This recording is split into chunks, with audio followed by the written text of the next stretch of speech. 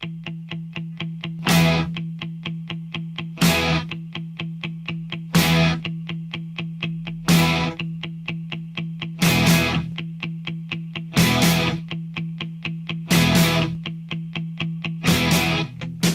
don't mind you coming here, wasting all my time.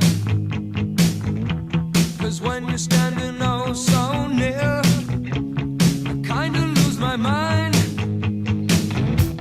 It's not the perfume that you wear, it's not the ribbons in your hair.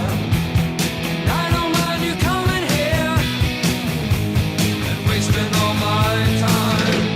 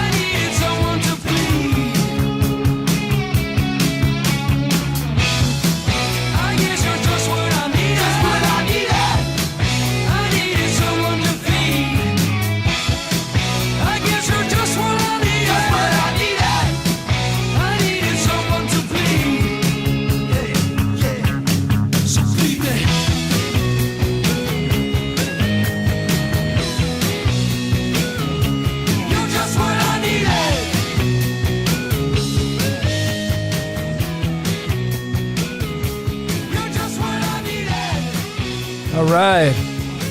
Just what I needed on this fine Saturn night, or maybe you're on your Sunday. But that was the song by the great band Cars, 1978. And I'm not going to replay it. Let me just turn this off. And there's a very good reason why I decided to play that in the beginning of this transmission. So welcome out, everybody. Another episode of What's Your Question, number 21. Very special number because it's tied to the world card in the tarot, and down the hole we go into this world called Wonderland and called life. So the very reason why I played that song, and let me just show all of you the comedy in my life, because if you've been following this great research, you probably watched the Prison Planet series 1 and 2, and I think I'm probably gonna have to come out with a number 3, but I was decoding some information. The next day I released Prison Planet 2 on the 14th of October, and that song right there, Just What I Needed by the Cars, randomly popped into my head. And as I have said many times to all of you great decoders out there, anytime you have some kind of song randomly pop into your mind, that to me is a sign from your higher self or your angels or the God or whatever you want to call it. That's a sign for you to decode, and you should be going and looking that song up, how long it was, what album it came off of. There's so many different layers to that, but let me just show you the humor in whatever runs this reality, and it's based off that song. Just think about the title of the song, Just What I Needed. Well, what needed us? Well, the game needed us, okay? And so here is probably going to, this is actually, I have a decode coming out on Just What I Needed, but check this out, ladies and gentlemen. This is the humor and why I just think that God is a comedian, because of this particular slide right here.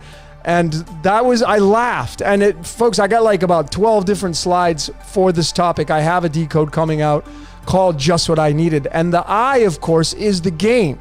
And the game needs players.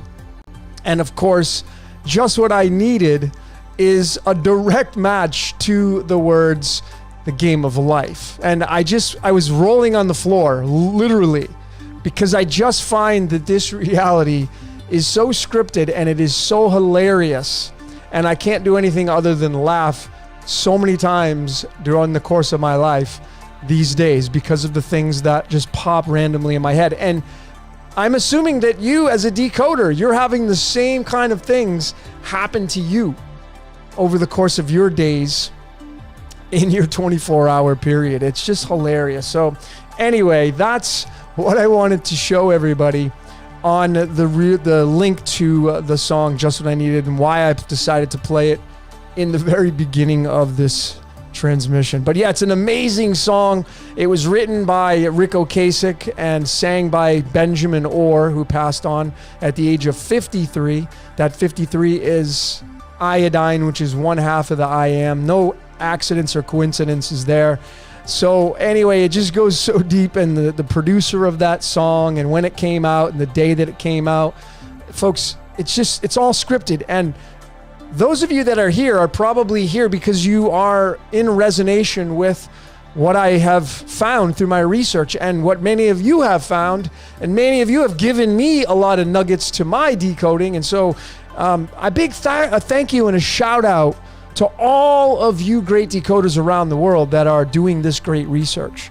So, a mighty heartfelt thank you, a big, massive amount of gratitude from me to you, wherever you are, because, you are a part of this entire process of breaking down this matrix.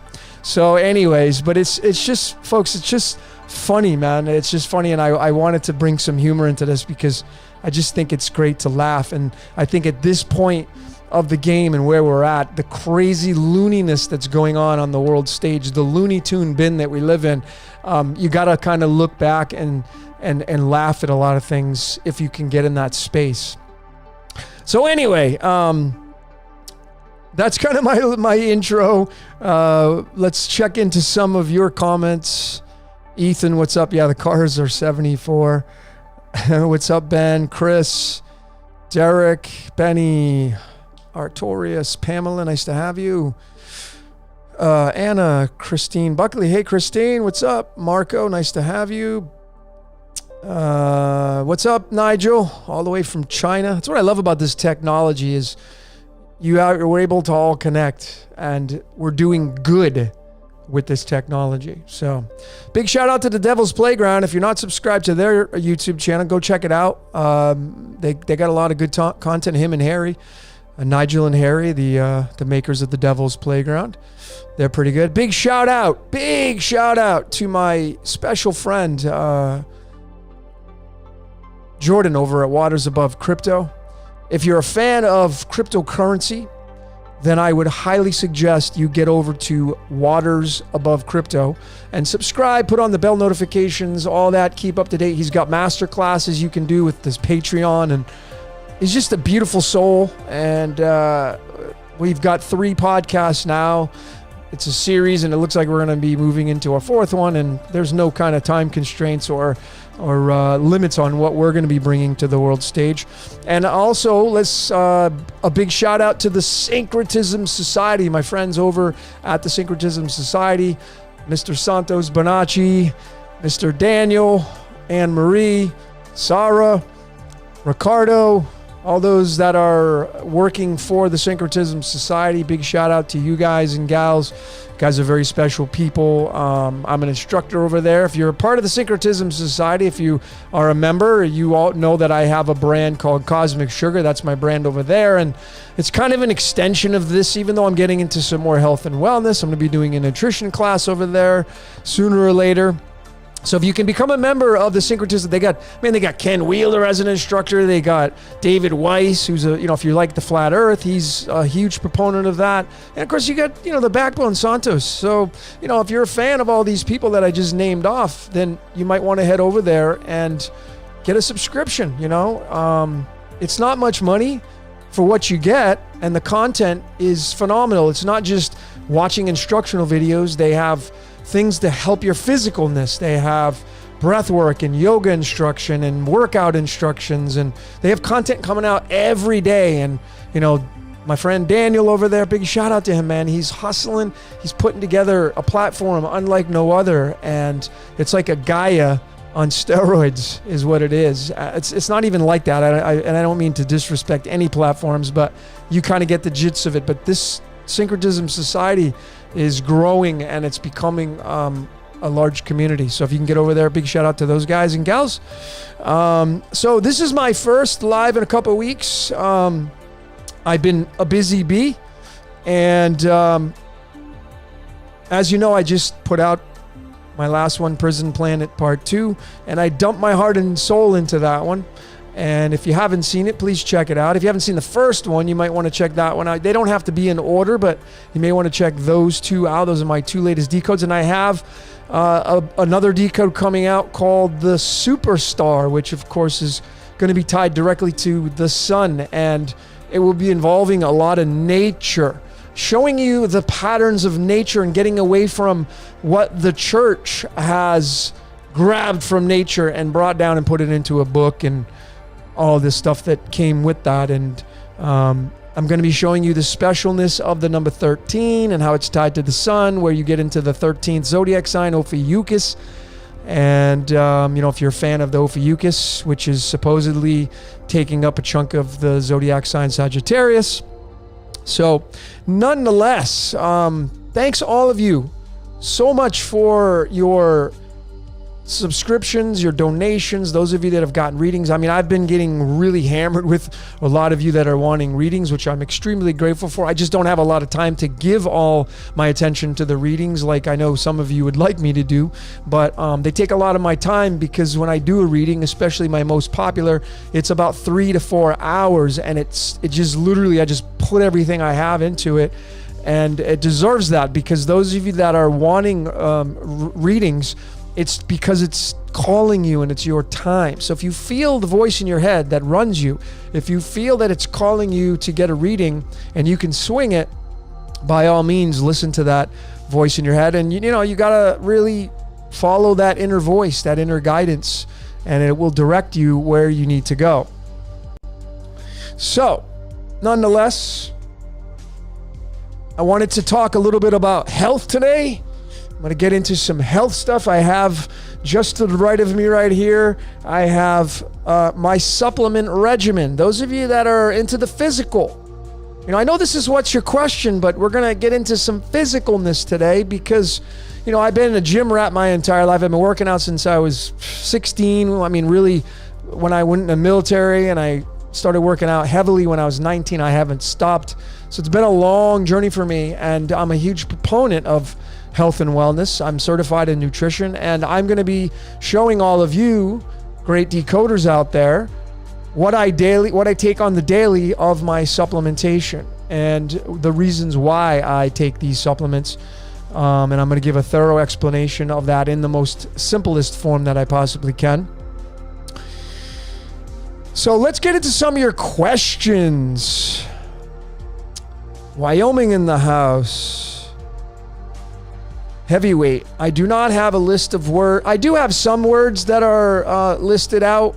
God, I wish Derek from Gematrinator would contact me. I would love to get his list. Can you imagine? Derek is the owner of Gematrinator, and Can you imagine that guy's keeping the database? Can you imagine all the words he's got logged up? Woo! I'm working on, I can tell you, and here's an announcement, and I can release this because it's happening and no one's going to interfere with this, but I'm in the works of creating another website that will be a decoding website. So that's all I'm going to say on that. That's in the works, as well as the card deck that I've mentioned to all of you, because I don't want to rely on somebody else's server. And I have so many things that I think are really valuable to add to how to decode numerology and the numbers, and they're not on the Gematria website. So, but nonetheless, a big shout out to Derek from gematrianator.com. I'm very grateful that he supplies everybody with that website. So big shout out to those guys. Argentina in the house. Nice to have you. Parker, Abe. Melbourne in the house. Got Australia. That's why I love this technology. Wouldn't be able to do this without this great technology. So a big shout out and a big heartfelt gratitude to YouTube and this platform. Because without you, we wouldn't be able to utilize this technology. So let me give you a big shout out, the gratitude to my camera. I have a Logitech C920, shoots in 1080. A big shout out to Logitech. A big shout out to Apple computers, because I use a MacBook. I'm a PC and Mac fan. I like both of them. Big shout out to BenQ, my big monitor that stares me in my face. Big shout out to Samsung. I use their phones. I'm a fan of them. Big shout out to Rode and the podcast and my microphone. Big shout out to them. So this is how you become grateful for the things that are around you, is actually being in the now moment and then giving thanks to these things that supply your life with all the happiness that, you can say you're happy about. Christine, what's up? Christine from the great state of Washington in the house. Steven Seguro, nice to have you. David.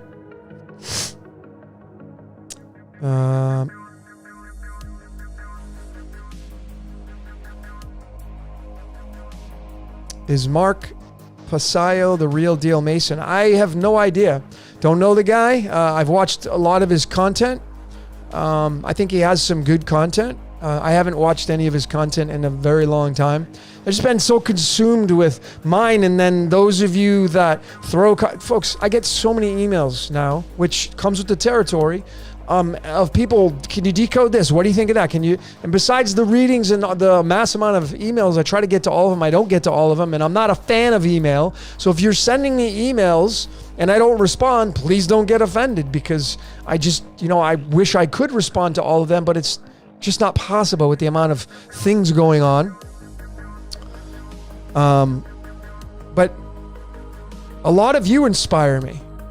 A lot of you have great ideas, and not everybody here agrees with my theories, and I don't agree with everybody's theories that are on here. But that, you see, when you Jordan from What Is Above Crypto, another big shout out. We had done our podcast, our last one, number 3, which was about deception versus influence. And he had said something so profound. He said that allowing is love. I want you to really think about that. Allowing is love. Just allowing. Just allow somebody. Like, not trying to force your agenda upon anybody. Not trying to squeeze arm anybody. Not trying to, just push. And I've been guilty of this throughout my research, throughout my life, is thinking that I'm going to push what I believe is right on you. And I've been guilty of it. And it's a struggle. It's an ongoing struggle, because that's the identity of you, of me, that wants to be right all the time. And that is what it strives for. It strives to be right and then prove everything that is not within the confines of what it believes to be right, wrong. Or trying to find ways to prove other people wrong. So what people will do, as the great Werner Erhard said, he said that people would rather be right than love, than be in the nature of love. They'll try to push their agenda on you and say, this is the way it has to be and you're wrong. And then they're sacrificing love because they're forcing it. And force is acid, folks. There is acid and alkaline going on in our lives, the angel and demon going on, one on each shoulder. And the acid which is what is satiation, is going to be the identity of you. And it will strive so hard to push onto others, and that's force. And force is acid. And that's just, you don't want to do that, because if you watched the Prison Planet 2, I provided all of you what I believe to be the exit strategy. And I'm going to be coming out with more extended beyond just what I put out there.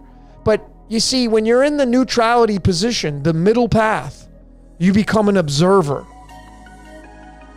So if somebody on your left is shouting with their megaphone their truths, you just look over and look at them and say, okay. You don't have to believe in what they got to say, and you certainly don't have to go at them with a knife or a gun and say, hey, you're wrong. And just treat them like an asshole. Treat them belligerently. Those are all acidic layers in life, and that will make you decay faster, number one. Number two, you are starting to play the game more, and it's tricky because it's acid alkaline. It's angel and demon pulling at your strings all the time. So when you just are an observer, you will win the game. But there's a lot of fine line with that. There's a lot of things, there's details that I didn't release that, I could have just spent hours more on top of that Prison Planet 2. And it's, that's why there's more information that's got to come out. All right, so let's get to some of your Jordan Horn. Have I seen the Netflix show OA? No, I don't have a Netflix subscription. I have Amazon Prime, and the only reason why I have it is because here in Mexico it's $5, and I use Amazon to get a lot of my products, supplementation. So I just get the free Amazon Prime, and so I have a few shows that I watch on there. I'm a big fan of The Office. I like the humor of that show, and then there's some movies that I occasionally watch. I just watched. What did I just watch recently? I can't even remember. Slipped my mind. Anyway, doesn't matter.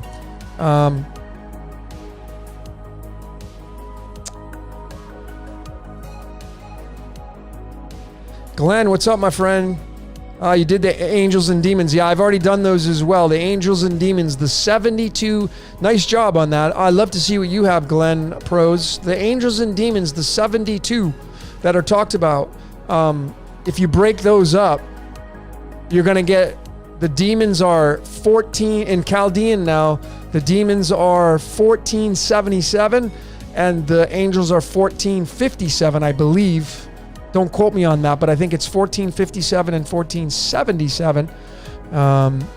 And man, when you decode that layer of reality, folks, it's clear that that's what's going on. And, me and Jordan talked about, in our last Deception versus Influence, I mentioned, because I started researching it, the background of the Jesuits, the Society of Jesus, which has a huge bad rap because there are plenty of people that are just like so acidic on them. Like, and just like so fixated on trying to be right and trying to just hammer these societies. And, it's like, is everybody that's a part of Society of Jesus, are they bad people? No, that's not possible. There's good and bad in everything as we label it.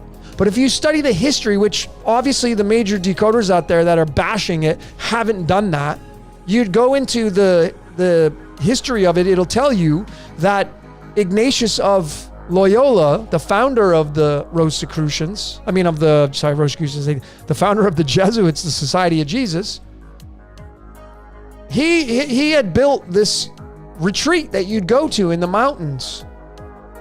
And it was this, I think it was a 4-step process that you'd have to go through, 30 days. And it was recognizing the fact that there are angels and demons tugging at your strings. And you got to realize that. Now, there's nothing evil about that. There's no murder about that. There's no ritual about that. That is just pure information. Whatever you do with that is completely up to you. But you see, most people, they just are interested in what's on the world stage and just hopping on whatever's popular, whatever makes them feel good, and without even doing any research. It just blows my mind, man. I hope none of you do that. I honestly, if you are here, I'm hoping that you're not one of those people that just, jump on an idea that someone's saying and it looks so good. It's a shiny new toy. Oh, that looks good. And let me just jump on that idea and expand on that. Even what I put out, don't take my word for it. I can honestly and authentically tell all of you throughout all my, I don't even know how many videos I have now. I have some things in there that I would go in and say, no, that's wrong. I made mistakes. I made errors. But that's how it works with this decoding process. You get closer. This life goes in gradients. If you don't know what a gradient is, it's going from black to white. So it literally goes in that space, back and forth. And the closer you get to the source, the cleaner the information is going to be. But the information from white to black is part of the source. So even, that's why I had said on the podcast with Jordan, and that's why Jordan, there is no disinformation. We label it as that, like the Star Wars had it, right? They said there is just the Force. That's it. There's just the Force. Whatever you do with it, then you end up adding a layer to titling it. It's a noun, the Force, and then you add an adjective to describe the noun. But let's focus on the nouns. And then you know what, folks? If you are a decoder, you can decode noun, adverb, adjective, the basic fundamentals of a sentence. Folks, when you look at stuff like that, you realize that there's just so much more to this reality than just, taking an idea and running with it. All right, so I'm looking at some of your comments. Artorius, it's predicted the singularity occurs in 2032. I don't have a comment on that. Jacon, did I say there's good in Ignatius of Loyola? No, I didn't say there's good in Ignatius of Loyola. I said that the Society of Jesus, based upon the Ignatius of Loyola character, has a concept, an idea of good and evil, angel and demon, 72. And then you get into Judaism. That's the clarification that you would need on that.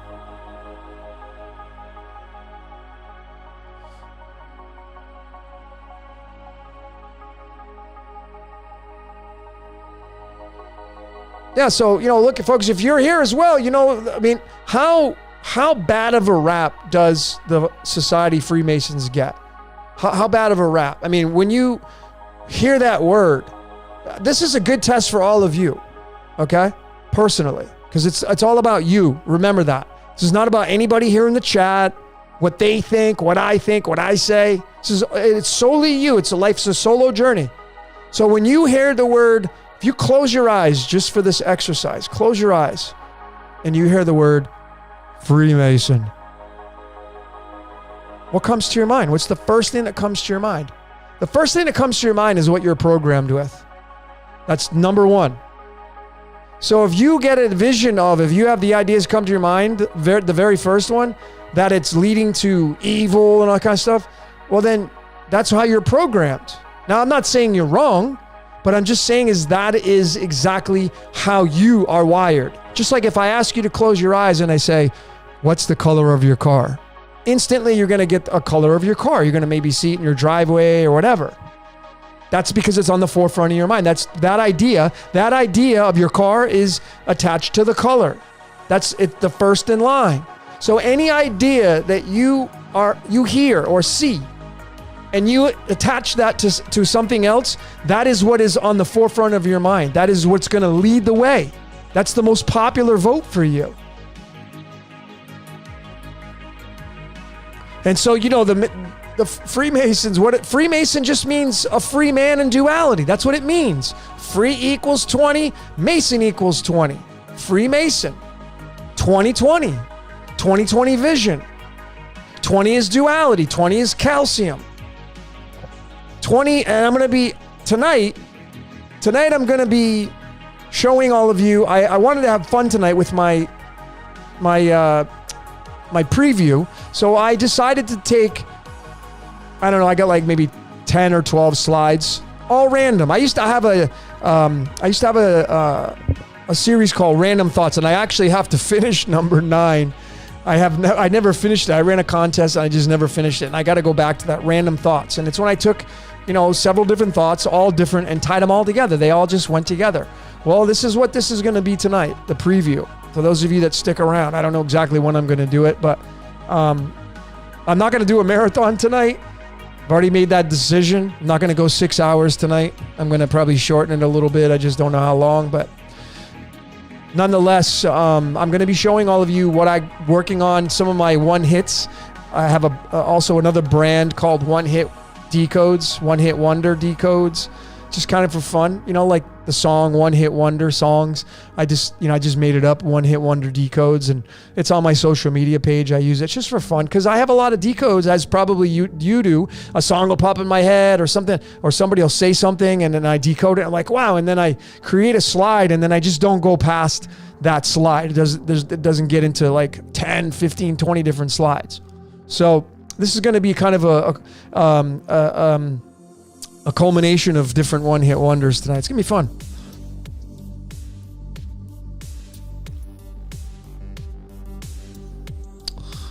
All right.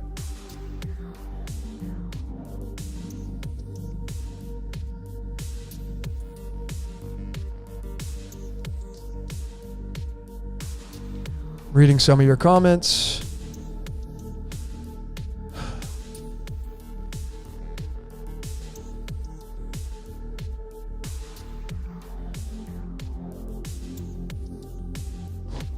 Jane, hi, nice to have you. Architect isn't Satan. Architect is the entity that made you think Satan is evil, but it also created the most evil book in the world. Well, the God that runs this reality, that created everything here, we are the God. Essentially, that's why I keep saying, and I will keep saying it, you are the devil. We are little devils down here.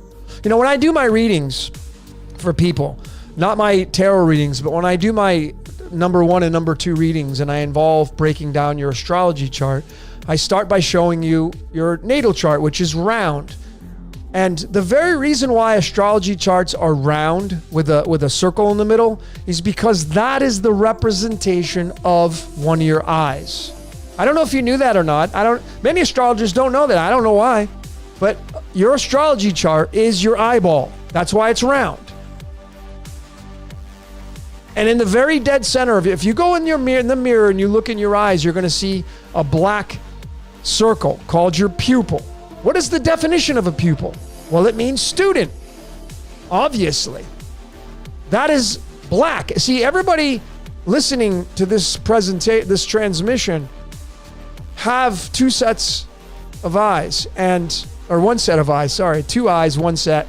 And all of you have different colors. Some have brown, green, blue, whatever. But the variation is the color. But what is absolute for everybody, that will be a fact, is everybody listening to this transmission, no matter what your color your eye is, you will have a black pupil. You have black pupils. Fact. I've never seen anybody that does not have black pupils. And the black pupil is a representation of the devil. It is the black sun. You are the black sun. Why do I say that? Because where does the light go from the sun? That's the white sun. It goes inside that pupil. That's what enters into your eye, and then it goes in your brain, and then you transmute this information and whatever happens after that. So essentially, you're the devil. We're the devil, folks. So just be the best little devil you can be. And that's why astrology is so valuable, because it will read your blueprint. And going back on what I said, you have your chart of your birth, and then you have the chart that is in the now moment. So you put the 2 charts side by side, and then you have the 2 eyeballs that you have. And for those of you that are right-handed, your left hand's your receiving hand, and your right hand is your giving hand. And it forms a horseshoe, which leads to the element uranium. Uranium has the word Ra in it. And if you study the decay, I was talking to Nigel about this. Nigel, you caught on, I hope. But folks, let me just tell you something from what I found. You see, the truth is in the elements of the periodic table. They're called elements, like the Elohim. And those elements are inside of our bodies. Not all of them. Some of them are synthetically made by bombarding whatever together to make these elements. But make no mistake about it, I'm going to drop a truth bomb to all of you right here, right now. The only scripture in the Bible that talks about Lucifer, the only one that mentions its name, which is not even Lucifer. It's called Hyll, which is the number 39 in the Hebrew, because that's where it came from, Isaiah 14 verses 12. And it says that it's the son of the morning. Doesn't say star, not in the original text. It says the son of the morning. So it is a son of the morning time. Essentially, folks, it is a son of the sun that rises in the morning, which is the sun that comes out every day. And the actuality, the truth that I have found that I'm going to drop for you right now is that Lucifer, the son of the morning that weakened the nations, is radiation. Radiation. That's what weakens us. Radiation. It's happening when you go outside. You can get skin cancer from too much radiation exposure. You can get radiation from electromagnetic frequencies from computer screens. You can get radiation from microwave, all these waves. So that is what is linked to Lucifer. And you see uranium, which is tied to Uranus, which is the father of Saturn in the Greek mythology story.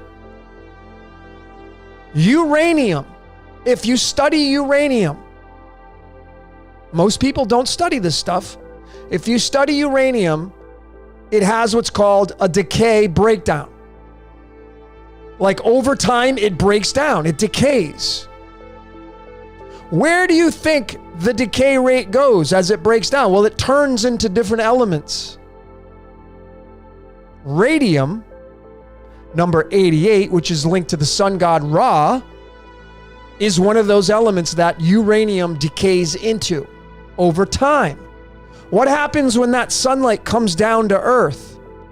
It has to travel through time because it doesn't instantly hit us. It takes time for the sun's rays to shine down and hit the earth and finally get here. So if you just study the decay rates, folks, uranium decays down into radium, thorium, and eventually the ending place, the ending element. Here's the truth bomb. And why it's the devil here is because uranium decays down into lead. Element number 82. And if you want to fact check this, which I'm going to highly suggest that you do, just go type in decay rate uranium or decay model of uranium, and you'll see that the ending element that it lands on is lead. Element number 82. And what is prison planet tied to? The number 82. So it's telling you loud and clear that we are all lead. And it's led to gold, back to the sun. Whatever that is, whether it's radium or uranium. Now, this is esoteric information. Obviously, you can't just literally say, oh, was there uranium floating around in the sky? No, that's not what it means. But you see, the son of the morning, Lucifer, who weakened the nations, is radiation, folks.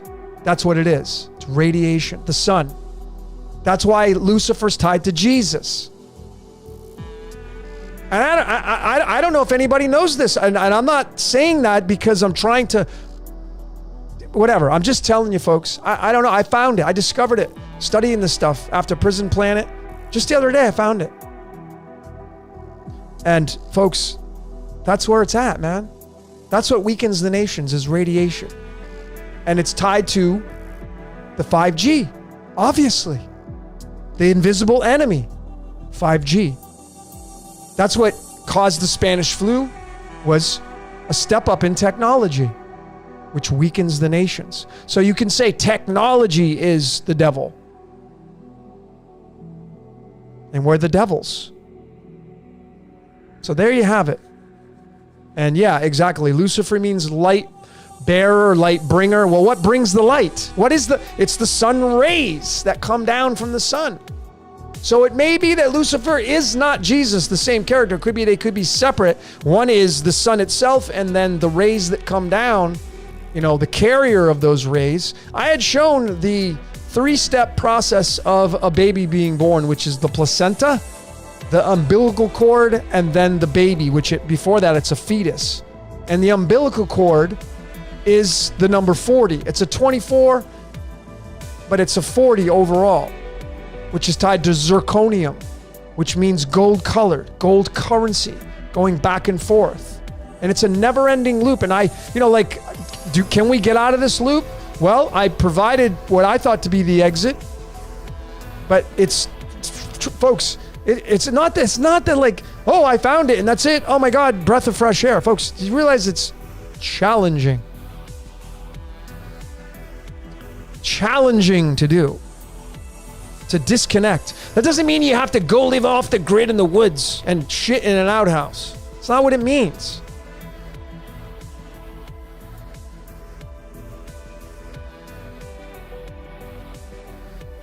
But I can tell all of you that this is my opinion. I'm just going to say this and I'm going to get into your comments. Disconnecting from the matrix means not partaking in any of the holiday festivities. That's right. Because they're tied to the demiurge. So when you're out there celebrating Christmas, buying your presents, I don't care what your intentions are, you're giving energy and playing the game. If you're out there with your kids and hopping around with the Easter bunny and, let's take the kids for an Easter egg hunt, you're partaking in one of the holidays, which is part of the matrix. There's a fine line, and it's going to get into an opinion on what you feel is going to be the way for you. But for me, now I know. I mean, it's interesting. I was raised in a religion called Jehovah's Witnesses, and they detach from everything. And then I was raised that way. So for me, I pretty much my whole life, it just was like normal for me not to celebrate anything. And then when I did a few times here and there, I felt kind of weird, just because I was so long for not doing it. And now that I've been by myself for so long, and even with the partners that I've had, I mean, I just didn't really partake in all that kind of stuff. But anyway, that's just my take on it. You got to make the truth your own, but just remember of where those customary things and traditions come from. Where people don't look into that. They're just like, oh, well, it's fun, but what you're really on that day, why are ley lines so special on the map? You think you can just go to a ley line that has specific currency drawn to it and, kind of push that currency out of the way because you're there and like, oh, my intentions are going to push the currency out of the way. Come on. Really? I mean, things happen on certain days because they're supposed to happen because they're part of the script.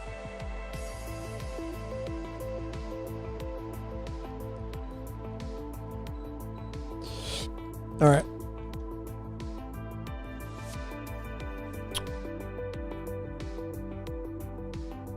Yeah, a lot of people, ever since I came out with that, emails, don't go into the light.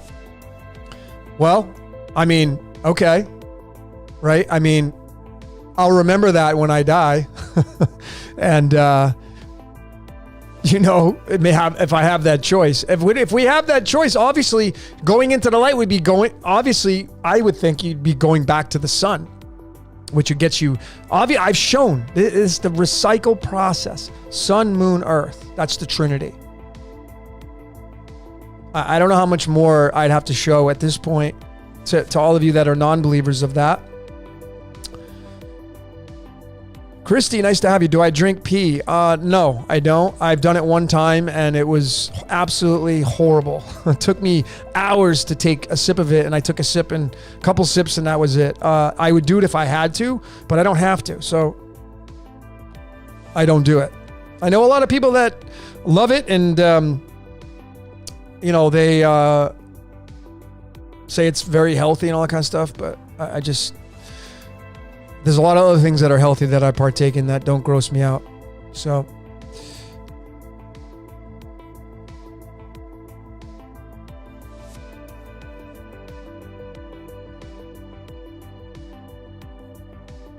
they say money, buy and sell, mark of the beast. Personally, I think that that mark, and I have a few slides that I haven't finished on that topic. Grave Frighten. That the mark is that thing, the thing you get. That's the mark. And that's tied to Revelation 13, I think, where it says if you don't have the mark, you can't buy or sell. It may come down to that, folks. I don't know.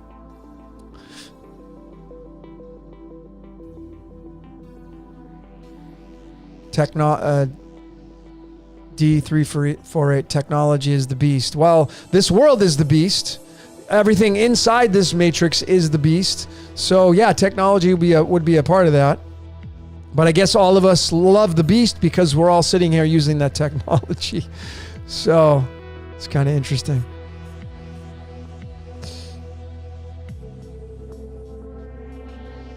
Satan is father time, can't banish time. That's right. And the very reason why I said that we're lead, because it's lead to gold, alchemy makes sense.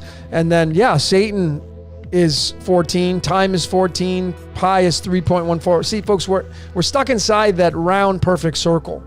Whether you're a glober or a flat earther or a concave, it's round. Everything goes in circles. If you look at a watch, you don't see any square watches out there. Even if they have a square watch, you open it up, it's going to be round. Just take a watch and break a watch apart. That's how our reality works. And Satan is time. We're Satan. Because do you have immortality? No. That means you only have a short period of time because you're going to die sometime. So you're Satan, and you have to obviously be in the middle path, because you're going to have your identity, that little voice in your head that is going to really draw you towards certain things. And, again, it's a contradiction because, obviously I'm saying, well, don't give in to the identity all the time, but you really can't help it because that's the voice in your head. So it's a fine line. And folks, I'm still learning all this stuff as I go along. I certainly haven't perfected it. That's for sure. Absolutely not. And I'm still learning.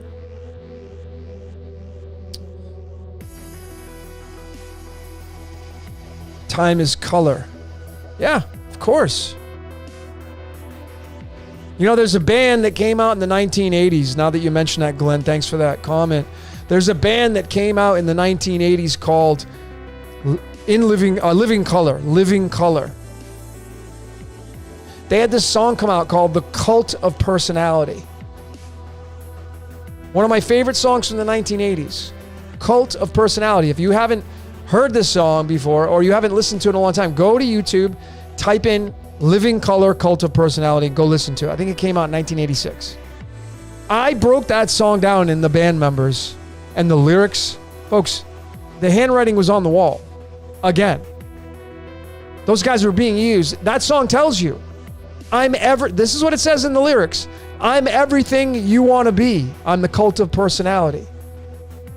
Folks, you're being used to experience this reality. And you have a personality. Is there any coincidence that reality and personality are the same sounding words? No. Folks, the stuff that I wish I could just sit with all of you at one time and do a live decode just on the fly and show you the stuff that I find. I'm just like, I have so many aha moments every day. I love it. I'm in such enamored gratitude because of what I've been finding. I'm so in tune with this code now, and it's just laughable. It's a laughing stock. It's funny. It's so funny, man. Oh, God.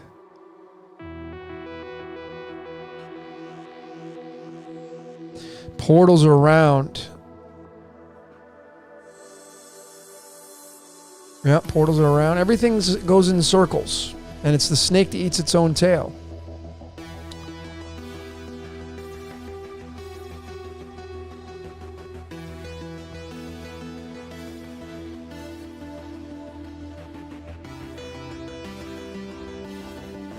I'm going through your comments.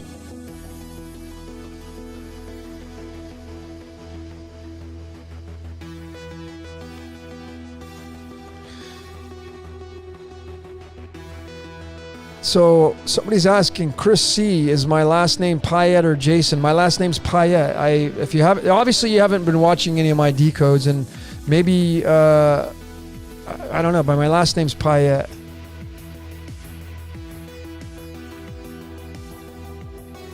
That's why I use Pi, because my last name's Payette.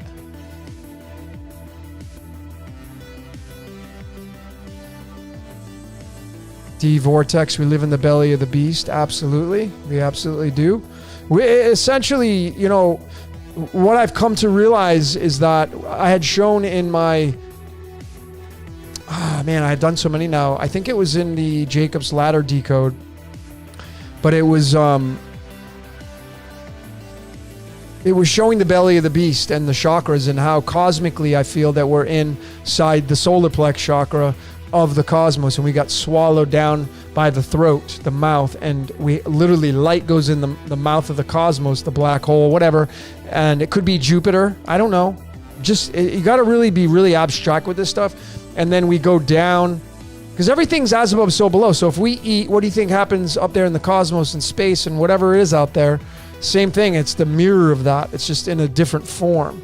And so we go down, and you see the chakras are inverted, because if you look at a rainbow, the solar plexus chakra, it's called the solar plexus, and it's yellow because it's talking about the sun, but the rainbow doesn't match up to that. Or as above would be blue. So the yellow chakra actually can be blue, and if you mix yellow and blue together, you're going to get the color green, which is the color of balance, neutrality. So it's blending the two, the 3 and the 5. And you know, it's funny because 53 is the iodine, the I am that I am.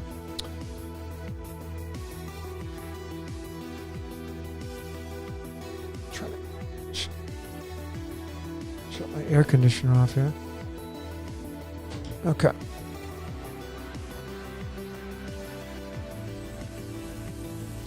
Mary Stevens, nice to have you.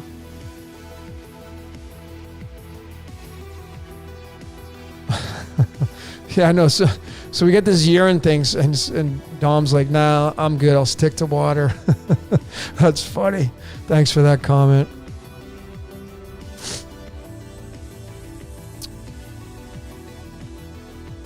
What do I think of astral projection? A lot of people do it. I've never done it. So, have I tried? Yeah, but I haven't probably practiced enough to give it a good run to say, you know, that I have. I can authentically say that.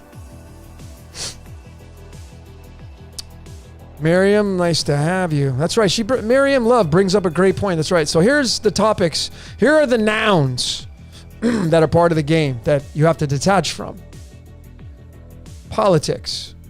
That's a no-brainer, right? If you can't turn on CNN and not be emotionally giving your energy to it, then you should not be turning it on. So if you want to watch it, you just got to be an observer, and that is it. Because, you know, folks, how many of us actually throw a movie on and you get emotionally involved with that movie? I have. It's easy to do. Takes you in a different reality. So, politics, news, part of the matrix, part of being hot and cold. Religion, hot and cold. Holidays, hot and cold. Miriam says marriage. I would have to say yes, because that marriage is part of Saturn. When you put the ring on your finger, that's the band of Saturn. There's a reason, and the marriage is tied to the horse, and again, you know, some of you are married, so it's like, well, okay, you know, but how do I, you know, don't get bent out of shame, don't get mad, you know, and you could just maybe just check that off your list and say, well, I'm not getting unmarried, so okay, you know, I get it. I totally get that perspective, and I respect that. Killing of other beings. Yep, I believe so.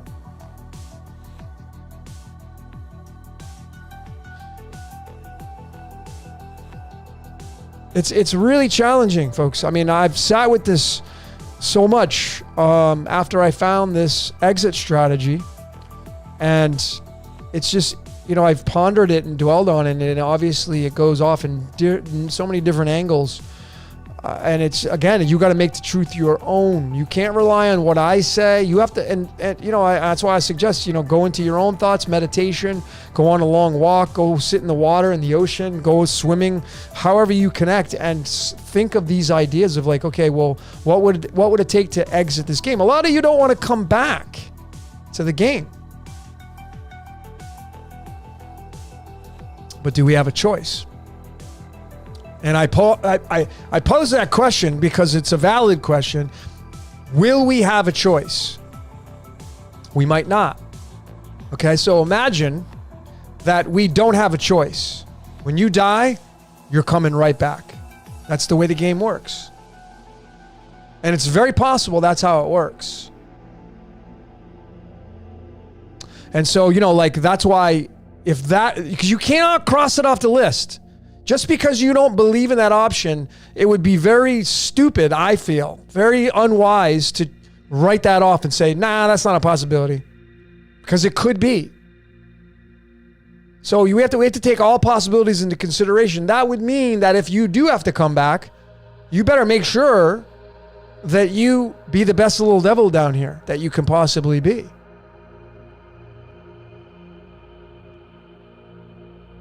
Be the best little devil you can be down here, because it could be that you level up.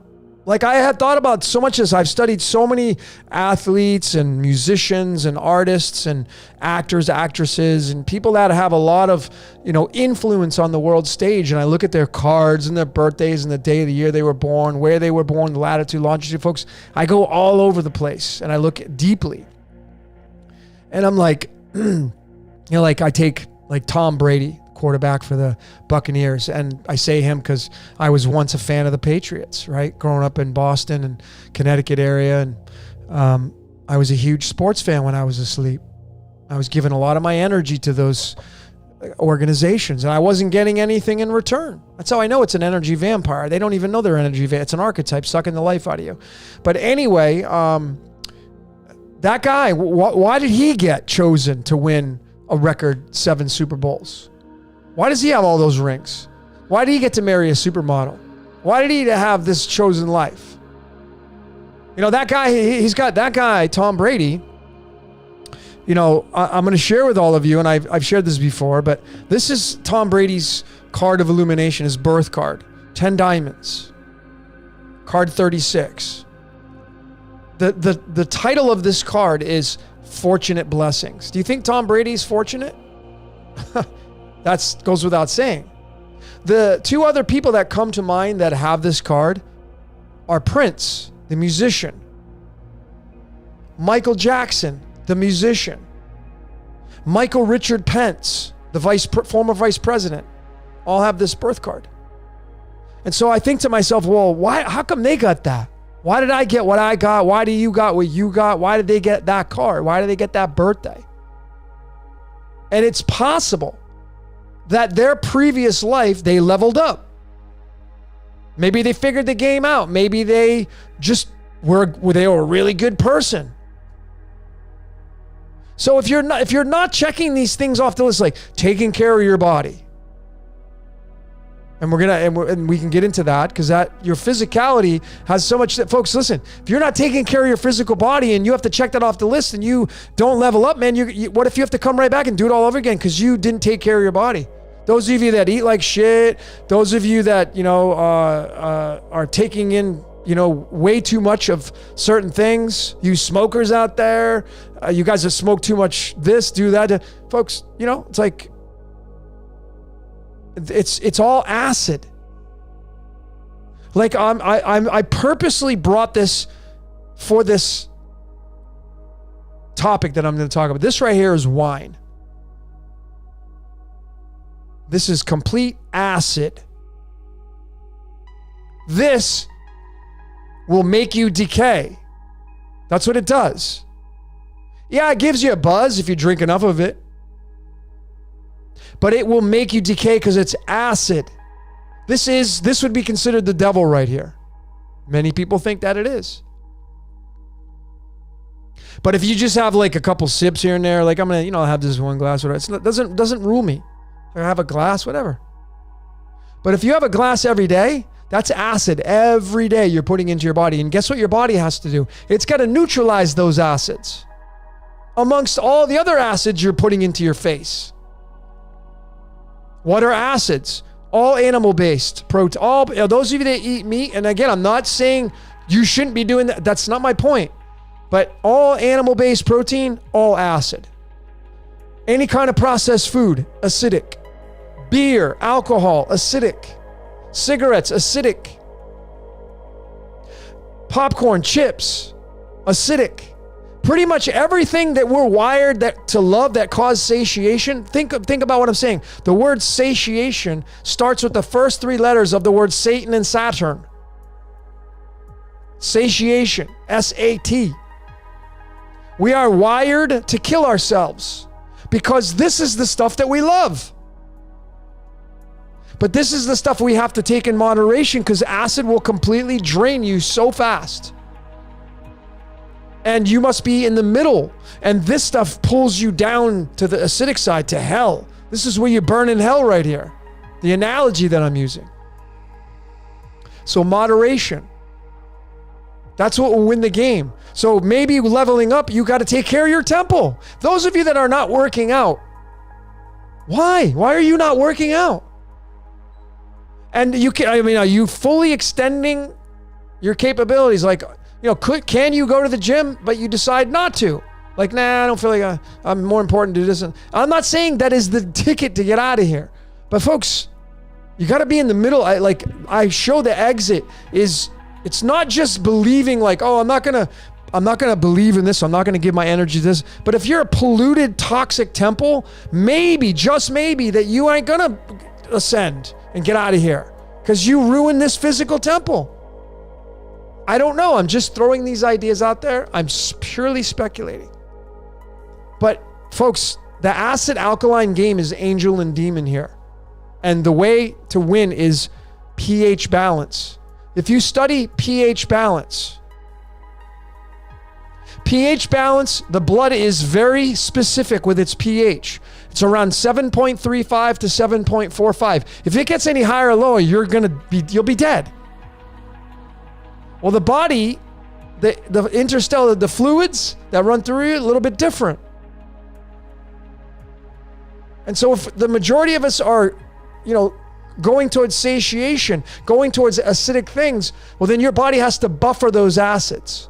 That's its job. When you eat these acids, you go out to dinner, you have a burger and fries, all acid. When I was bodybuilding, when I was competing, I was eating a clean diet, I thought, chicken breast, 99% fat free. That was my go-to for protein.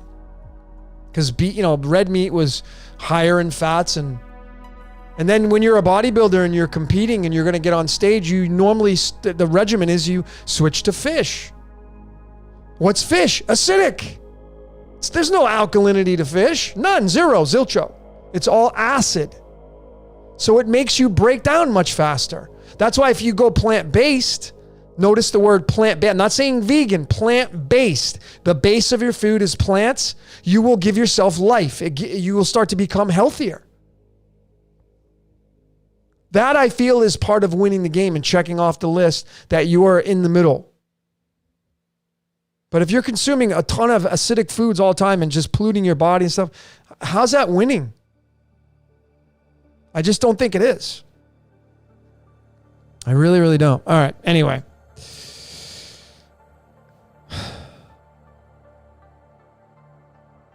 But yeah, the pH balance, if you study the scale of the pH balance is 7.365, right around there. It's in between 7 and 8. Well, guess what the two elements that we breathe are on the periodic table? Just so happens it's primarily it's nitrogen, 7, oxygen, 8. 7 and 8. How about that? So the two elements that we breathe in primarily that make up 99% of the air that we breathe is 7 and 8. And it just happens to be pH balance. How's that possible? Because folks, it's telling you right there. Balance is the way to win. And I'm telling you, like, part of it, obviously, a big thing of it is not giving your energy to the things on the world stage. Like, a lot of people like, oh, I'm going to be a light worker and I'm going to, I'm going to put all my faith in my angels. And that's cool, but that's playing the game. Why do people not saying anything bad about the Jesus character, right? Since the Jesus character is listening because the idea made it real. But why do people need to put their faith in something else to save them when if that idea wasn't even around, does that give you the excuse, well, Jesus is not here, so I'm just going to be an asshole. I'm just going to be the worst person I can be because I don't have somebody to save me. You see how dumb that sounds? Ridiculous.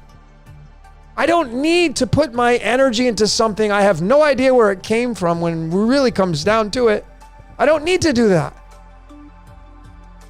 I'm a what's labeled a good I help people. I've been a healer my entire life. Like, in the sense of that, I can authentically say that and I don't want anything from this. I have been helping people my entire life. It's just the way I'm coded. I don't need to put my faith in something to keep doing that. And neither do any of you, if you feel the resonation to what I'm telling you.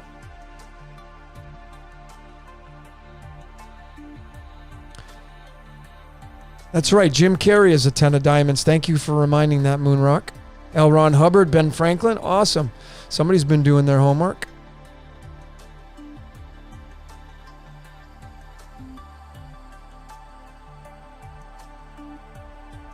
Yeah, so folks, listen, here's my take on sports, because we have some comments of sports. Okay? If you're taking this information and you're I just lost my train of thought. Okay, maybe it'll come to me. Damn, I had a good thought and I just lost it. All right, Billy, would fish be less acidic than other meat? No. Acid is acid. Is fish healthier than red meat on that scale? Yeah, of course. I mean, listen, I was a competing bodybuilder, okay?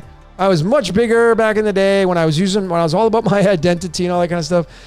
And if you go really study Olympians, like real bodybuilders, and you look at their food regimens, I would say the majority of them, from 10 or 12 weeks out to stepping on stage and to do a show, they'll switch from chicken and beef and turkey. They'll switch to fish because it's a lighter protein.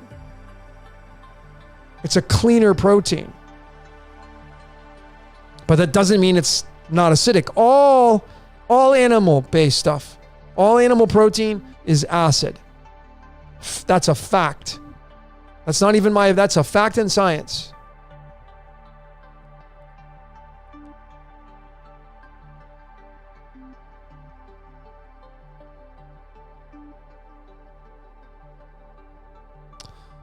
Benny Riley, thanks, brother, for the comments. McDonald's is disgusting. Folks, I used to be a huge consumer of McDonald's. Back in the day when I was using my identity more, when I was asleep and I was, into bodybuilding and building my body, and man, I loved McDonald's. I used to have the hamburgers all the time. The double McDoubles without, oh man. And look, if I'm being open and honest and authentic, forget about what the ingredients are. The things taste amazing. To me, they do.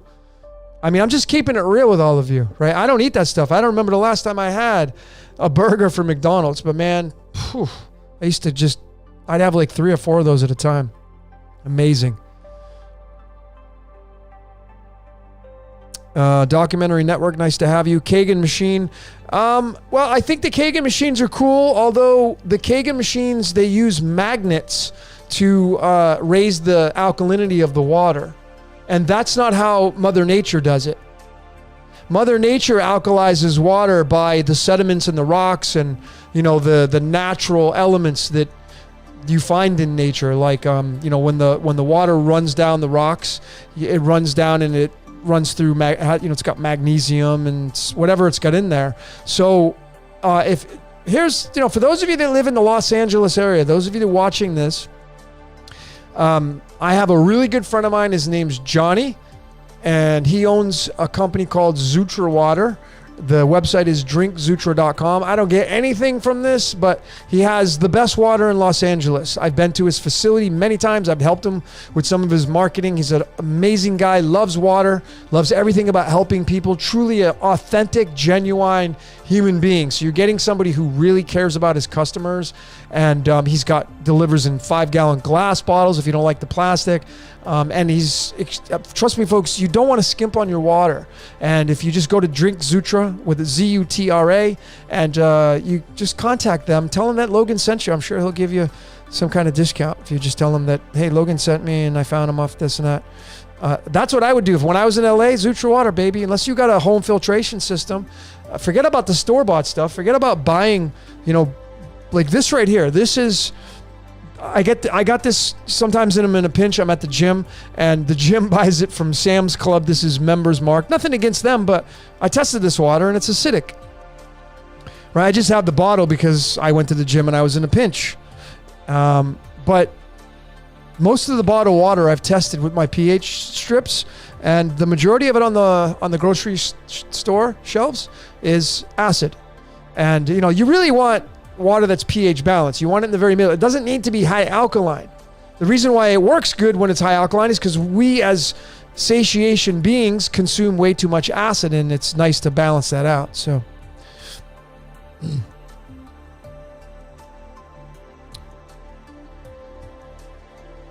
raw garlic. I eat raw garlic all the time. My salads.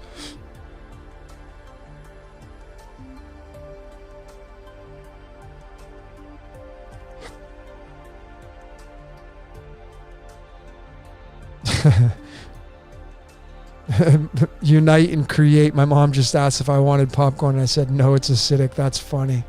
Folks, like I said, it's moderation. Moderation. You'll have an issue with your digestion if you get heartburn. If you get heartburn, that means primarily, not all the times, but it's a very good indication that your stomach does not produce enough stomach acid. And that's probably because it's been years of not taking the right amount of nutrients on a day-to-day basis. And then when you don't take the right amount of nutrients, the body's stomach acid stops producing, and then you get heartburn and you may get leaky gut. And it's a nightmare, man. And I speak from experience. So I'm telling you all of that because I know for what I'm talking about. Distilled water, I'm not a fan of distilled water. No.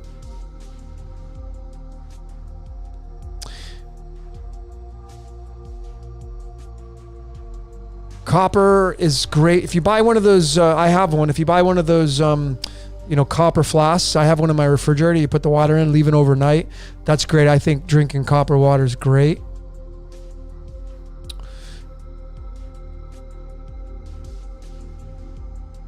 That's right. Chris Graves, good point. And let me hone in on that. Chris Graves says cancer flourishes in acidic bodies. That's right. So folks, I'm going to go even deeper with that. When you get sick, when we get ill, when you get a cold, you know why you got that cold? Besides your immune system not being up to par, you probably were way too acidic. You were way too acidic, and your immune system is shot, and your body's too busy trying to buffer all the acids. So when you're having a cold run through you, you get the sniffles or a sore throat and all that stuff. Yeah, you're having a cleanse, but the reason why you primarily got that is because your body's too acidic for an extended period of time. Now, there are exceptions, but I can tell you that's exactly the way it works. So obviously you want to be in neutrality. It's with everything. Neutrality. I don't need the angel to make me a good person, and I certainly don't need the devil to make me a devil. I'm already wired that way. You see what I'm saying? Neutral. I know how to look in the middle. I don't need an angel to tell me to do that. And neither do you.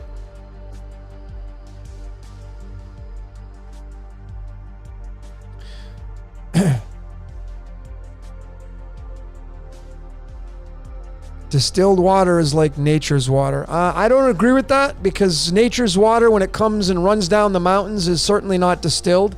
Distilled water means you take all the nutrients out of it. You boil everything out of it, and that's not nature's water. Nature's water will matter of fact, the reason why I mentioned my friend Johnny from Zutra Water, and again, I'm not saying Colossus, Thanos, whatever. I'm not here to prove you wrong. I'm just disagreeing with you, and I'm giving you my reasons why. My friend Johnny in Los Angeles, who has the bottling company called Zutra Water, he doesn't alkalize his water with magnets. He uses real things from nature called magnesium and sodium and calcium, and he puts those in the water, adds them to the water, and that's what raises the pH. That's nature's water. Runs down the rocks or sits in rocks, and the rocks contain these elements.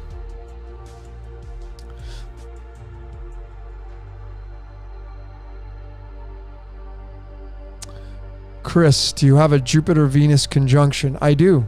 I have Jupiter and Venus in my third house. I have 5 planets in my third house. So yes, I do. Santos has his, I think, in his 8th house. I have mine in my 3rd.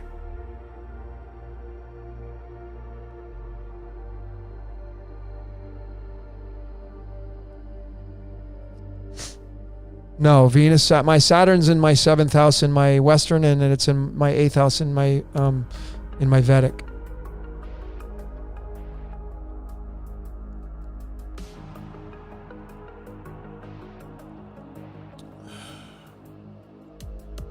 Water can be programmed with intent. It can.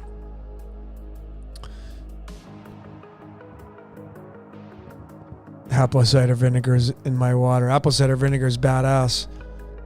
I put that stuff in my ears just because it's acid. So those of you that have you like Q-tips, and I think all of us should be doing this, but if you take some apple cider vinegar and a Q-tip and you clean out your ear, you can put some drops in there. Just make sure, I would say you'd want to dilute it a little bit, but you can put apple cider vinegar in your ears and just let it sit in there, and the acid just eats that wax away. Oh, it's awesome. Cleans it out.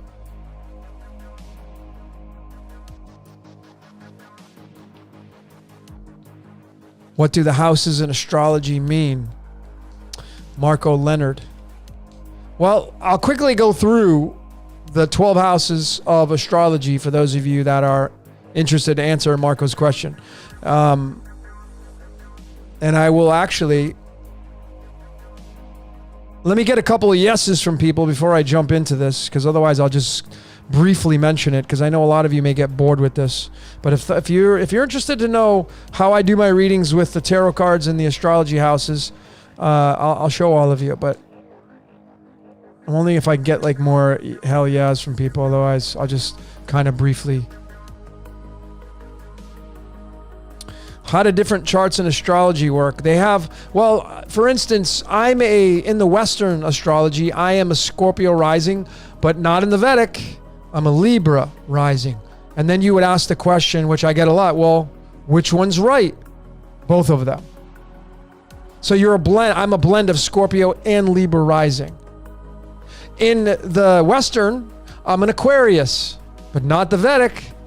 I'm a Capricorn. So which one's right? Both. Both of them. Okay. So I'm getting a lot of yeses. So let me give all that to all of you. This is going to be how I kind of do my readings, which I mean, this is kind of my own methodology that I've come up with. And I have a lot more than this. I'm not going to show you everything, but let me show you kind of how all this works.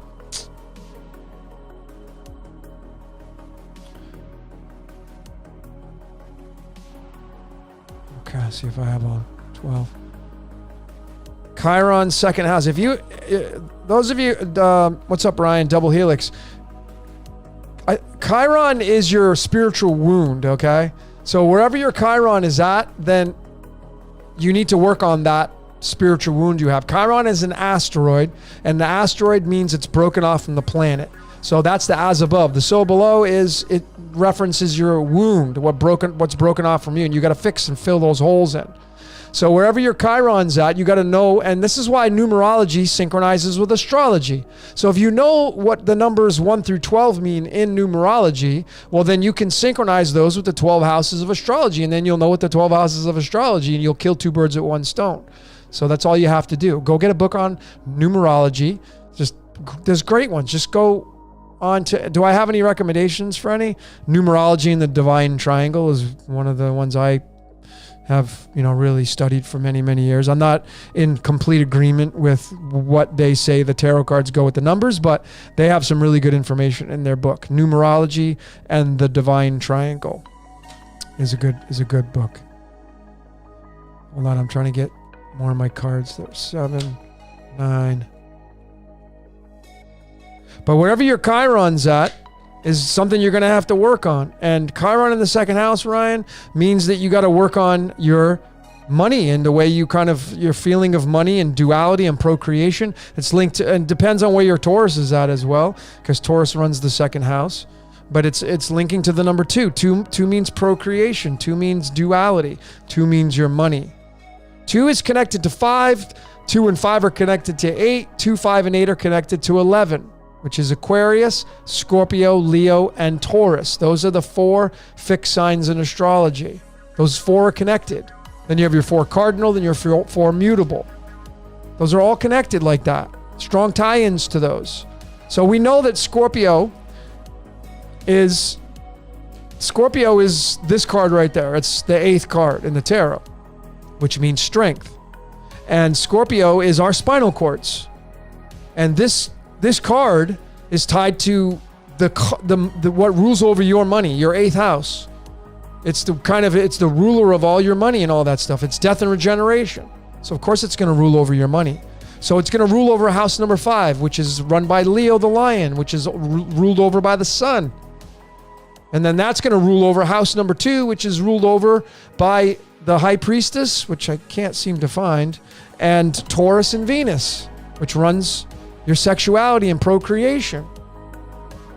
So a lot of these are just tied together, and you just got to kind of synchronize them. And there's an art to really interpreting the charts. It really does take a lot of, blending together and synchronizing. There it is. There's 2. Okay. So let me go through all these.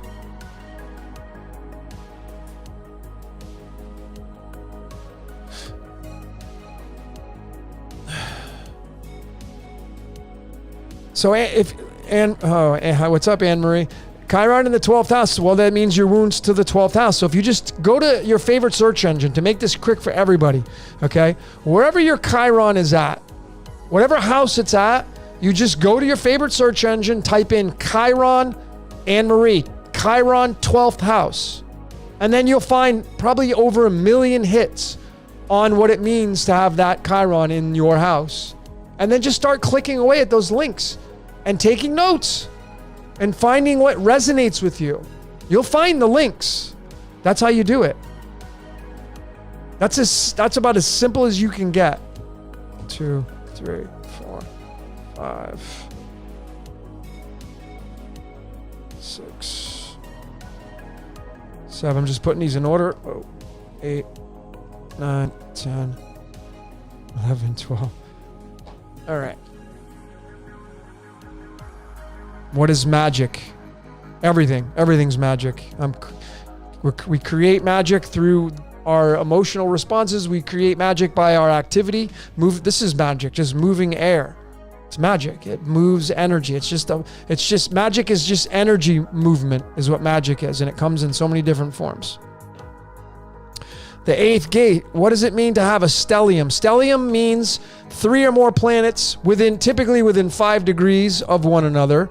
I don't believe that's the case, but it doesn't matter because it's really, forget about what the title people have given it. A stellium means you have 3 or more planets in one specific house. And so therefore there are many layers you need to observe with this information. You got to know what the planet does by itself individually. What is the characteristics of that planet? You need to know at what degree the planet is at. And for those of you that are curious on that, the planets go from 0 to 29 degrees. 0 to 29 degrees. So when you look at your astrological chart and you look at the legend, you're going to have the planet, and then to the right of it, there'll be a number typically. That number is the degrees that you read from, and it's going to go from 0 to 29. Now, the big takeaways from this are the 0, the 15, and the 29. The 0 means that it's a baby planet. It's a shiny new toy. So those of you that have any planets at 0 degrees, it just got there in that sign, whatever sign it's in. And it's like, woohoo! Let's have some fun. What does a little kid do? Just wants to get out and have fun. It doesn't have a lot of experience, but it just wants to, it doesn't know what it feels like to be ripped off, cheated on, screwed over. So it just wants to get out there and experience. That's the kind of energy that degree comes in at. When you get to 15 degrees, that's at the dead center. That's at the pinnacle. That's at the zenith. That's a planet in its absolute prime. Absolute prime is at 15 degrees. So if you go to 14 degrees or 13 degrees, it's almost at its prime if you just round up or round down. And then if you go to 29 degrees, it's at the end of its life. So it's a senior citizen planet. So obviously it's very wise, but it can be very irritable because it's like, oh God, I got to do this. I got to do this Virgo thing again. Are you kidding me? I've been doing this for a long time. So you just got to have fun with it. And that's what I do with my readings. You just got to have fun with it. But anytime it's a high degree, you know the planet has a lot of wisdom. So that's how that works. The 0, 15, and 29. 0 is baby, 29 senior citizen, 15 is pinnacle or prime.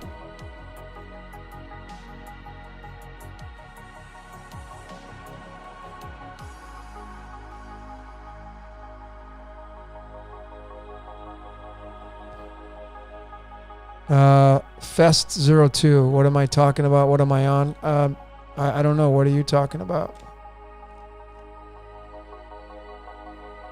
Explain. I don't know what you want me to explain. Maybe you missed something.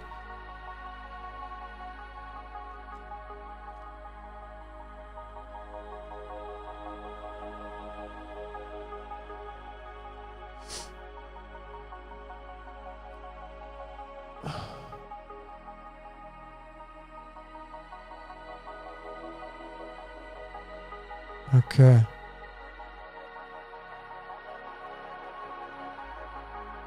English language contains magic spells. Every language is all about spell speaking, spell casting. That's why they say, hey, how do you spell your name? What's the spelling of your last name? So when you write it down, you cast a spell.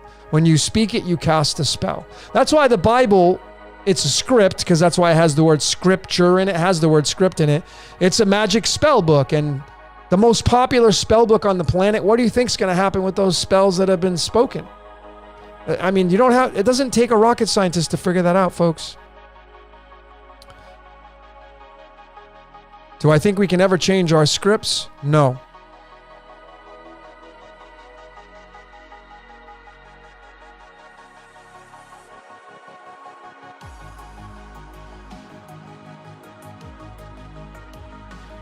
All right, so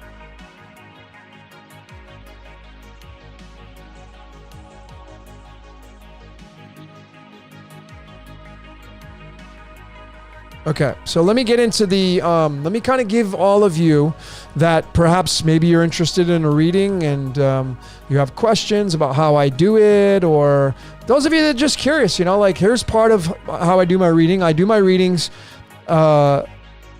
99.9% of the time online using Skype or Zoom. I share my screen.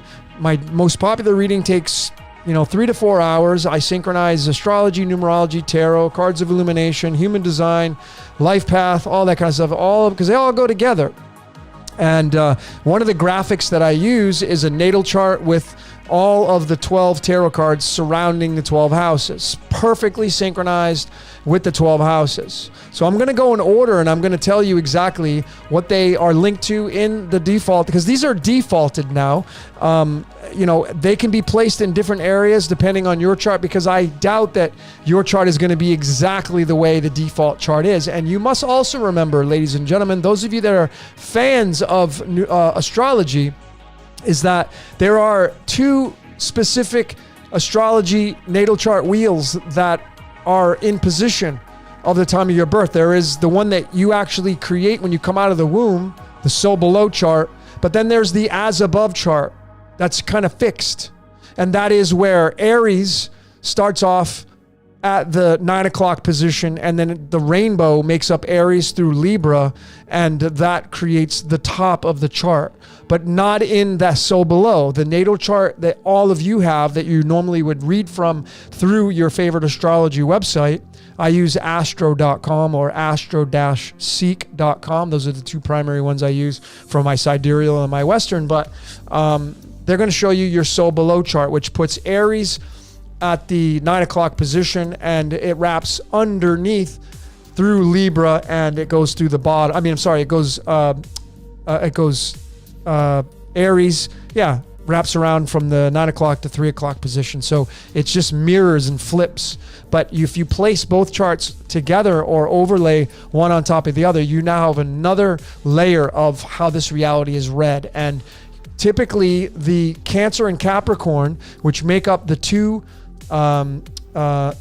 layers of our equator, the separation of the equator, you have most of us primarily probably watching this are in the Tropic of Cancer in the northern hemisphere, and then those of you that are in the Australians and the Australias and the New Zealands and all that stuff, in the Brazil and South Americas, you're going to be in the Tropic of Capricorn.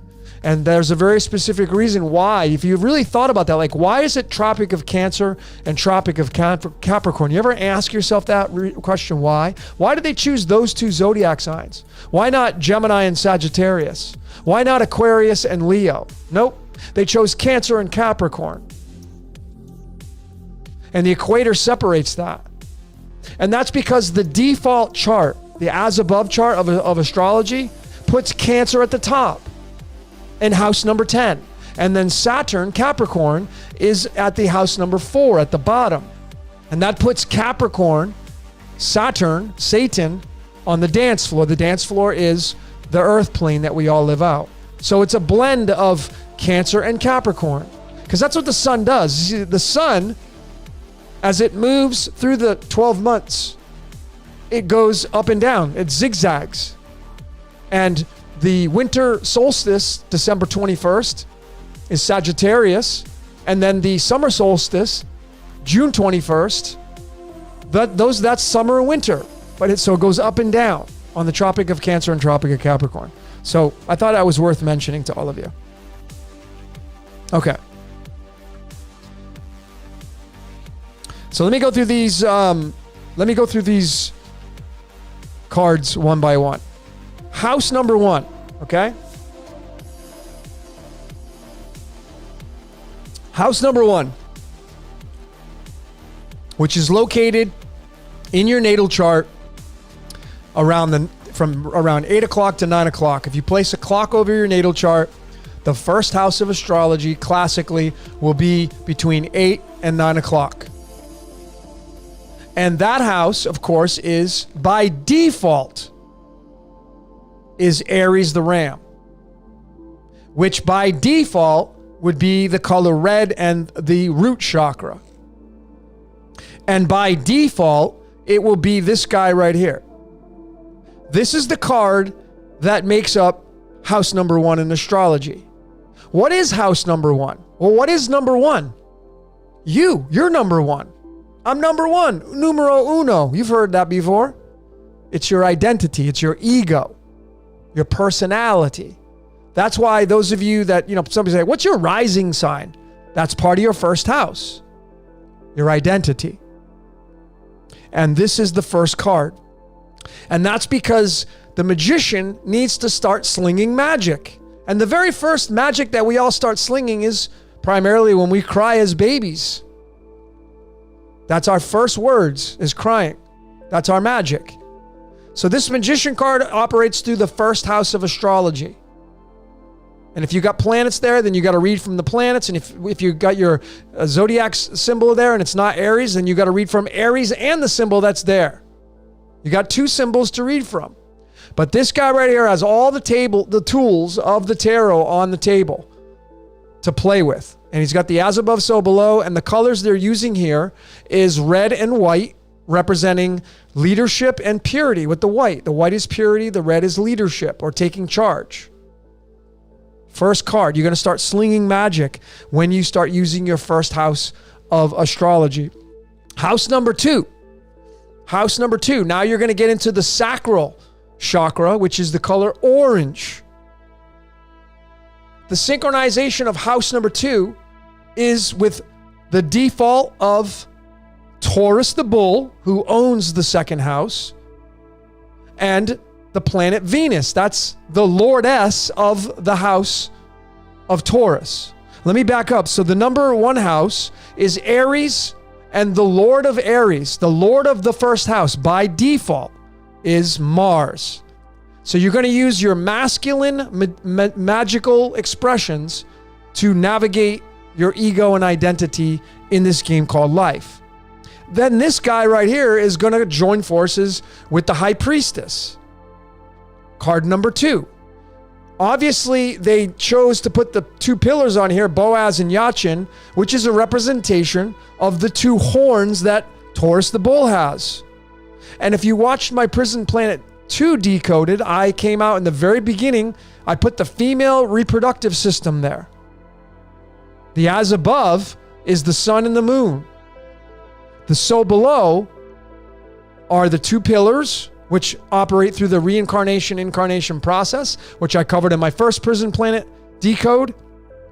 And it's a representation of the two horns and Venus. Venus is owning Taurus. And what is Venus? The goddess of love. So what do we do in house number two? We start to hump. We start to procreate. We start to collect things as we sling our magic.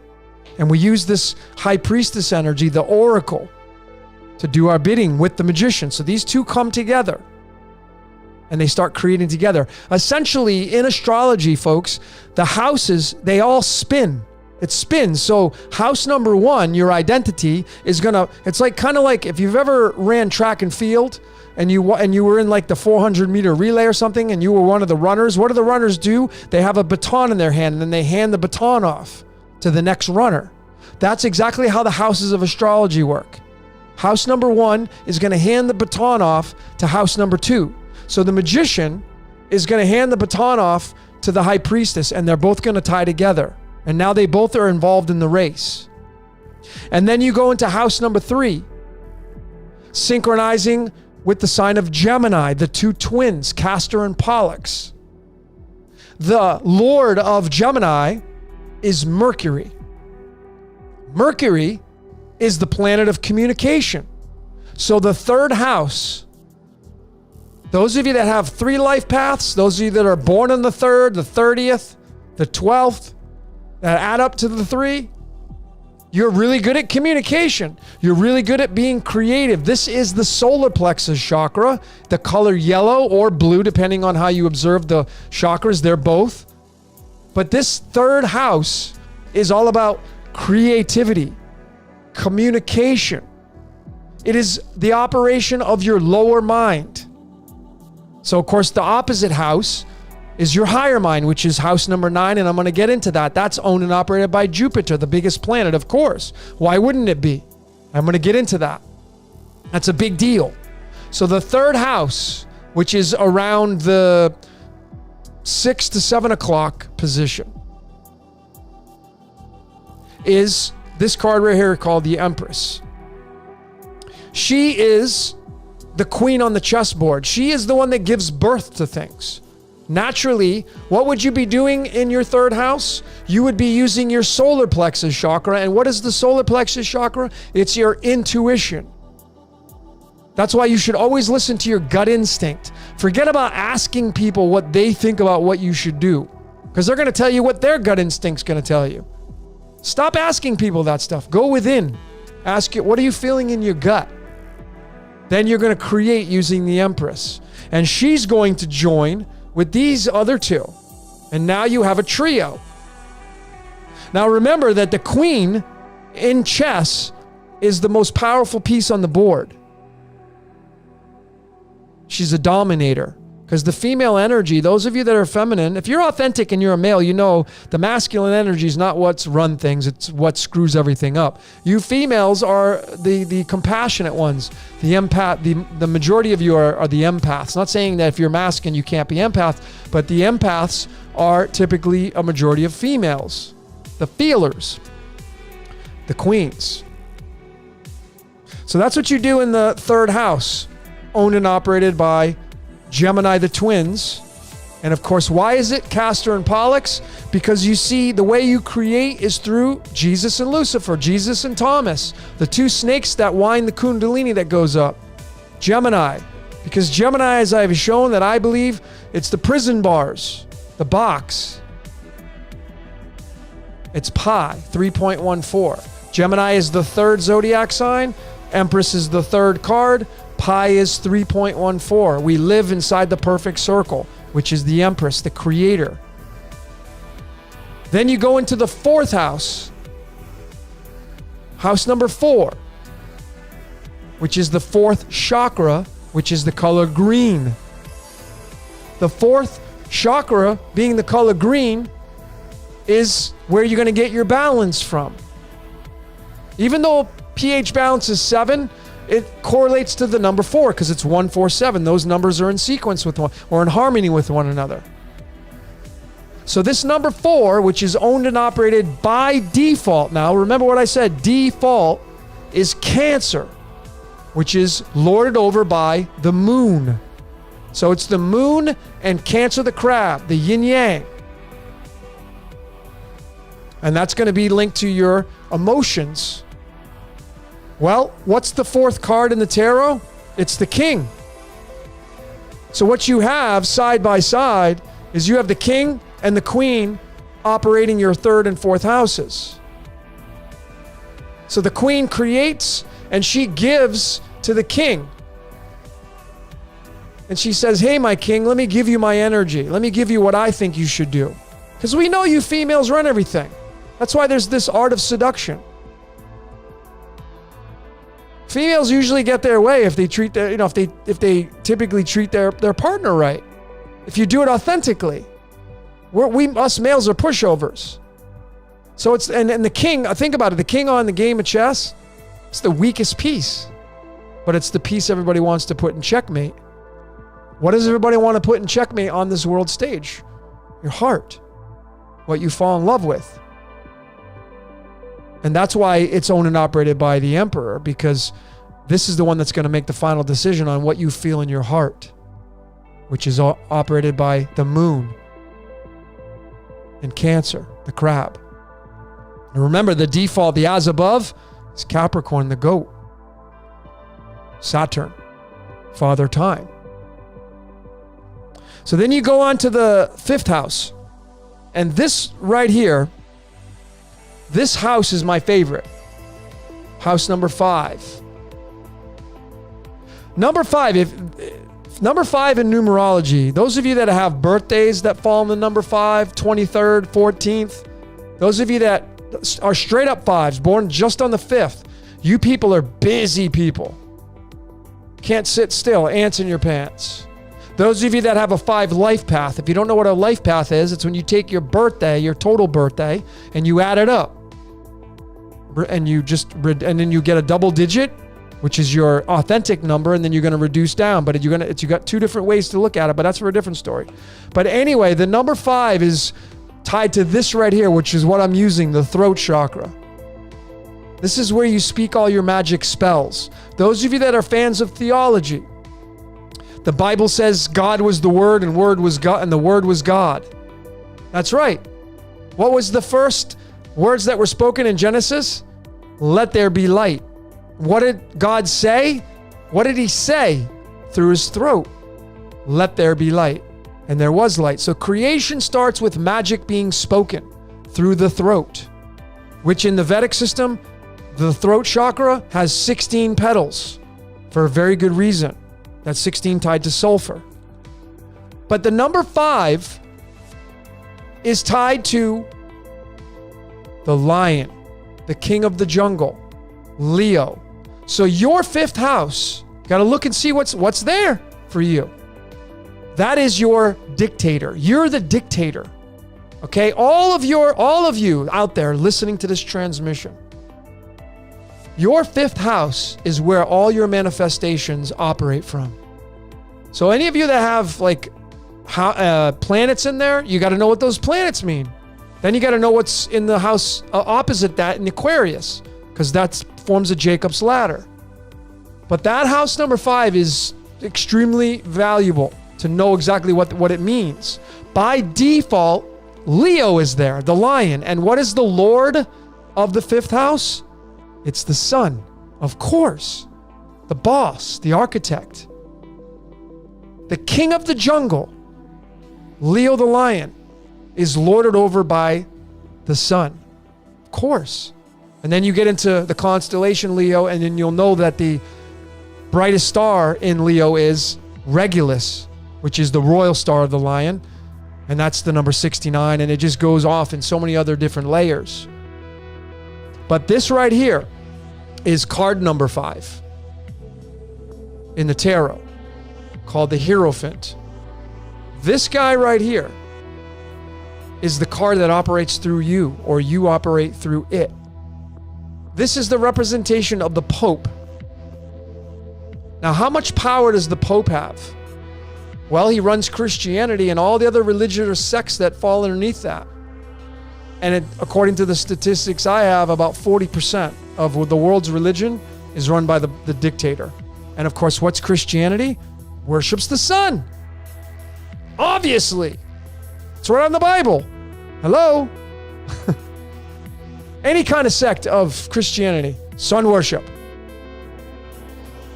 Because naturally, astrology will tell you the 5th house, Leo the lion, is lorded by the sun. In the Chinese, the 5th house is the dragon. The most revered animal in all of Chinese culture is the dragon, and that's because it's the sun. So this guy right here, man, he is your dictator. Whatever you say goes. Remember, this is about you now. This is not about me. This is not about your sister, your partner, your husband, wife, boyfriend, girlfriend. This is about you now. Life is a solo journey. I don't care if you're married or you got a lifelong partner. Life is a solo journey, as is death. And you are your own dictator. You better be. Some of you allow dictators to rule over you. It's a shame. So that's house number 5, and that runs all your manifestations. How you speak your spells, government, politics, religion, crypto, fiat currencies. They're all tied up with this. This is the news and media. This is the dictator, the news, CBS, NBC, ABC, CNN, coming on and telling you what is going on the world stage. It's the sun. It's the soul below of the sun. In essence, it's the black sun, because we're the black sun. That's the dictator. So then you move on to house number 6, or chakra number 6, which is the 3rd eye. So it's right there. There it is, which is the lover's card. This is card number 6. Now, I forgot to mention that the game of life is the number 59, and 59 is the 14, which is pi, which is what we're all stuck in, and 14 reduced down, it's the 5, and this is 5. This is mankind. Male or female, you're the dictator. You're the soul below. You're the black sun. You're the little devil. This is the little devil right here. That's you. That's me. But what rules over that is the 6. Because you see, how many days of creation in the story of theology? 6. Not 3, not 4, not 5, 6. So what's the 6th chakra? The 3rd eye. And that's why we're living in a simulation. It's the dream. It's the vision of the cosmos. It's the pineal gland. Pi, stuck in pi. 63, 36. I could go off on so many different tangents. The sixth house of astrology runs your health.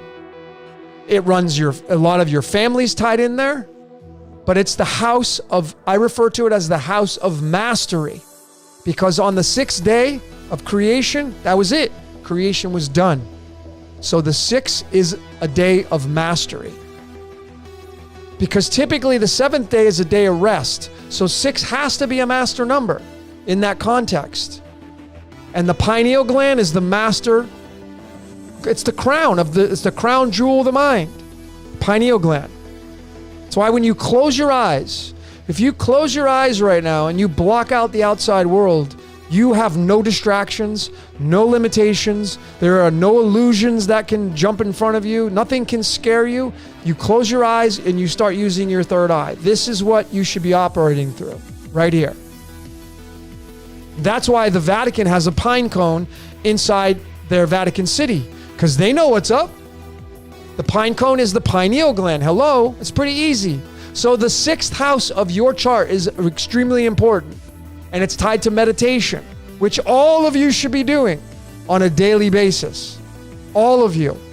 Some of you are born to meditate and you don't even meditate, and the downloads that you're just letting go, but anyway, that's for a different story. But I can see that in people's charts. Okay. So this is the sixth card running the sixth house. Naturally, the sixth day of creation, Adam and Eve. That's why they chose to write this up like this, the lovers. Obviously, this is a representation of the male-female, which is what's the sixth element on the periodic table? Carbon, which is what we're made up of, which is what we consume.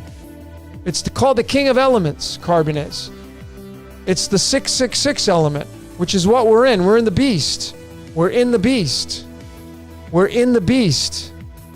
We're in the beast. The vision. And that's how this works. The simulation, pineal gland of the cosmos. The beast, 666, the lovers.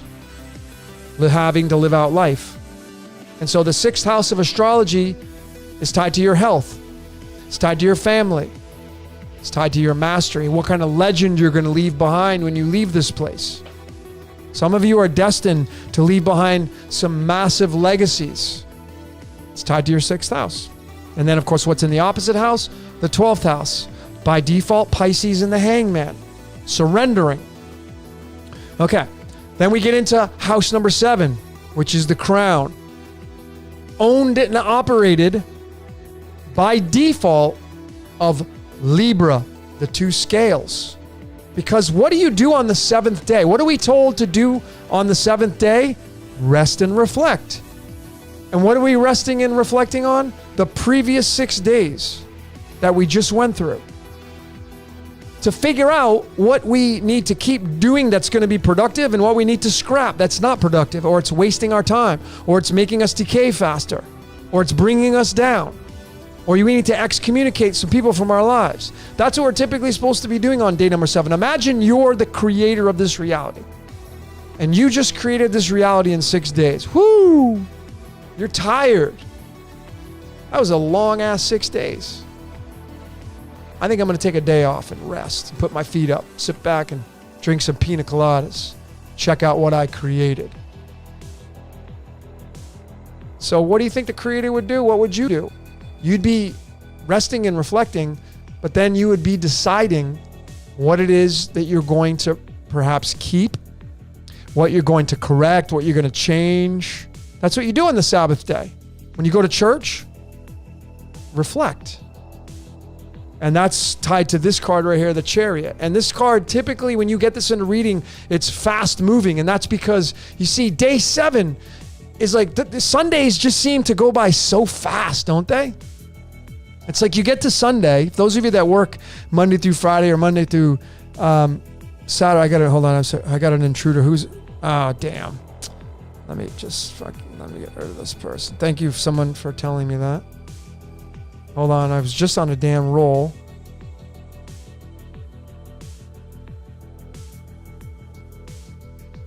Somebody is...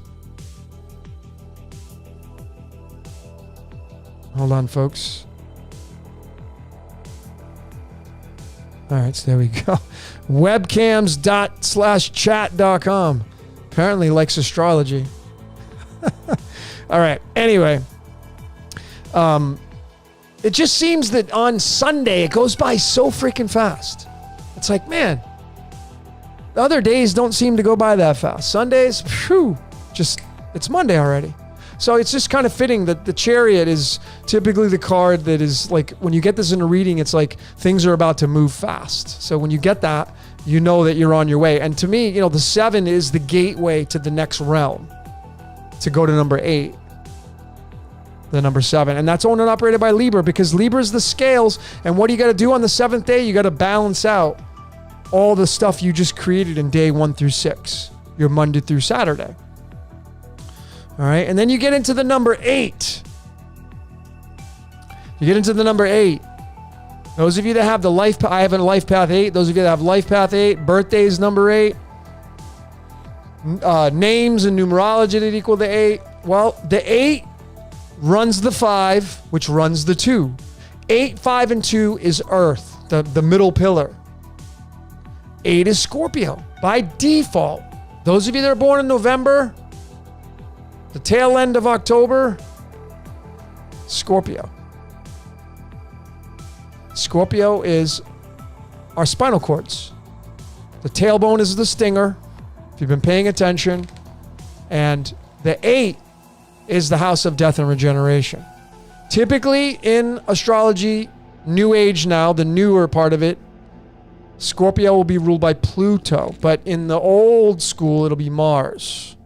But it doesn't matter, because Mars, Pluto, we're talking some serious war and death and regeneration.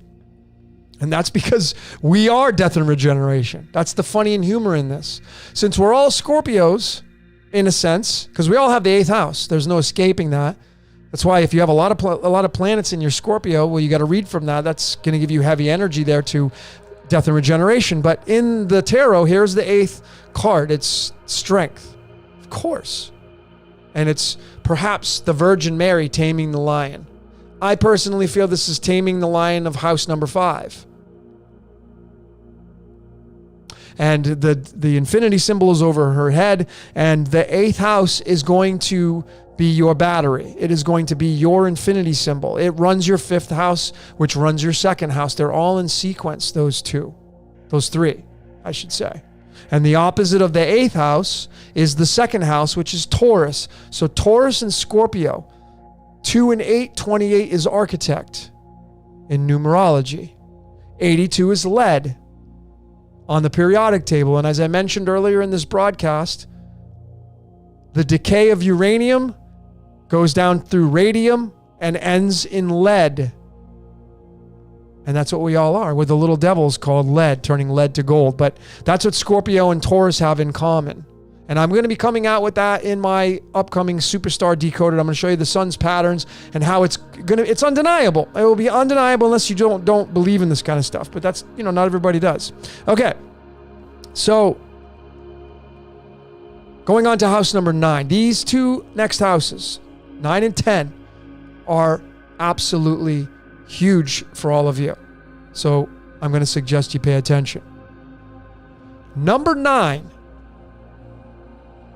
is 1/2 of the number 6. Remember, this is the 6th card, running the 666, and the hexagon is the 6-sided polygonal shape. And what is in nature the 6-sided shape? It's the bee's hive. So what is this telling us? You see, these are little bees. We're the worker bees, and we work for the queen. Who's the queen? Well, that's for a different story. Who's the queen, though? Who's the queen bee down here? We're all little worker bees. 6, lovers. So then the 9 comes in, and it's the hermit. This card right here is the wisest of all the cards because it's a culmination of all those other cards that I showed you 1 through 8. So it's the hermit for a reason. The old man on the mountain, the sage, the wise one. This card is number 9, and in the 9th house of your chart of astrology is going to be the planet Jupiter. You don't have to have it there, but by default, it is owned and operated by Jupiter, the biggest planet, which has the great red spot on it, which has a hell of a lot to do with our incarnation. It's Zeus in the Greek. And he wasn't a nice god. Not in those stories that I've read. Took a lot of things out. Killed a lot of things. The King of Gods is what it's called. I can see why. But that's just Zeus being Zeus and Jupiter being Jupiter. But Jupiter owns this card. He owns your 9th house. And the ruler of the 9th house is Sagittarius. The zodiac. Those of you that are born in Sagittarius, your default is Jupiter. Jupiter is known as the planet of benefits. Well, when you're really smart and you use your intelligence, you can use it for benefits, right? Wisdom creates benefits. Smart intelligence gives you benefits because it allows you to kind of, not have to entertain things that are going to probably take you down. A lot of things are involved with intelligence. And this is the 9th house. Now this house number 9, which sits in between 12 and 1 o'clock in the natal chart, by default, is your higher mind. So the higher mind runs the lower mind. This is the higher mind, the hermit, and then the lower mind is your solar plexus, your gut instinct. So in essence, this can be a handler of yours.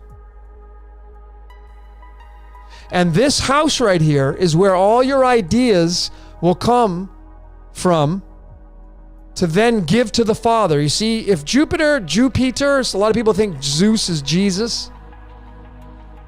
Well, who's the father of the Christ? Well, that's obvious. Yod-Heh-Vah-Heh, Yahweh, Jehovah, Saturn, Capricorn, the goat. And what's the house of Capricorn? Number 10. 10 is the binary number. It's the only number of its kind. The 0 and the 1. Here's the card for number 10.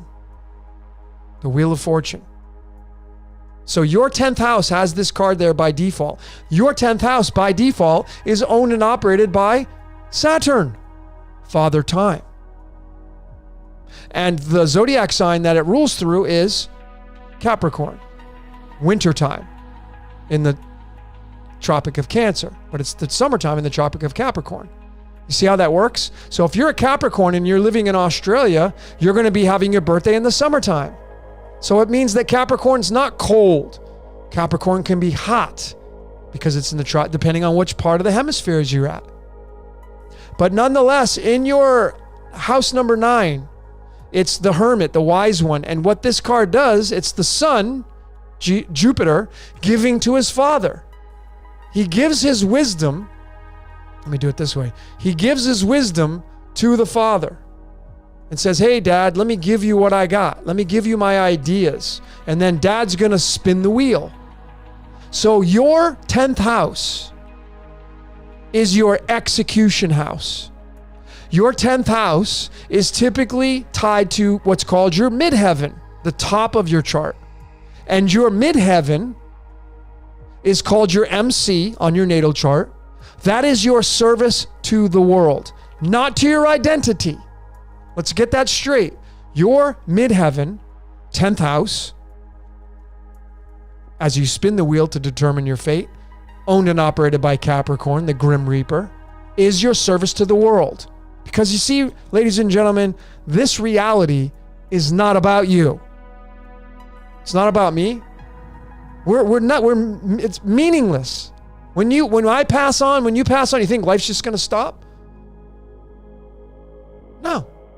You'll be forgotten like me and everybody else. Yeah, sure, you may have to leave a legacy behind, but it's written in a book somewhere. That's it. And then the next big thing comes around. All that matters is the now moment. That's it. Because there's always something to replace the next big thing. So it's not about you. But it is about you because life is a contradiction. And right now, all that matters is you. I think my music stopped. Hang on one sec, folks. Okay.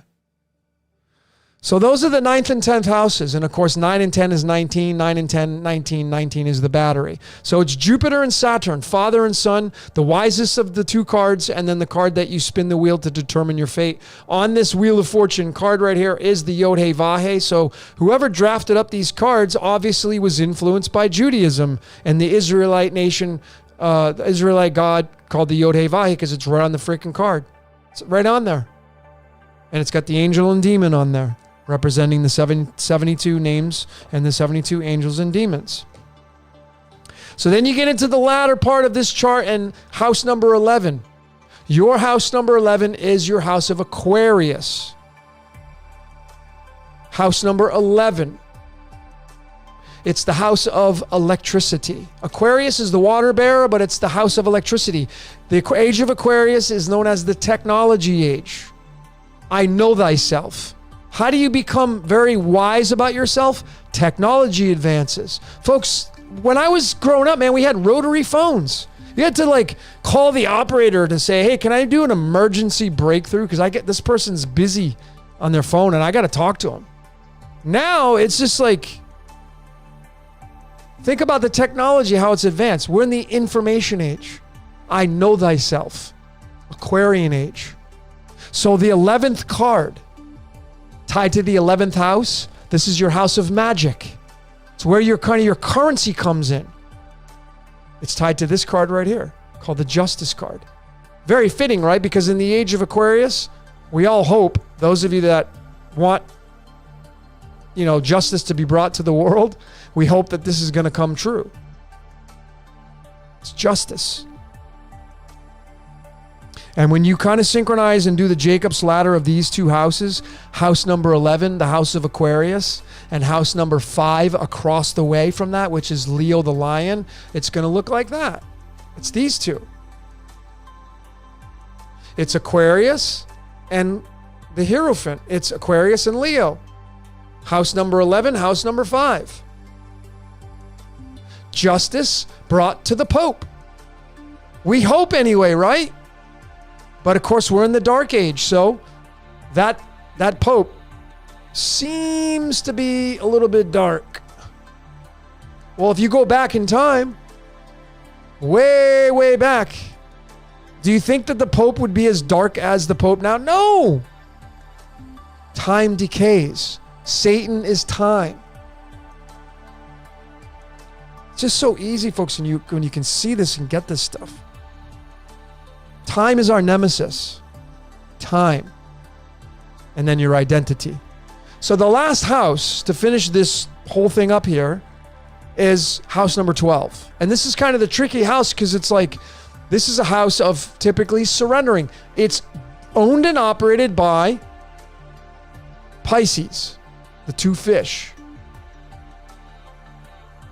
And the majority of us listening to this transmission, if not all of you, were born in the Piscean age. You don't have to be a Pisces to be born in the Piscean age. You were born in the Piscean age. And so this is the card that's defaulted into all of our lives. It's the hangman. And the hangman, as you saw in my Prison Planet 2, I cut the guy out and it's involved in the incarnation, reincarnation process. But, there's enlightenment here. Because we're the sun devils. Surrendering. The two fish are Jesus and Thomas. The two snakes that wrap around your spinal cord. The kundalini that goes up. Illumination. Good cop, bad cop. Identity and spirit. You're never going to get rid of both of those down here in Wonderland. I haven't figured it out. Anybody out to show how to get rid of that? Sure, you can neutralize one of those, but not forever. You can definitely practice. You can go on a lifelong journey of becoming a monk or a nun and, neutralize the identity as much as you can, for sure. And there are people that do it. Absolutely. But there's a price for that. But for the most of us, we don't live in that kind of reality. So, as I outlined, what's the most important thing to do? Neutrality. Neutrality. And if you split this chart in half, there are many different ways to look at it. But, neutrality is the pineal gland right here. This is where you have to be just an observer of life. Realize that you're male and female. You have masculine and feminine traits, and not giving your energy to these archetypes on the world stage that want to take it from you. Everything's trying to influence you all the time. It's trying to take your attention. Give me your attention. Hey, let me show you this. Let me show you that. Let me show you the newest of this. Let me show you the newest cell phone that's out. Let me give you the greatest supplement, and try this newest alcohol that came out. Try this new vodka. Oh my God, this new card deck came out. This new technology, it says that everything's trying to get your attention and just nail you down to the matrix. There's so many Mr. Smiths running around.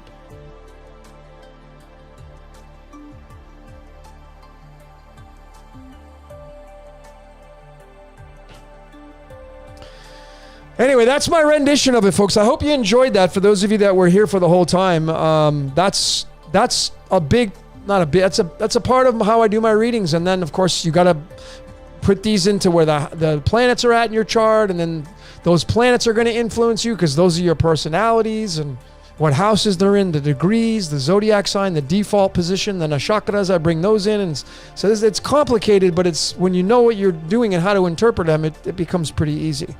But anyway, I hope that gave all of you a good basic overview of how to read your 12 houses. All right, so let's go through some of your questions here.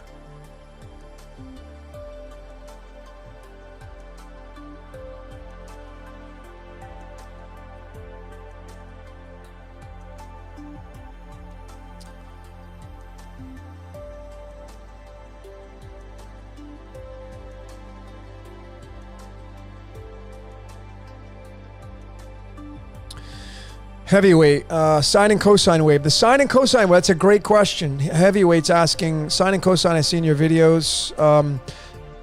Yes, it's more advanced decoding. And in my Elvis Decoded, I used that character as a really good example, showing his sine and cosine wave, which shows kind of a timestamp in, your incarnation. So the sine and cosine wave, from what I understand about it, is kind of the measurement of the number in the perfect circle. And it's the best way I can describe it is it's the wave that's created as you move through this reality. So every number has a wave that it creates, which can be measured into a number. And it's mind-blowing when you start to look at the sine and the sine wave has a cosine, like a partner to it. And it goes right, here's the sine and cosine wave right there. It's the male-female. And it's the kundalini, and that's the two snakes that are coiled up around your spinal cord. And it's all about the energy that we give off through this matrix. Mr. Mystery, can you explain more about the Eight of Clubs? The best way I can tell you about the Eight of Clubs is, it's card number 21. 21 is tied to the World card. Here it is, right at the bottom. For those of you, the Eight of Clubs. The Eight of Clubs is the 21st card in the deck. So it's the Eight of Wands. The Eight of Wands is tied to the number 30, which is tied to the Demiurge and the Santa Claus character. And the Eight of Wands is signifying that energy is moving fast down into the hole, and here's the hole. This is the 21st card in the major arcana, so it's lightly connected to the Eight of Clubs. And those of you that Eight of Clubs, I find that the majority of Eight of Clubs are very psychic and have some supernatural abilities to them. But the best way to figure out your card, if you want a good rendition of it, just go to this website. I'm going to type it into the chat box here. It's called it'sallinthecards.com. Allinthecards.com. And then type in your birthday when you get there and read about that card. And it'll give you a little bit more of an indication of what it means. But it's tied to psychic abilities. It's an air suit, so it's in the mental realm of things. And to me, you're kind of the gateway in between fire and water. So you're kind of like, that's how you can tap into the spiritual realm with this Eight of Clubs, typically, what I've seen. Mel, how do you interpret the negative numbers for the sin? the minus, it would just be the 0.75, because the minus is going to dip. Like when you read sine and cosine waves, you're going to have, it was kind of like the equator, and then or an EKG machine where you get the heartbeat. So it would just, the minus would go below, it would dip down below the equator. That's what the minus would mean.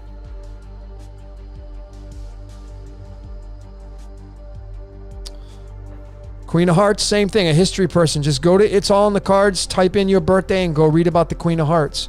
It's just so much information. That would be the best way to find out what your card... Folks, all of you right now, if you haven't read about your card, go to it'sallinthecards.com. So my friend Sharon, she's been reading the cards for decades. She doesn't even know you, but I can guarantee you the majority of you, maybe not everybody, because there's always some person who's like, that's not me. Well, I think they're just lying, or they just want to be a distraction. But I'd say the 99.9% of you go to it'sallinthecards.com and you type in your birthday. I bet that the description of what my friend Sharon wrote about you will be about 90% or more accurate. How's that possible? The reason why it's possible is because she's tapped into the code that's in the script. That's how. Jack of Diamonds in the house, card 37. So you got to look up, what does the number 37 mean? Those of you that have your card numbers, right? Jack of Diamonds. So David, you have Jack of Diamonds. That's card 37. Then you would go to, what does the 37 mean? Well, if you type in 37, and any number that you are, any number you want to look up, a good website's called Affinity with an A, Affinity Numerology. It's a cool website. It's got some basic information on there. Just type in your number, 37, Affinity Numerology, and you'll be able to read about what 37 means, along with the 3 and the 7 and the 10 and the 1 and what it gives its energy to. 37 is going to give all its energy to the number 1, which means you're kind of born and bred to be a leader. What's the Jack of Diamonds? Think about what I'm about to tell you here, okay? Let me show you this. This is pretty interesting, okay? So the United States of America, July 4th, that date is the card Jack Diamonds. This is the card of the United States of America, by the way. The entire United States of America, by default, is the Jack Diamonds card. How about that? It's the Jack in the Box card. Of all cards, it's the Jack in the Box card. And if you're not a male, you're a Jill. So it's the Jill card. They both start with the letter J. Card 37. It's the Diamond suit, which is a water suit. In the tarot, it's going to be different, but the tarot came second. These came first. Ultimately, these symbols can be fire, air, water, and earth. It's all four, but it's going to have a distinction to it. And the diamonds, Lucy in the sky with diamonds. Well, the sky, the waters above the firmament, water. Lucy in the sky with diamonds. The Jack Diamonds. It's card 37. The card of the United States of America. Those of you that live in the U.S., this is what operates through the United States. This is how the United States of America operates. It's the Jack, it's the Knight. The United States of America, known as the land of the free, home of the brave. It's supposed to be the kind of the capitalism country of the world. You know, I have a dream. It's the Jack in the Box, and that 37. When you get to your card number, 22 would be 4, 23 would be 5, 37 would be 1. So think about it. Number 1. Right? So many people want to come to the US because they feel it's the number 1 country. I'm not saying that's true. So those of you that don't live in the, I know, listen, I've been around the world, and would I say that United States is number 1? Nope. I think there's a lot of countries that would be tied for number 1 if we had to really break it down. But each country is going to have a birthday, the founding day, and July 4th is the Jack Diamonds card. All right. Elohim 7788. What do you get from studying this information? You get wisdom, knowledge. You get the understanding or understanding of the machinations of the way this reality works. Now, if you don't fancy that, then you're kind of in the wrong place. But if you really like discovering the true machinations of how this reality works, well, then you're in the right place. That's what you get from studying this kind of information. Because essentially these cards right here, especially these cards, 52 cards in a deck, matching the 52 weeks of the year. 13 cards per suit, the ace through the king, matching the 13 weeks of each season. 4 suits, 4 seasons. These cards are highly accurate. describing who you are and why you're here, part of your incarnation.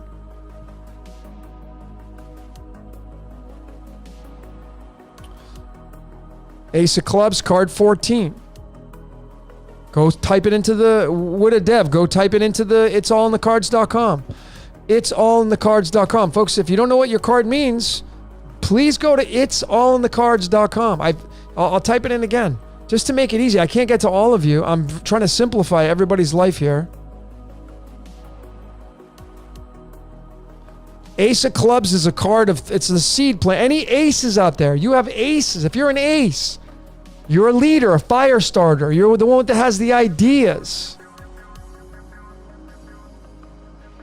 Aces are the first card of each suit. So naturally, it's the gardener out there planting the seeds. The club suit. Let me go through these really quickly, since everybody's here. Okay. So these are the 4 that I pulled out. No particular order. Here's the first suit. Okay? The hearts. Remember, these came out in history, 12th, 13th, 14th century. Hearts are first. For God loved the world so much. Just using that as an example, I'm not saying that it's true. Love comes first. Creation. Fire. You got a fire in your heart, a burning fire in your heart to create something. Hearts. So those of you that have the hearts, you're the fire suit. What comes after fire? What do you need to do with the fire? You got to heat it up. How do you heat up fire? You bring the air. Clubs. Those of you that are clubs, you're the air suit. You're the thinkers. Everybody thinks now, but not everybody is designed to have this kind of energy run through them at a dominant level. We all have all of them within us. But the clubs are the air suit. And on some of the older Bibles, a matter of fact, the one that Joe Biden put his hand on to be inaugurated and swear into was a Dewey Rhymes Bible, or Dewey Reams. On the cover of that was this symbol. It's called the trefoil, which is a cross. That's where it came from. This is the air suit, the mind. The Bible is the mind. It comes from the mind, the ideas. So ideas, air. Air suit is ideas. So you have fire and air. And next is the element water. Fire, air. Now you need water to cool that fire down. So you bring in the diamonds. Cool it down, baby. Lucy in the sky with diamonds. Those of you that are diamonds are... Now the tarot is going to tell you it's linked to money, and that's for a different story, but the cards of illumination came first. So the diamond suit is the water suit. Those of you that are diamonds. And then the last suit at the very bottom, not saying it's in the bottom, is the spade, which is representation of the earth. So when you have fire and air and it hits the water, it becomes earth. So the water creates the earth. So in essence, we can say the waters above us rule over the earth below us. Lucy in the sky with diamonds, in the sky. And this is earth. You see how that works? So those of you that are spades are going to be drawn towards a lot of the spiritual stuff. I mean, I'm at 8 spades and king clubs, so I have the earth and air. My combination. You're going to have a combination of cards. You're going to have your ego card, your identity card, and then you're going to have your handler card, which is like your boss. So those of you that have spades, it's kind of like the spiritual. You're really chasing after spiritual, like how this whole thing works, and really drawn towards the mystical side. Because you're earth and you want to know, like, how the heck do I get out of here? That's why my card is like, that's why I showed you the exit. I have the prisoner card. And why do you think I'm doing all this research? Trying to show everybody a way out. So there's going to be more to it than just that, okay? There's going to be karma cards. They call them cousin cards. There's going to be planetary ruling cards, decadent cards. It gets more advanced, but I'm giving you the basics.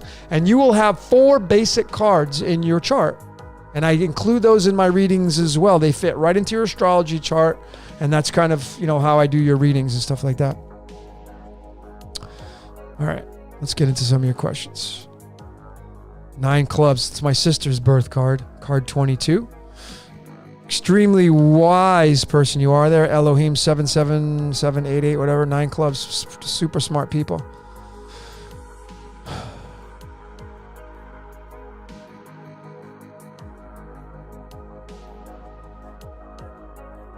How does one check their handle and other cards? I'll give you guys, hold on, I'll give you a 7 reflections. It's pretty good. Okay, so those of you that want to know, look up your cards and all that stuff, I'm going to give you the website and link now, and it's going to give you 5 cards. It'll give you your birth card. Primarily, you're next to your birth card. It's going to give you your ruler card, your planetary ruling card. That's more advanced. I'm not going to get into that stuff right now. Your decadent card, and then your karma card or karma cousin card. The karma card and karma cousin cards, the 2 primary cards are your birth card and your karma card. And then your karma cousin card is going to be the 3rd other card. And this one doesn't show all of them, but I'm going to show you all 5 of what this website comes close to how I read the charts and incorporate those into your natal chart. Oh God, this freaking webcam. Hold on.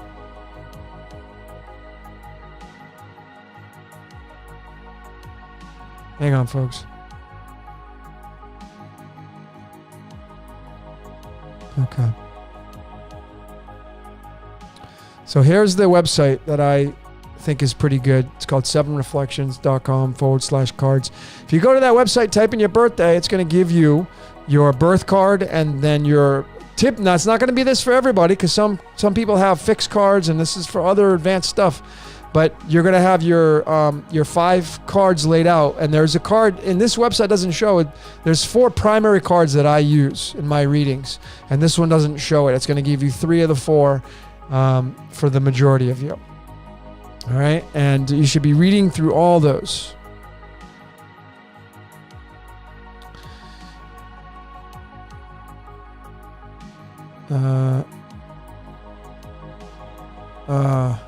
Mr. Mystery, thank you so much. How do you donate it? Well, you can donate through my Patreon. You can start being a subscriber. I don't really use Patreon to put any videos out on there because I'm trying to simplify my life. So my YouTube channel is my channel that you'll be donating for if you're going to be a Patreon of mine. But you can send a donation via PayPal. decodeyourreality@gmail is my PayPal. If you want to send it that way, that's my Venmo as well. decodeyourreality@gmail, and I appreciate it. Thank you so very much. I don't use the super chat because YouTube takes 30%. I don't think that's fair, but nothing against you, YouTube. I still appreciate you. The 8th gate. So hearts, clubs, diamonds, spades. Yes, it is that order of fire, air, water, earth. That is absolutely correct. Hearts, clubs, diamonds, spades is fire, air, water, and earth. That's correct. There's a lot of numbers that line up with the 5G towers. Yeah, that's... Enki's asking. There's a lot of numbers that line... That's folks, listen. Look, I'm very adamant and I'm very rigid in what I believe in at this stage of my life based upon the countless hours I've done on decoding. Okay, I started off with just connecting words to numbers. Some people call it Gematria. I call it numerology. Because the second layer of when you get your outcome is you got to know what the numbers mean. That's numerology. So I don't call it Gematria. Some people do, or Gematria. I don't call it that. Gematria is the coding of words into numbers. None of us that are decoding do that. We decode and then you go to numerology. So it really is numerology if we want to get technical about it. But I don't care at that. I don't really care because it's really irrelevant. But if you're just connecting words to numbers and you're not going beyond that, you're going to have a lot of watered down results. And that's my opinion. Because I found a lot of words that connect with a lot of words that have a lot of meaning, and it's like, well, how can that be? And then you're kind of at a standstill. So you can't just connect words to words and think you got to figure it out. That's my opinion, by the way. And I'm very humble when I say that, but I'm also very stern when I say that.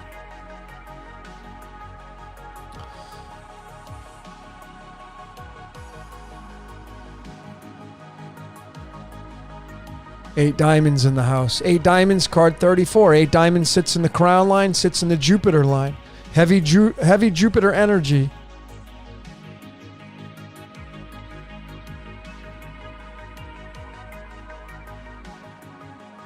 Yeah, very watered down D348. If you're just connecting words to numbers, look, I've been at this a long time, and obviously you're here because you've watched some of my videos, and you know that I have my own methodology that I've come up with, and I combine a lot of different layers. And when you add another layer and another layer and another layer, you kind of come to a different outcome than just what the word meant. And that, to me, is what is going to tell you the true machinations. Because, imagine it just was, if the truth was just in Gematria or the numerology. So imagine we all had at our disposal how to figure out this game of life just through breaking down words into numbers. Everybody would figure it out. That's not the way this game works. It's not a red carpet. You're not going to get it rolled out for you. No way. You got to put a lot of time into this, or find somebody that's put a lot of time into this.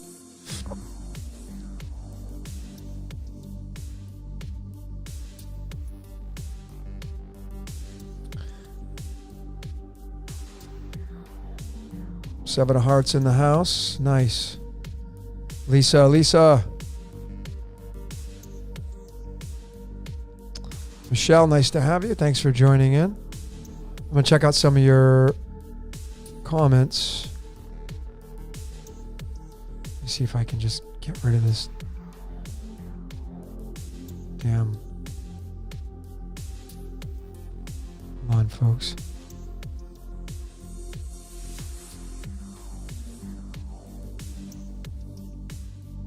Okay. Out of all the information I put out,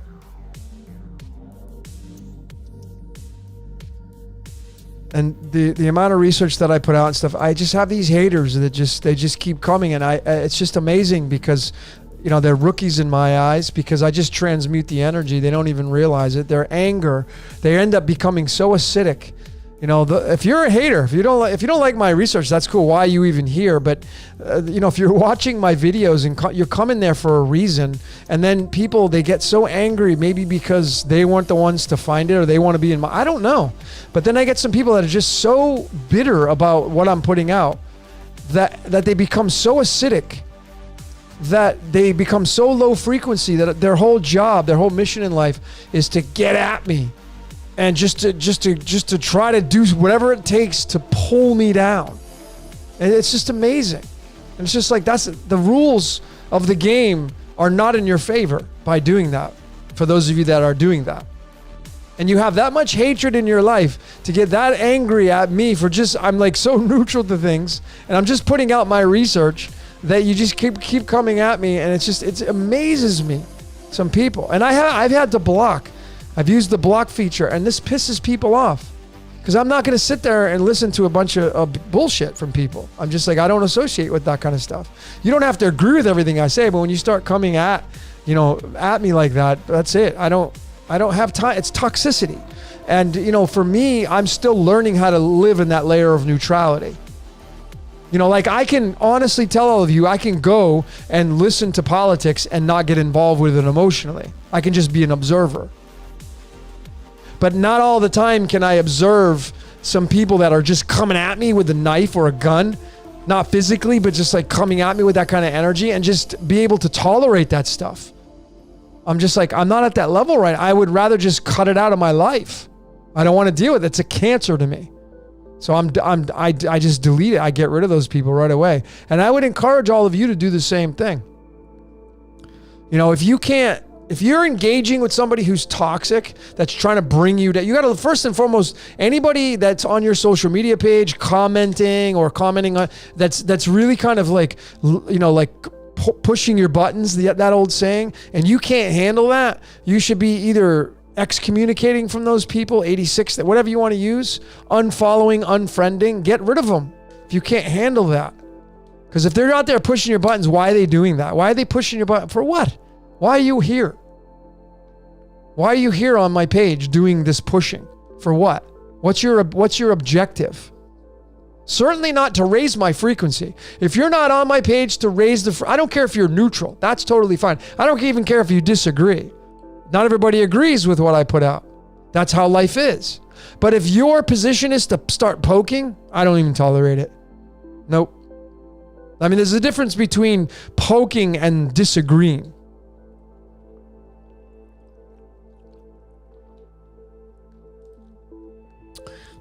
Is the handler card the same as the karma card? Yes, it depends on which one you're looking at. For instance, well, just tell me what your cards are or your birthday and I'll look it up. But yeah, your karma card is your handler card. Your karma cousin card is the card that you receive energy from. It's if you find somebody in your life, those of you that have the karma cousin card at the very end, the 5th card, those of you that have that karma cousin card is typically, from how I've learned from these cards, is a card that you will receive karma from. Like if you find somebody that you end up attaching to in life, someone that you meet in life, typically that is going to be somebody you will receive energy from. Like they in the cards, the way I've kind of come to learn them, it may be somebody that you will end up receiving some kind of benefit from. Now, that doesn't mean that that's going to happen. So don't be like all expecting like, oh, you're the 5 of diamonds and you're my karma cousin card. Well, you owe me something. No, that you're just completely not living out the way life's supposed to be. But that's typically how I learned the cards, is that the karma cousin card is the card that is going to be attached to you, and you might meet some of these people along the way and they may give you some information. They may something that is going to benefit you is typically how the karma cousin card works.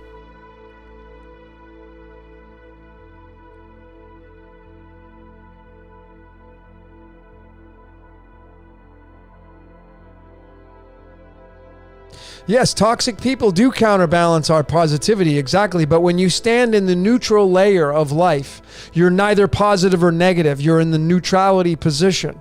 And if you have somebody that's toxic, they're going to bring you down to that acidic side. I don't want that in my life. You want to be slightly positive. Your blood is slightly alkaline, slightly, not all the way alkaline. It's between 7.34 and 70.4. That's the blood. That should tell you the story. That's where you want to be in your life. You want to be slightly positive. So if somebody's heavy, negative, and toxic, frig that, man. See you later. I don't have time for it. I don't want to roll the dice to see how much they're going to suck energy from me. Not interested in that. There's enough things on the world stage that counterbalance my slightly positive attitude. I can assure you that. That's just my take on it. Who made that comment? Chris Heckler. Funny name. I like that. That's funny. But so again, that's my opinion on my take on it. But you may have a different take on it, obviously. That's totally cool. You can just agree to disagree. Billy, if you're the decadent cards, I don't really get into that's more advanced. Just go and study that. Go type in what's my decadent. It's tied to the sun and your sun card. And these are more like, to me, these are watered down pieces of the cards. Okay? You have 4 primary cards. 4. Then you have your planetary rule. There's advanced stuff. My friend Sharon Jeffer, she has courses she does on the cards. She teaches her system, whatever. I have my own ways of how I look at the cards. I bring in 4 cards when I do readings now. This is stuff that I have now incorporated. My older readings, I wasn't incorporating that in my readings, but now I am. You know, as time goes on, I get better and better and I incorporate more layers. But all of you have, not all of you, but the majority of you have 4 primary cards in your birthday that are tied to your birthday. And those are the 4 that I incorporate into readings. You can get into the planetary ruling card. That's all fine. That would be the 5th card. But you have 4 primary cards.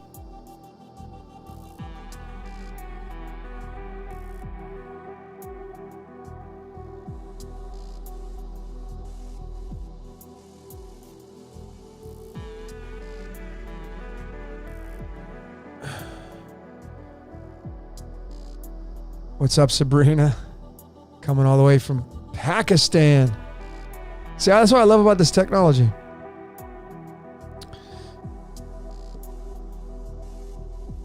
Yes, Mel, that is correct. There are cards that don't have karma cards. There are fixed cards that don't have karma cards. So it depends on what you are. It depends on what card you are.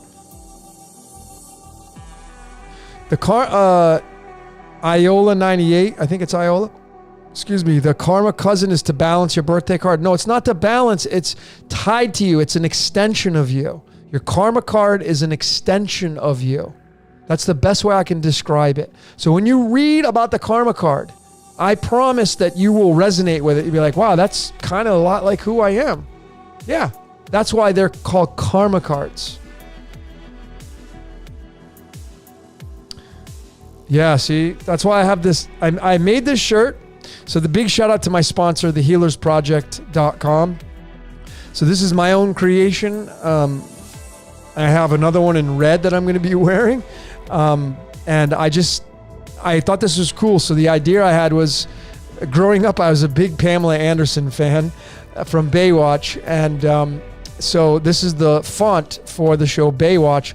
And I'm a fan of that whole Watcher story talked about in the Book of Enoch and tied to Daniel, which is the sun. And it's tied to me, you know. So I just thought it was fun. Like, you know, am I saying I'm a Watcher? Well, I guess because I'm putting it on my t-shirt, but I just think it's fun, you know, the Watchers. And it's tied to the 72 angels and demons, folks. The energy that rules over us.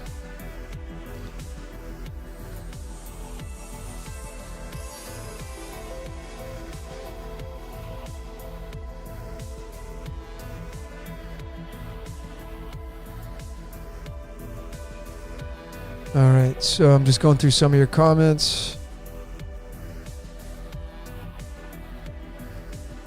The Watcher is the song.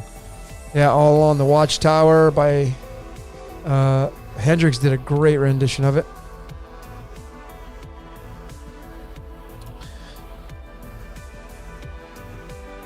What am I discussing today? Well, Sabrina, you probably want to rewatch this one. I went through all the 12 houses of astrology. We got into a lot of stuff so far. Just trying to answer some questions for people. Talking about cards right now. You're very welcome. David, you're very welcome. Bob Dylan. Thanks, Glenn. Yep, Bob Dylan was the original writer of that. Yes, Watcher's 33 in the Pythagorean. Yep.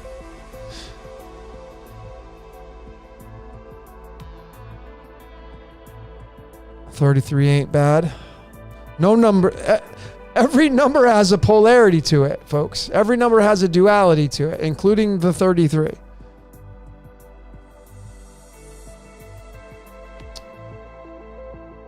So how about I jump into my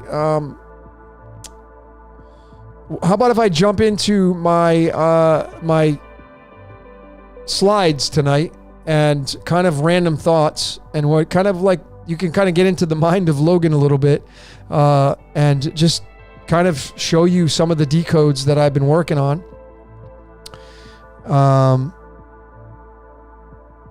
So what do you guys think about that? Are you concerned about your upcoming Saturn? No, I love Saturn. I love all the planets. Not afraid of Saturn at all. I mean, Saturn rules over... I'm Capricorn sun in the Vedic, and Saturn rules over that. And then I'm Aquarius sun in the Western, and that's Uranus and Saturn. And so, no, Saturn... I've made friends with all the planets, which are just the chakras of the cosmos. That's how I see them anyway. Even though who knows really what they are. They're just stars.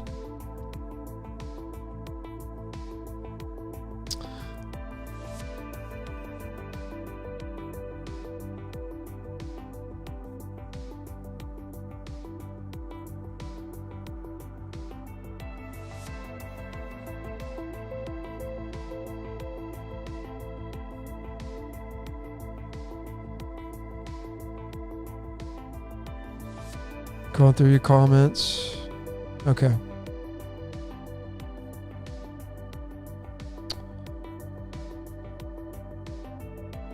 Oh, Misty, that 133, let me tell you. I found, those of you that have found the 133, it's a very special number. It's the hierarchy of the 33 because it's the 133. And I found that when I was decoding something, and it's tied to the angels and demons, the 72 names of the angels and demons in that context. And I lost it. I can't find it again, but I can assure you it's tied to the angels and demons, that story. It's pretty amazing, that 133. Okay.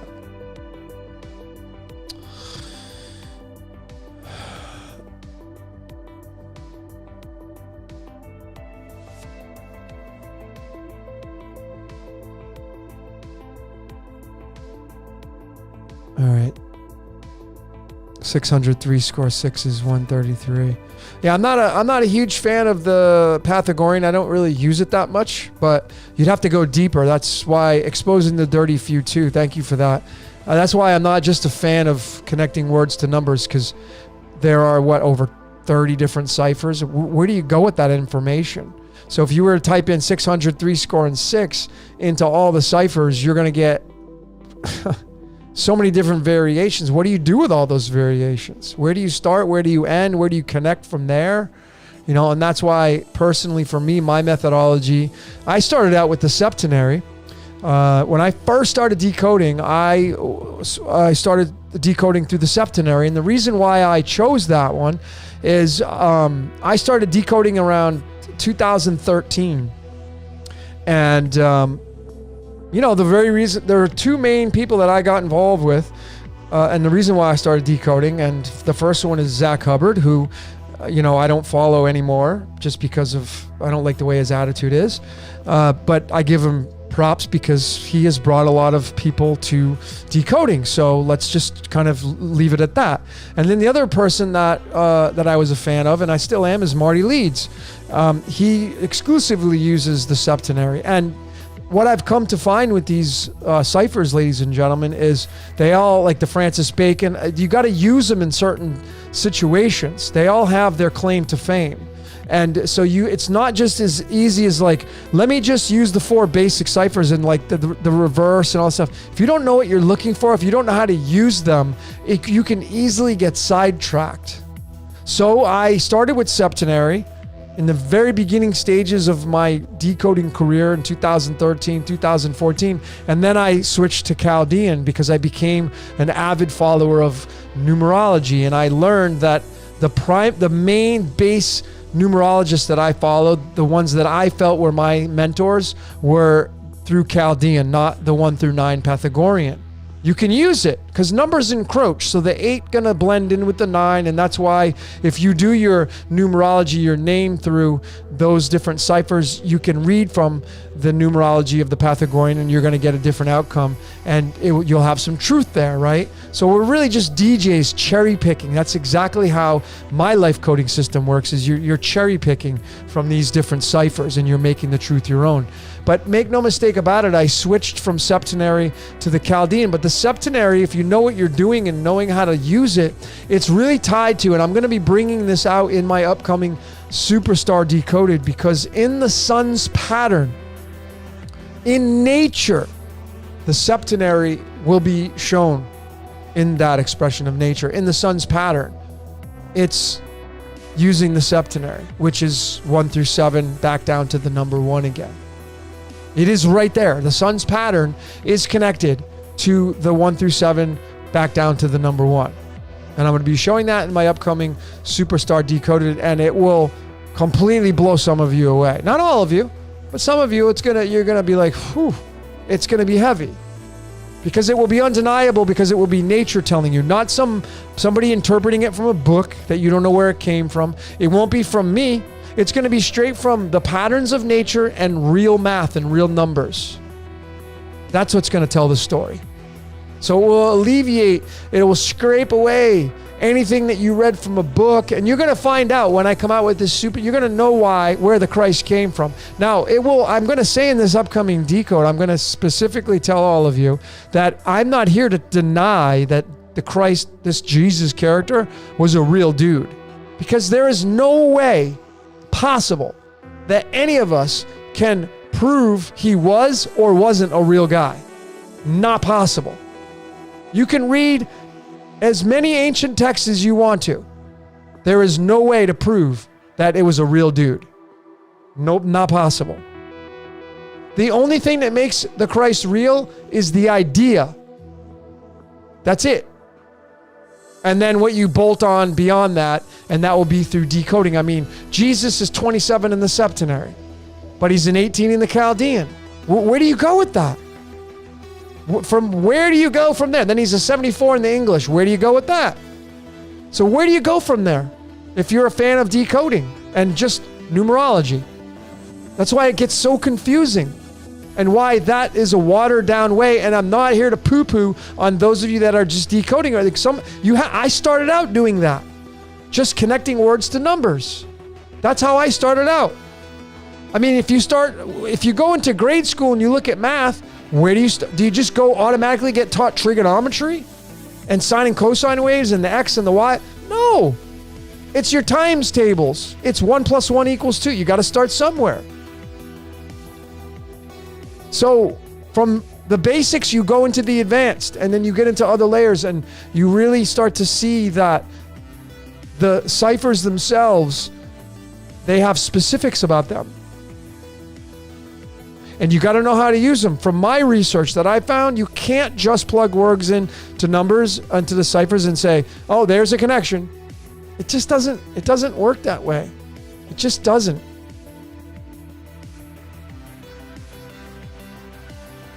So, I'm going to be coming out with this Superstar Decoded. And what I'm going to be showing in this upcoming decode is the crown and why the Christ story has him wearing a crown of thorns. I'm going to show you why that is. I'm going to prove it. And it's all linked to the sun that comes out every single day. And why most people say Jesus is the sun. I'm going to show you why that is. I'm going to prove it, support it, using real math, real numbers, not just my opinion or what was written down in a book, in a story that you read. Anybody can do that. Talking about real stuff to connect to that and real nature patterns in the sun. And folks, I have a movie that I am very fond of. It's called It's a Mad, Mad, Mad, Mad World. Came out in 1963. It's an old school movie. It's a comedy, and it has like a great cast, Jonathan Winters and some other great names. If you're a fan of older movies, it's a Mad, Mad, Mad, Mad World. I think you might be able to watch it on YouTube. And the story is about the sun, but it's about money and money's currency, and the sun runs currency. So the money that we use to exchange things for, which is currency, is the sun. That's why gold is the sun, and gold was the backing of money. It's all linked to the sun, folks. All of it's linking to the sun. And I'm going to support and prove it in this upcoming decode. And I'm going to blow you away. I got the Jesus Christ Superstar, the play that came out in the 1970s. The guy who sang that, the guy from Deep Purple, his name was Ian, the lead singer of Deep Purple. Deep Purple, gamma rays from the sun, radiation. Folks, it's so funny when you see this stuff and you realize what's going on. It just makes you feel so small.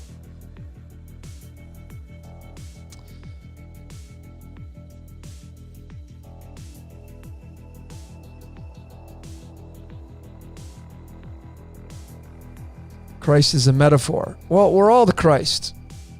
Christos. And the origination of Christos it's not English. It's the Greek. That's where it first came from. Christos is in the Greek. So you must find that original word, if you're a decoder, in the original Greek and put it into the Greek cipher and see what you get for an outcome. Because Christ is 18 in Chaldean. It's not 18 in the Greek. So So where do you go with that? Where do you go with this from there if you're a decoder? That's why you got to add more layers on to figure this out. And I'm telling you, the keys, many of the keys are in the periodic table. The majority of them. And in pi, and in prime numbers, and in triangular numbers, and in square numbers, and in Fibonacci sequence numbers, and in the sine and cosine waves. So these are advanced layers that you'll be like, oh my God, my mind's being blown right now. And it's in the cards because the cards are numbered. Everything is numbers. Everything can be measured in numbers.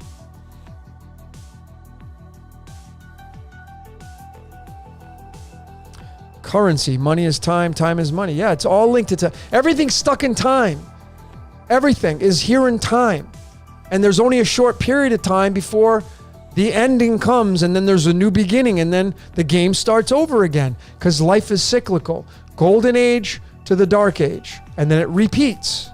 New sneaker, used sneaker, throw the sneaker away, get a new pair of sneakers.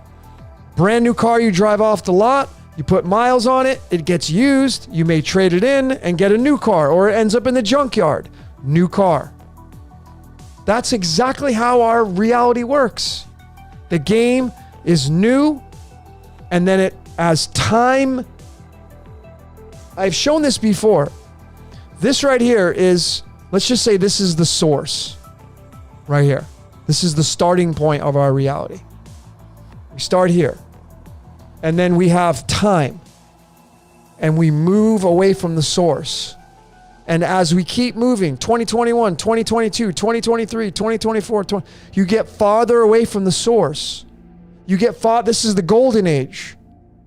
And as you move out through time, you get to the dark age. The sun's light the sun doesn't just instantaneously shine and then we instantaneously get the light from the sun. It doesn't work that way. If you take your flashlight in the pitch black and you turn it on, well, something that's 1,000 feet from you, if your flashlight doesn't reach that far, it may not even reach that far, but it takes time for that light to get to that specific spot. And the farther out that spot is, the longer it's going to take for that light to get there. So the darker the light's going to be. The farther away you get from the source, the darker the light's going to be. That's time. That's why time is Satan. Time is decay. Time is acidic.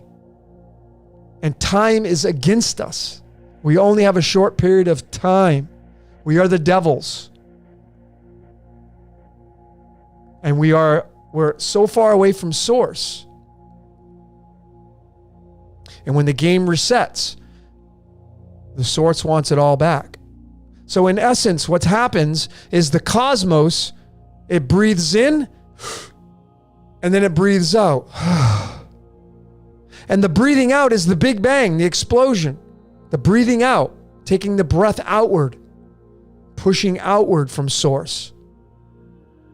And time pushes out all things.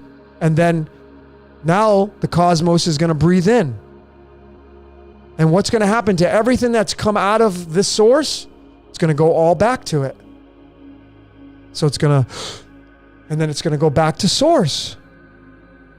You don't own anything. You're a renter. We're renters.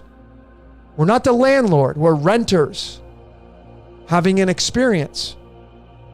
So the farther away you get from the source, the darker it gets. As time moves, there becomes more devils, and more devils creates more energy, and more adversaries become widely known, which bring this reality down, and it darkens. And of course, when you're here, it's bright here because you're closer to source, golden age. But when the farther you get away from the sun, the darker it becomes, dark age, time. So when you're here, we're all here. Like imagine this is the ending point of the game and this is the beginning point. We're the farthest away you can get. So it's dark. It's cold. There's a lot of violence, a lot of bullshit on the world stage. Like look what's going on right on the world stage, folks. freaking crazy loony things are happening. Things that, like, is this really happening right now? I literally, for myself personally, I don't really watch the mainstream anymore. I'm too busy with my own life. I'm in my own little bubble, as they say. I'm not giving that my energy. It doesn't deserve my energy. And when I observe it, I do it from a neutrality standpoint because it still doesn't deserve my attention. I'm not getting anything back. Crazy people running around. How did it get that way? Time. Time decayed the source. That's what time does. And then when the cycle repeats, you're going to go right back to the source again. And things are going to be the golden age. That's how I feel like that's how the pyramids got built. And it's just, you're closer to source. We're so dark right now. Craziness going on. You got to be in your own bubble right now. Because if you're not, you're like subjective to these loony, crazy, like, we're in the zombie apocalypse right now, ladies and gentlemen. I don't know if you realize that, but the zombie apocalypse doesn't mean people running around eating other people's flesh. That's not what it means. The zombies are the people that are asleep. And just remember that you were a zombie at one point in your life. You were asleep too at one point in your life. So the worst thing you can do is go around, well, that person's asleep and I better go wake that person. It's not your job to go wake up the other zombie. You were a zombie before. It's not your job. Your job is to become the best version of yourself that you can become, because then you raise the frequency of who you are. You become the happiest that you can possibly be, and that's going to ripple out onto the world stage. And then the other people that have raised their frequency, that are the best versions of themselves, will start to congregate with you, and you'll create your own tribes. That's the advantage you have of raising your frequency in this crazy world of chaos and order. That's what you got to do. Your job is not to wake people up.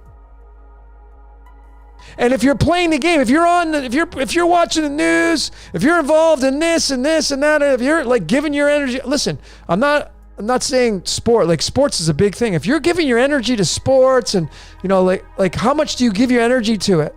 What is it giving? What is it giving you? What does it give to you back? I used to be a huge follower of sports. I'm from Boston, that area. Huge sports fans. And then one day I realized I don't get anything, like the team doesn't send me any memorabilia for being a fan.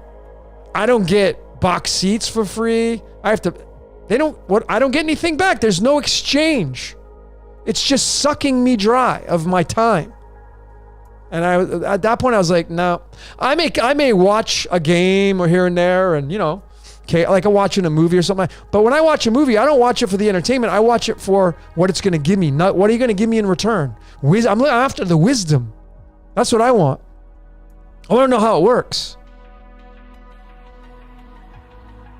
So sports, I think, is amazing. I played sports all my life. I love it. I still love golf. I love the game of golf. You know, I love going to the driving range.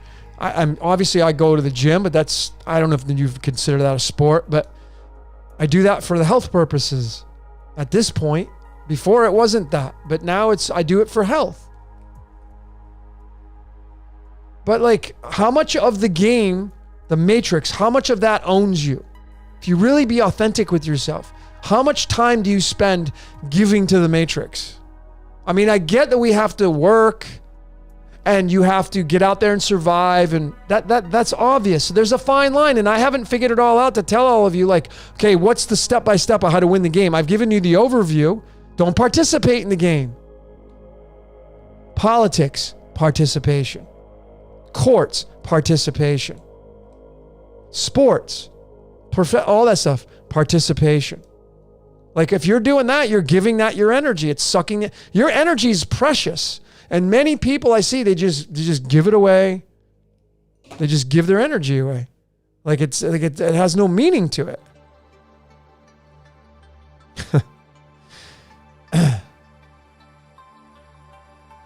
But it's not your job to wake anybody up. That's my opinion.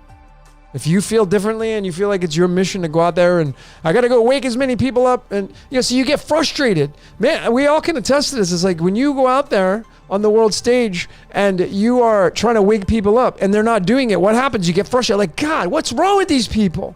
And then you get frustrated, and then guess what frustration is? Acidic, low frequency. It sucks you dry when you get frustrated.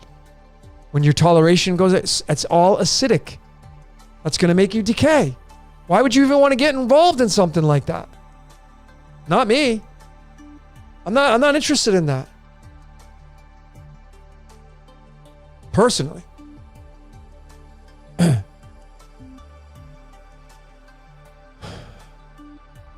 Is there really a win condition? I don't know, Elohim. I just know that there's a neutrality aspect to it. I just look at nature. Nature has a balance to it. Our bodies have a balance to it. Our blood has a balance to it. Can all of you that are watching this transmission, are you balanced? Can you say you're balanced? Like if you test your urine right now on a pH strip, are you going to be peeing out balance or are you going to be peeing out acid? That's the physical part. And then what do you watch? What are you entertained with? What are you reading? What are you watching? What are you writing down? What are you expressing on social media? Is what you're putting on your post, your page, is that acidic or is that alkaline or at least balanced? If you're posting stuff about that big idea on the world stage, if you're sharing stuff like that, that's all acid. That's all going to make you decay faster. It's all acid. So I don't get involved in that stuff anymore. Or rarely I do. I shouldn't say I never do. Sometimes I do post stuff like on those topics, but I catch myself. I'm consciously aware of that now. My life is way different than what it was a year ago, 2 years ago, 3 years ago. Way different from 3 years ago.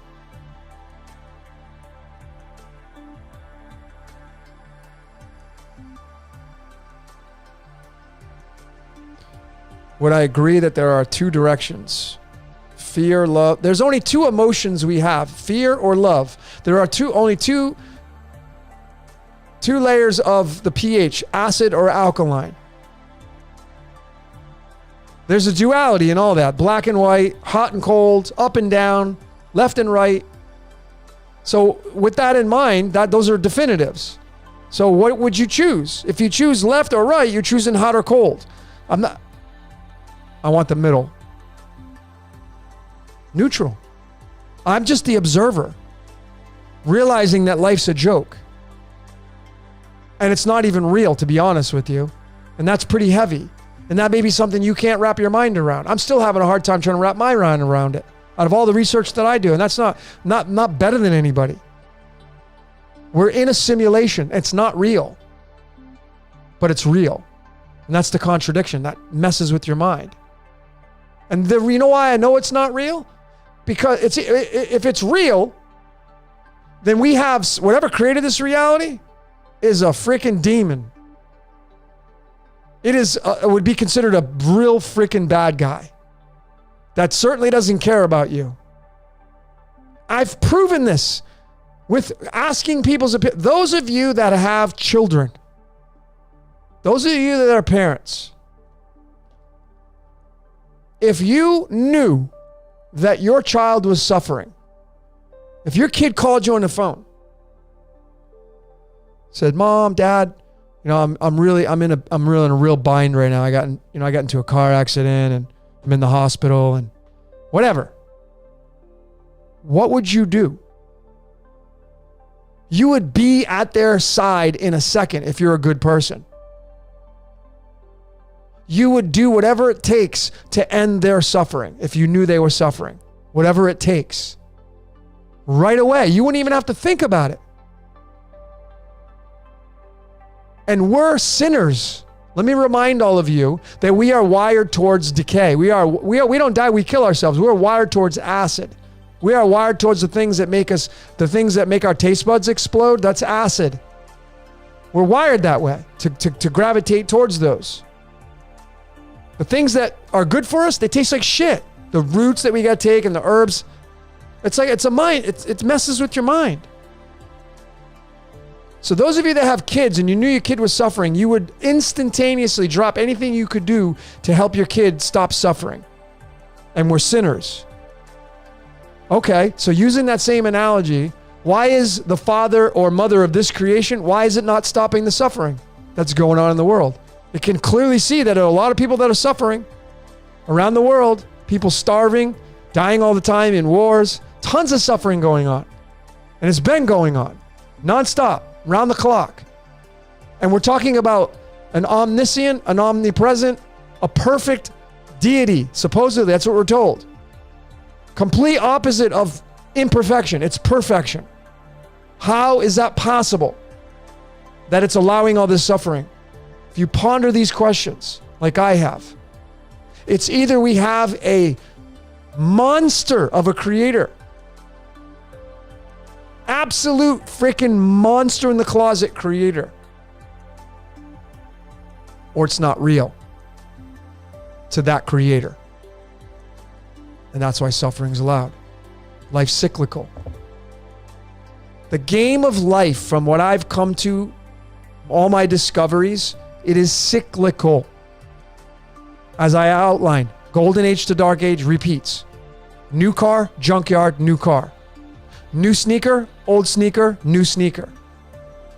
New pair of jeans, hand-me-down jeans, you're out shopping for a new pair of jeans. We do it in our daily life all the time. Toothbrush, new toothbrush, it gets worn out, you throw it out, you get another one.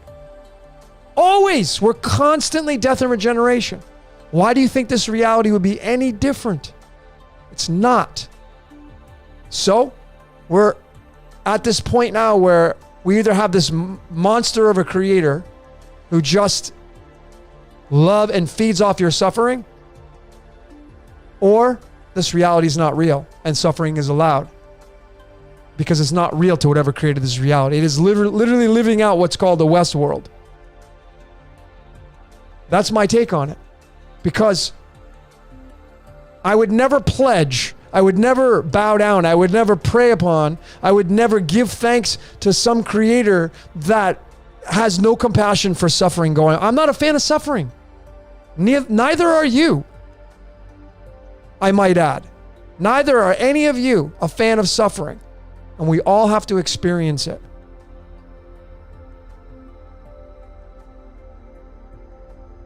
And that's where I'm at with all of this. So I've come to the realization this is a simulation. The architect or architects that created this reality, they like to come down, they like to come down here and become man and experience its own game. I mean, it's quite obvious. You know, the guy that made Pac-Man, do you think he ever played Pac-Man one time? Of course he's played it countless times. The guy that made Donkey Kong, the guy that made Grand Theft Auto, the makers of that. Do you think these makers have played their game at least one time? That's a freaking no-brainer, ladies and gentlemen. Of course they have.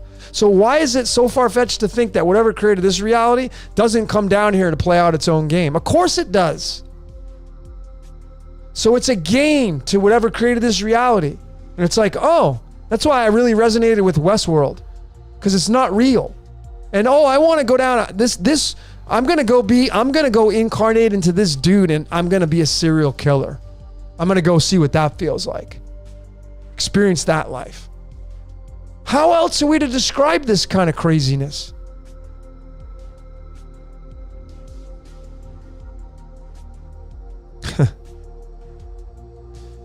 Chris Heckler, I think we're food. Absolutely. The food. We're the food. Of course.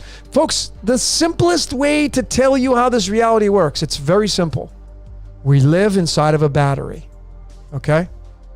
We live inside of a battery. That's why the Masons have the two pillars, Boaz and Yachin.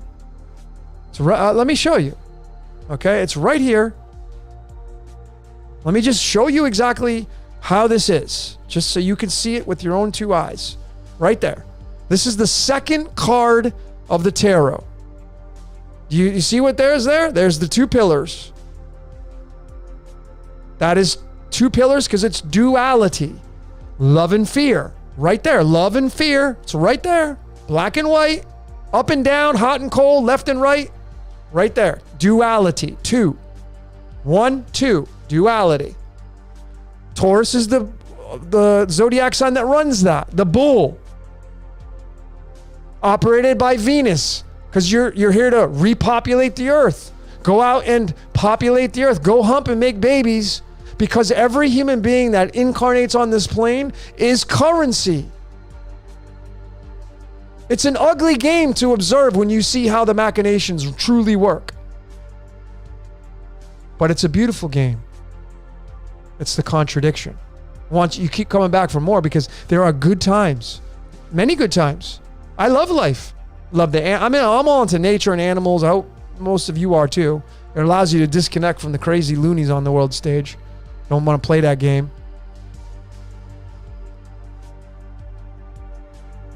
But duality is where we're at. And you ain't getting out till you die. Or till some other layer happens. But that card right there should tell you. It's 2. Duality. Taurus. The bull. The ox. The O. The perfect circle. The snake that eats its own tail. The letter O is the 15th letter in the alphabet, and that's tied to the devil card. It's the perfect circle. The devil owns that. And the circle, we live on the circle, which is pi. Squaring the circle is the cube inside the circle, which then you have duality. 4, 3, 2, 1. 666 is 4, 3, 2, 1. 666 is the first 4 chakras. That's your 666.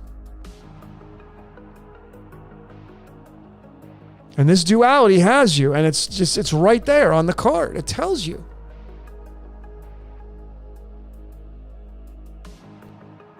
I mean, the second book of the Bible, Exodus, that word itself means destruction.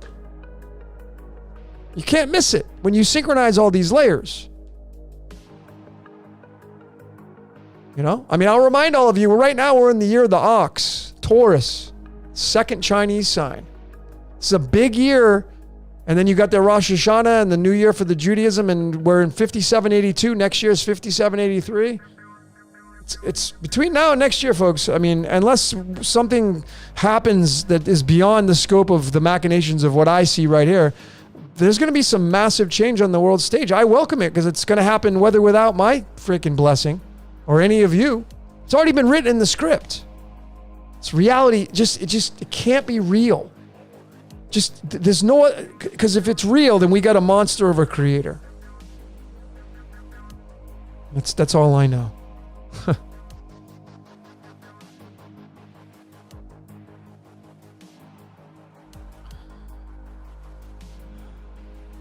Janet, we're trapped here. Maybe. It's possible, but I think the architect just uses us to experience its own game, so I don't think there's any trapping at all. I think it's absolute just being used for currency. We're currency. The Greeks called it ambrosia. That's food for the gods. We are food for the gods. As I was saying, I lost my train of thought here. Hold on a sec, folks. All right.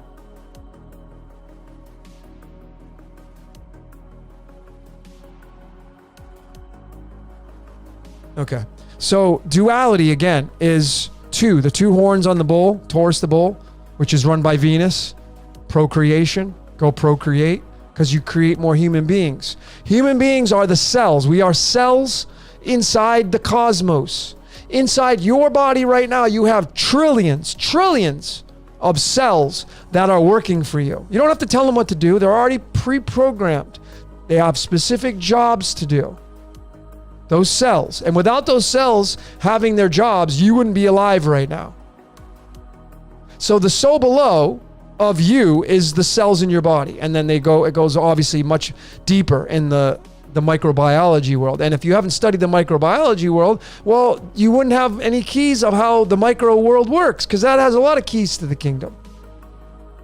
So at our level, we have the cells. That's our so below.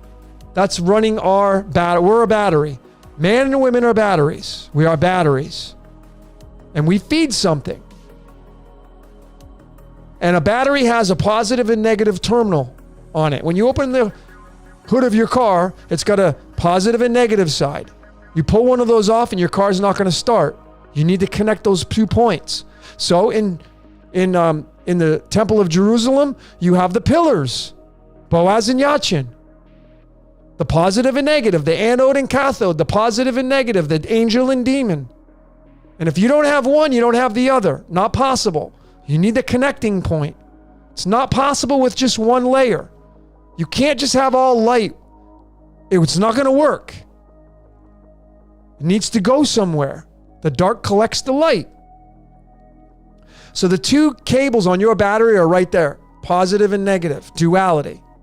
Boaz and Yachin. And we are the cells of the cosmos. That's right. We're cells. We have cells. We are the cells of the cosmos. We're inside the belly of the beast. And the belly, we are the cells. We are operating through the battery. We are essentially the cells of the battery. There are cells in the battery of your car.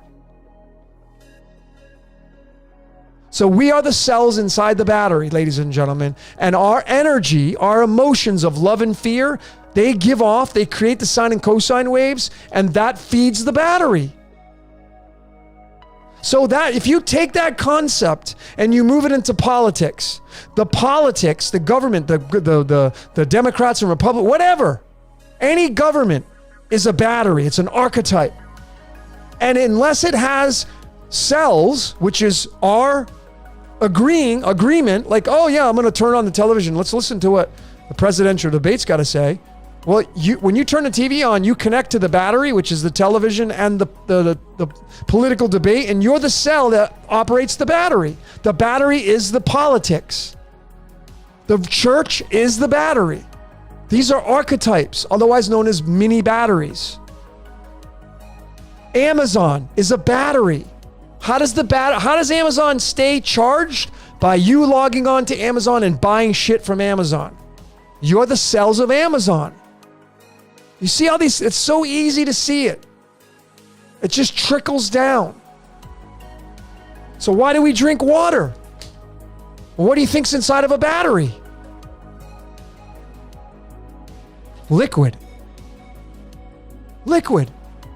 What's inside of our bodies? Liquid. When the liquid's gone, battery dies. You turn to dust. What takes the liquid from you? That sun. Constantly takes from you. Go outside on a hot day, watch how quick you start to sweat. That's you evaporating. If you stay out there too long and you don't drink any water, you'll get dehydrated. And if you don't get enough water in a period of time, you'll be dead. So the sun is a taker. It'll kill you. That's the devil. I don't know how people can't see that or get it. I got the sun right there. I love the sun. I was born on a Sunday. I respect it. I talk to it all the time.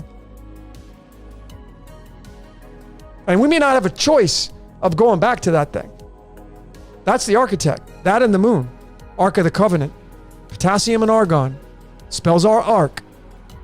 It's pretty easy when you start to alchemize stuff and you start to synchronize the true essence of what this reality starts to look like, folks. It's not what was told on a Sunday morning to you. It's not there. That's an archetype. All religion is currency. Currency. And it feeds the battery. All individual little mini batteries running around. One side feeds the love side. One side feeds the fear side. And essentially both feed both of them, because when you go to church, the very reason why a lot of people go to church is because they're afraid that they're not going to make it. They're afraid they're going to burn in hell. They're afraid of this. They're afraid of that. So they're going there to pledge, but they're afraid at the same time. So it's like you're getting both of those. And you're getting duality. Anode and cathode. You're literally a battery inside the church giving your energy to the church. That's the way it works, folks. I don't... That's why it's very challenging. Oof.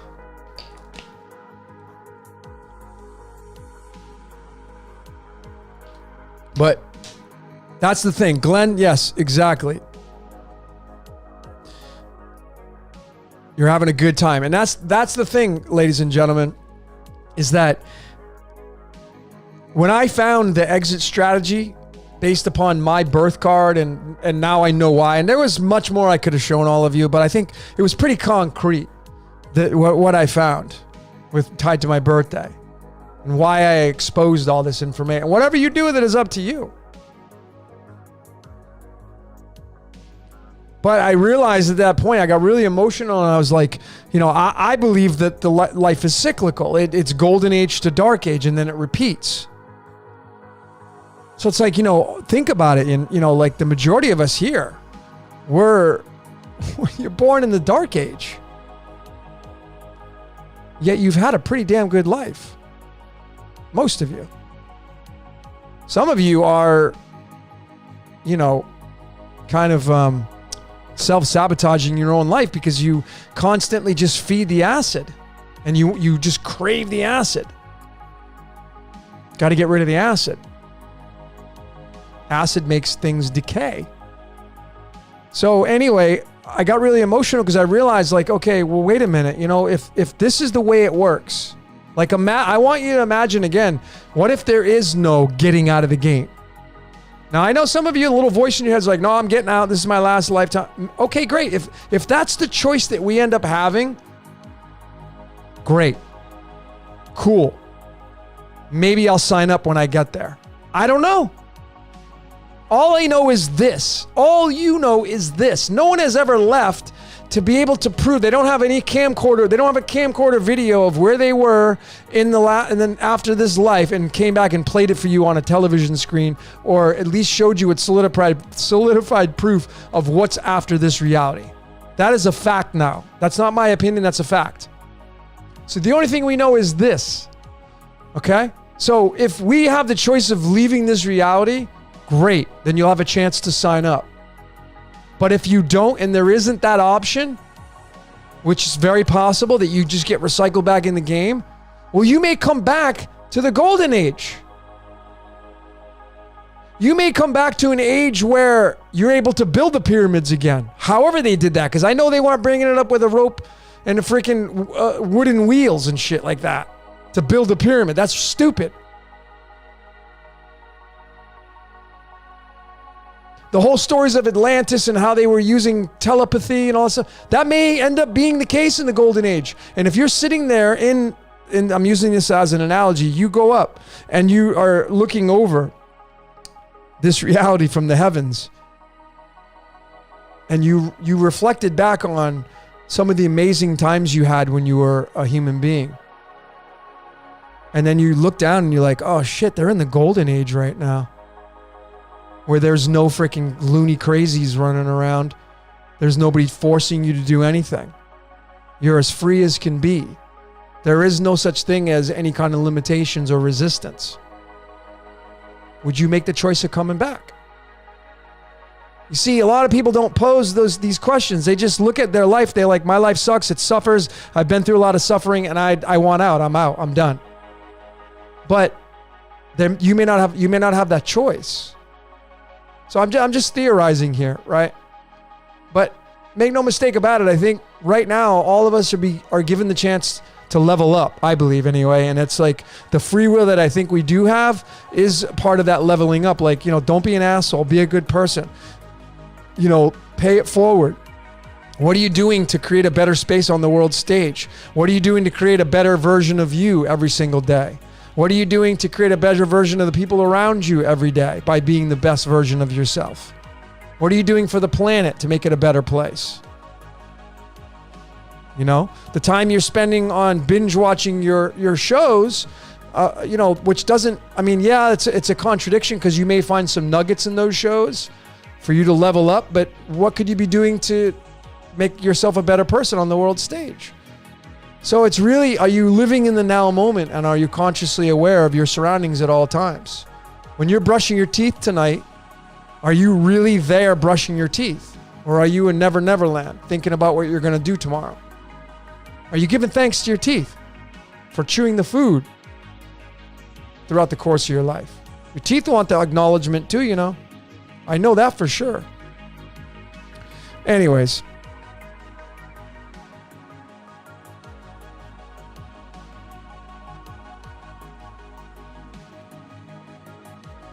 Mercury tells the temperature all the time. It certainly does.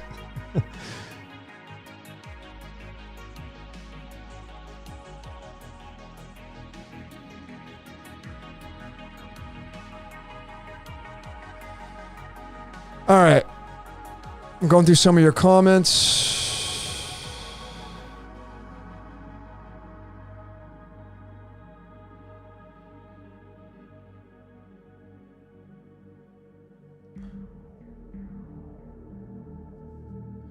Neo should have smacked them pills out of his hand. Yeah, see, folks, you see, even The Matrix, as great of a movie as it is, it's making you take a stand on which position you're going to take. Are you going to choose Neo or are you going to choose Mr. Smith? It's always ultimately giving you a choice. That's what it's doing. Red pill or blue pill. Well, how about neither? I don't want to take any freaking pill. Not this time. That to me is neutrality. Okay, it's the red pill or it's the blue pill. Okay, I can see both of those. That's observing. And then not making the choice. Like, nah, I'm just going to look. I'm just going to watch. I'm just going to look. I don't want either one. Maybe that's it. Because obviously, those of you that have watched The Matrix, who here can honestly say, yeah, I really love Mr. Smith. That's my hero. That's the hero of the story. Nobody here. It's all Neo. Neo's tied to Jesus. So obviously the way to win the game is to be slightly alkaline. Just look at your blood. Your blood is very 7.3 to 7.4. It's right in those ranges. That's it. So if you just study that and you look at nitrogen and oxygen right there, should tell you where you need to be in those areas on the whole gamut of your life. That's how you win, I feel. I don't even want a pill. How about not even giving me an option to choose a pill? I don't even want a pill. Taken enough pills in my life.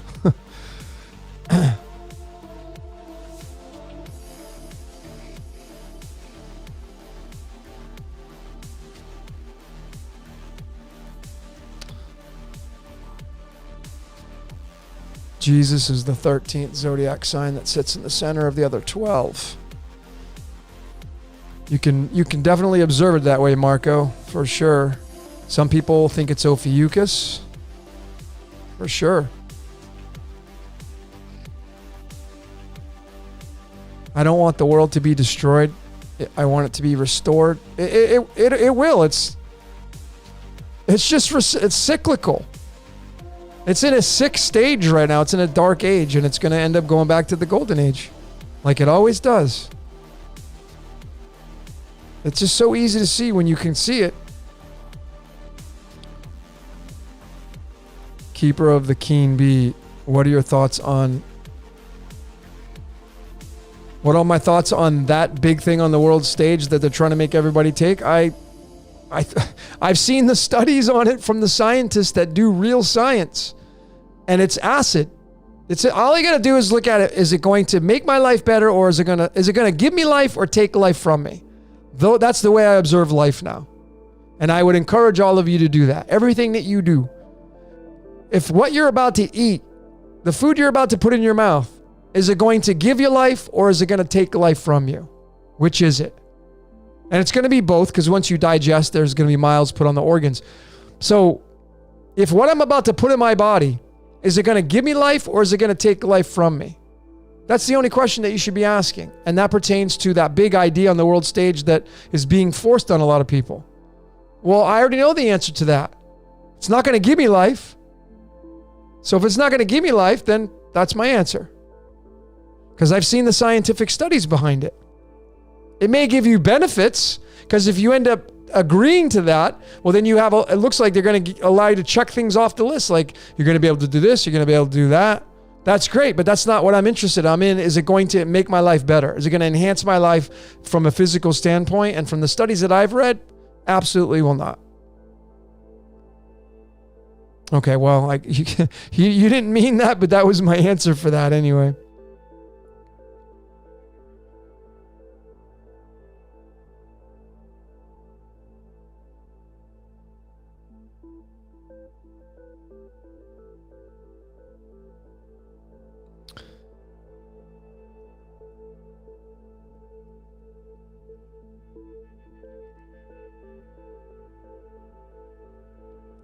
We are all the chosen one. Depends how much we believe in ourselves. You know, I'm kind of, that's a, you know, it's obviously that's the most popular way to look at it, but I've kind of got a different outlook on all of us being the chosen one and being tied to Neo, because again, it's, you know, do you choose Mr. Smith or do you choose Neo? And if you choose Neo, then you're still part of the game, because Neo has to be the anomaly to come here to disrupt the game, to show everybody that, you know, you're living in the Matrix. So essentially, you're kind of like part of the game no matter what. And that's how I observe it. So it's like you'd have to come here to the game in order to tell the game that you're the anomaly, to be part of that anomaly. So you're part of the game anyway. What time is it anyway? 1:30.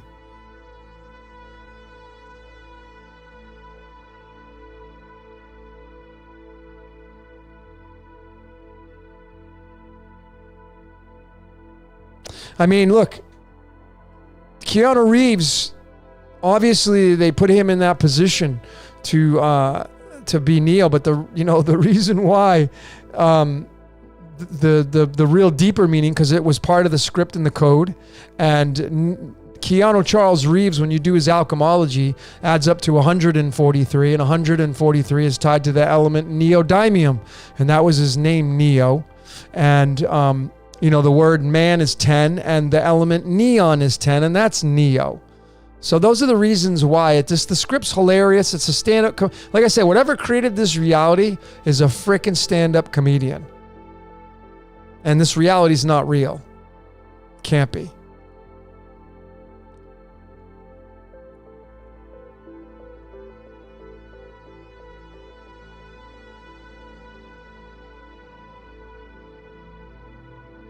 I mean, if you take the words, if you get into etymology, you know, Santos is a big proponent of breaking words down. And, you know, just think of all the words that start with the letters R and E. Reality, redo, repeat, realign, reset. Reset and reality both start with the letter R and E. Repeat.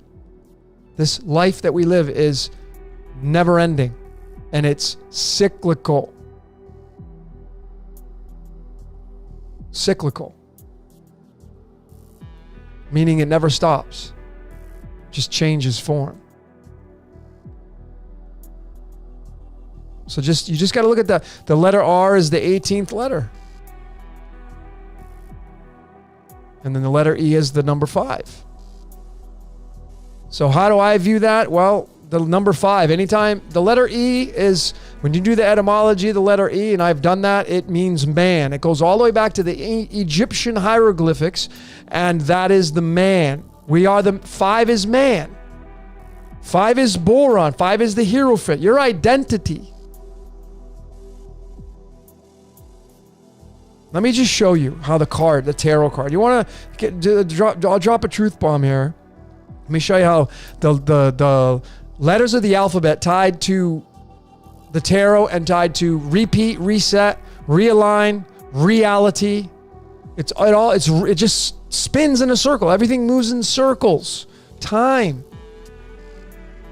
The letter R, as in Ra, the sun god Ra, which is 181. Which is the 42nd prime number. 42 is life, the universe, everything. Tied to the sun. The sun gives to the moon. So the moon card is the 18th card. The letter R. Think about what I'm showing you. The letter R is the 18th letter. This is the 18th card. R. Redo. Repeat. Recycle. Recycled player. The moon. We're children from the moon. That goes the sun, the moon, earth, recycle. And then re is R-E. So now we have the letter E, which is the number 5. This is the identity of who you are. This is the 5th card. So what this is saying is, here it is, repeat, recycle, redo, over and over and over. It's the children of the moon. Reality. Not my reality, it's your reality. It's our reality. This is reality. That's how it works. I could keep going. Just goes on and on and on and on and on, folks, when you synchronize everything. All of it.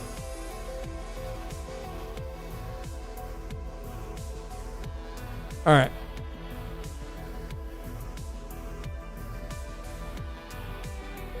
Thank you for all your comments. Thanks everybody for, you could have been anywhere tonight. Thanks for sharing your energy tonight on this Saturn/Sunday. It's kind of interesting. I didn't look at it this way before, but a little bit ago I did, like many weeks ago. But I'm like, man, I start on Saturday, Saturn's day, and then I go to Sunday. I was born on a Sunday. So it's like Saturn and the sun. It's like the two opposites, and I blend them together in one night. It's kind of interesting. It's just funny. All right. Yeah, regurgitation. History repeats itself. Repeat. What does repeat mean? Well, who's Pete? Pete and repeat. St. Peter, the Pope. Repeat. Who's Peter? The Pope. Who's the Pope? The 5th card. Your identity. This is you. Your 5th house runs your throat. You speak your reality into existence. You speak your reality into existence. And the moon is where this is where we get birth from. I showed this in my prison planet too. The moon, it's the egg. Go study the female reproductive system like I have on how it works. And then you realize where the phallus, the penis, comes in. If you put, and that's Earth. Earth has got the penis. And our constant stimulation from all of us in the battery inject it right back into the female reproductive system. And it goes back to the sun. And then the sun gives to the moon. And then out the moon is birthed the hangman. And that constant recycling process goes. Recycle player.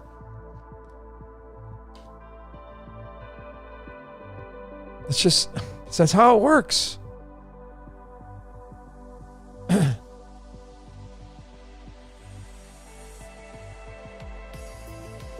Some say Saturn was our sun once. Yeah, it's possible.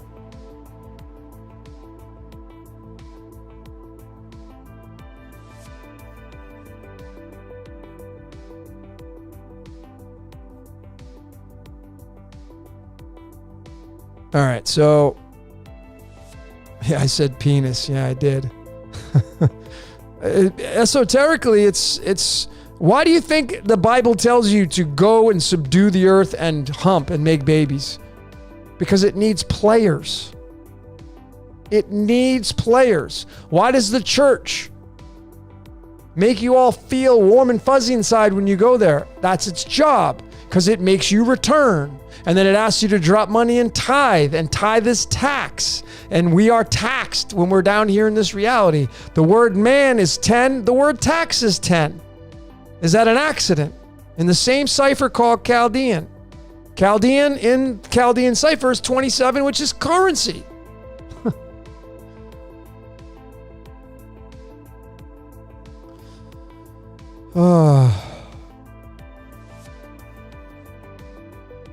It's just, man, when you realize how this reality works and just how we're part of this battery and you're being used for your energetic currency, and that's it.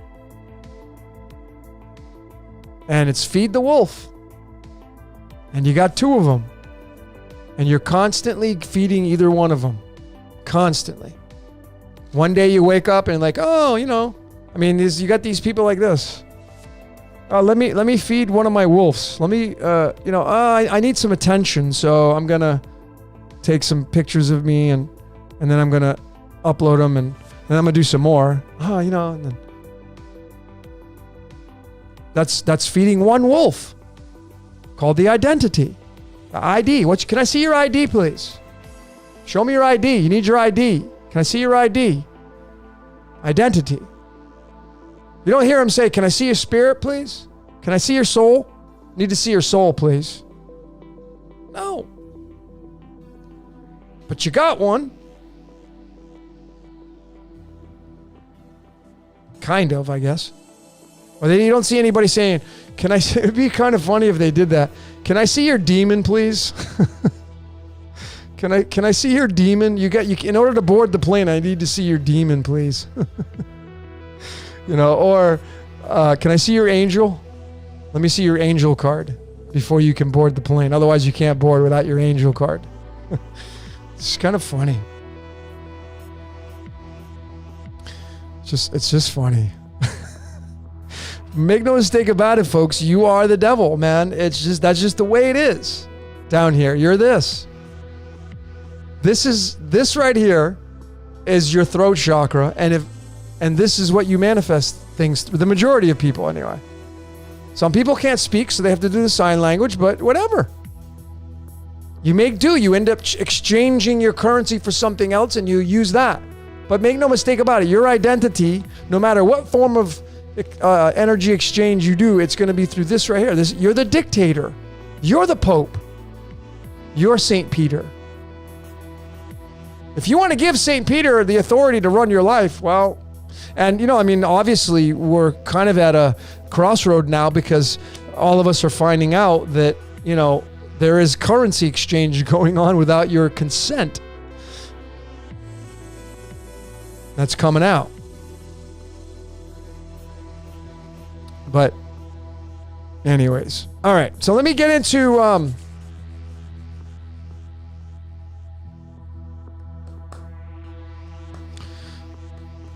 yeah, guys, big shout out to Nigel and the Devil's Playground, him and Harry coming out. They got some good stuff. Check them out.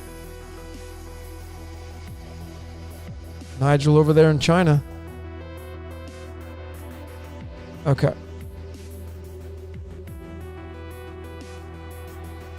All right, so let me jump into my preview tonight, and these slides that I'm going to be showing you they're in no particular order. These are different slides, kind of like one-hit wonder slides. Some of them have multiple slides attached that extend beyond the original one, but some of them are just going to be single ones. And it was so funny. I'm going to show you how scripted this reality is, and the humor, and why I know this reality can't be real. It just can't be, because I don't know why I did, but I started decoding the Titanic, the sinking of the RMS Titanic yesterday, out of nowhere. And folks, it's freaking. I'm gonna show you. And let me just show you the slides. Hold on. Here we go. Oh, that's not it.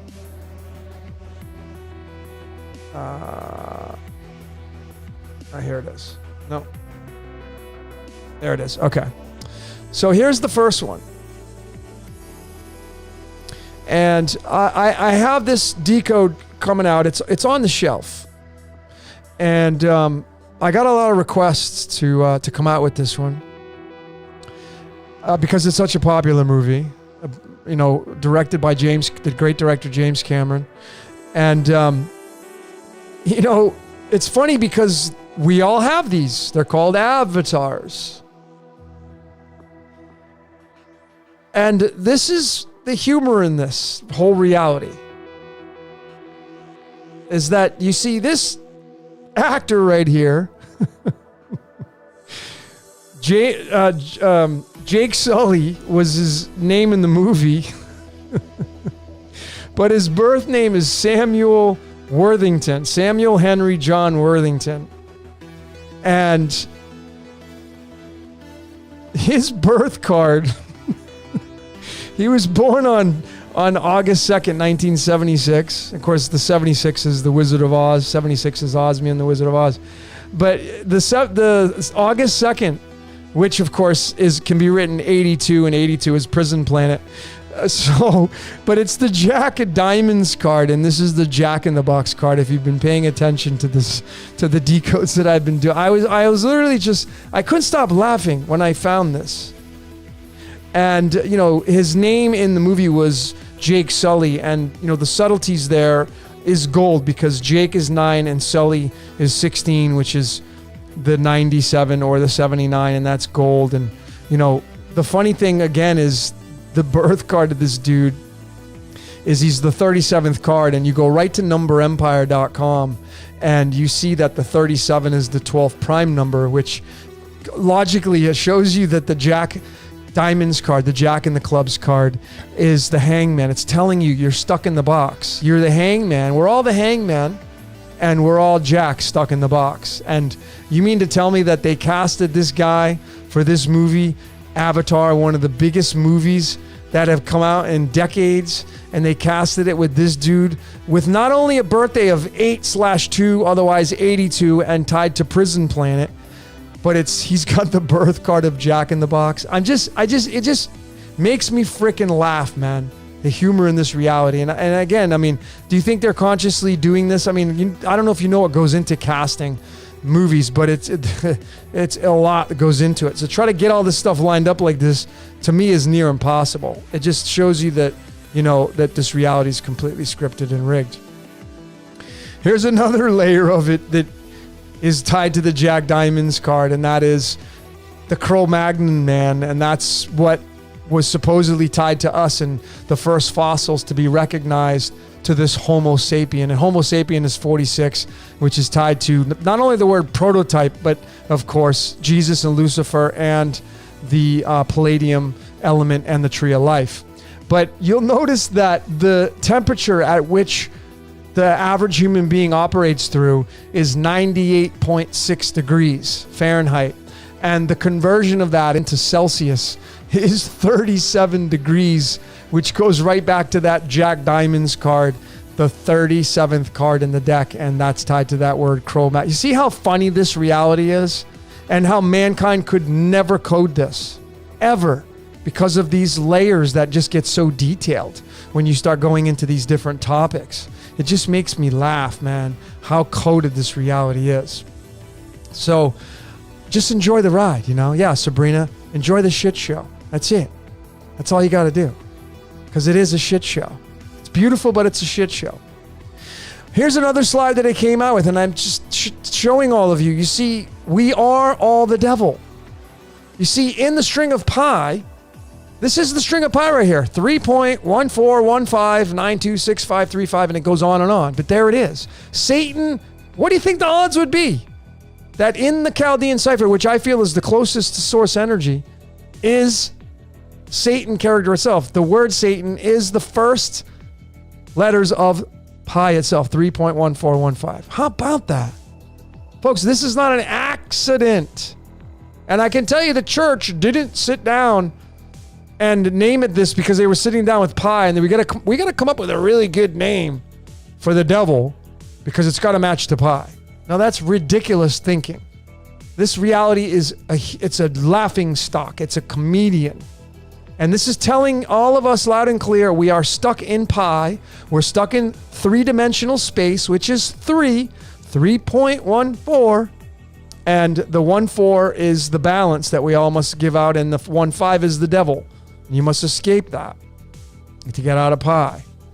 And this is what we all become right here, folks. You're either a man or you're a woman. You're either a man or a woman. Man is 10. Women is 23. The clues are found in alchemy. Alchemy for man is neon. I told you neon. Neon is obviously used. I am a huge fan of neon. I love neon. I have it lit up behind me. Is found through darkness, because when you light neon up, it's usually very vibrant at night. It's the light beings. Human, slow down, neon. And then woman is vanadium or vanadium. And if you notice the weights on these elements, these are the average weights of these elements. These are very important to show you and how scripted this reality is, because neon is 20 and vanadium is 50.942. When you alchemize those, here's what you're going to get. You're going to get 71.124. And if you've been paying attention, 71 is the element lutetium, known as Lucifer, the light bringer. And we're all light, slowed down into physical matter. That's why we're all little devils. And 71, just to the right of that, is not just any number. It's the 20th prime number tied to the word duality. So it's telling you that when you incarnate into a man or a woman, you become a little devil and you get stuck down here in duality. And that is why you look to the left. Man and woman through numerology is a 33. How about that? 33. So it's right there. And you realize that this statement right here is very fitting, right? Because what's our adversary? Our enemy? It's the ego. It's duality. That's your enemy. Duality is your enemy. Duality. That's why you want to be an observer of it. Because duality is your ego or your spirit. That's your enemy. Because it has both here. The ego and the spirit, the angel and demon, they're both down here in duality, tugging at your strings. So your enemy is both the angel and the demon.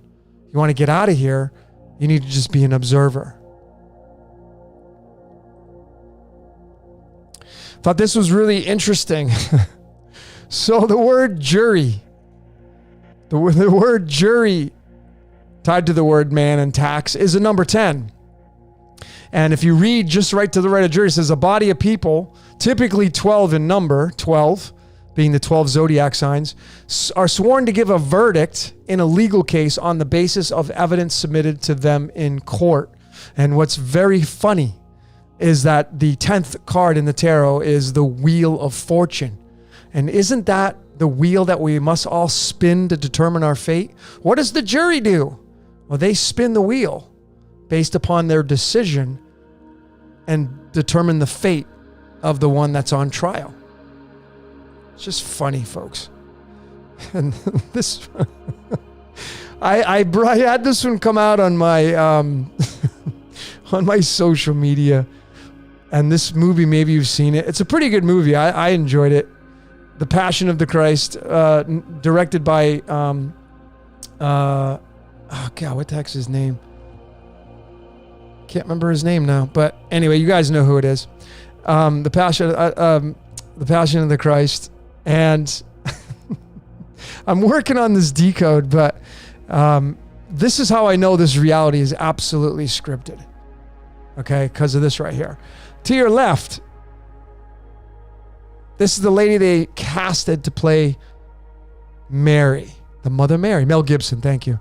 Mary, the Immaculate Conception. And then this is the guy they chose to play Jesus, Jim.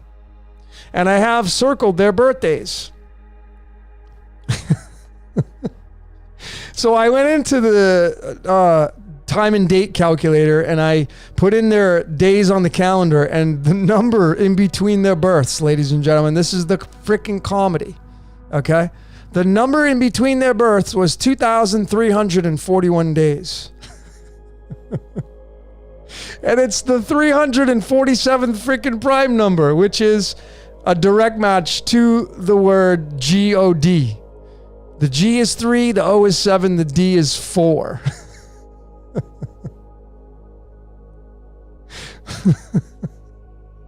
This is why this reality is a freaking joke, man. Because of stuff like this. So I hope you're laughing.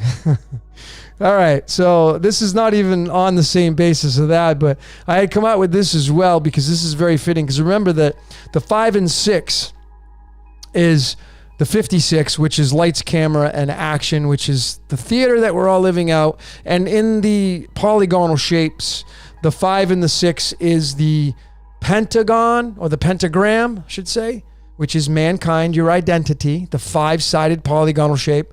And then it's the 6-sided shape called the hexagon. And the hexagon is tied to the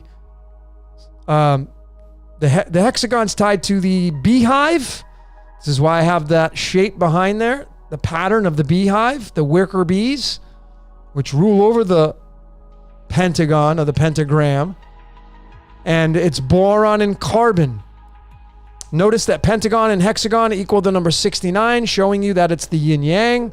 It's right there on the freaking soccer ball. And I will note that the soccer is the most popular sport in the entire world. The most popular sport in the entire world. Soccer. And there it is. It's telling every time. Black, and it's black. What color is the soccer ball? Black and white. Black and white is duality. And you'll notice that soccer's 23, and if you take boron and carbon, which is what runs us, and you do the alchemy of those, you're going to take 11, and you're going to add the 12, you're going to get 23. And that's soccer. You see how stupid this reality is? It's so freaking ridiculous how we're being played. It's so funny. And then, you realize that the 5 and 6 is 11, and that's tied just to the right there in red. It's sodium, and that's why Jesus says, ye are salt of the earth. And then 22 is the recycled player called titanium. And that's where you're going to get Saturn's moon Titan. Saturn runs the hexagon, and then we are man, the pentagon, the pentagram. And that is the exact representation of, and the 5 and 6 is barium. 56 is tied to the 137. 137 is the 33rd prime number, and that's an instigating of light. Light is 33, 137. You may have heard this statement before. Everything happens for a reason.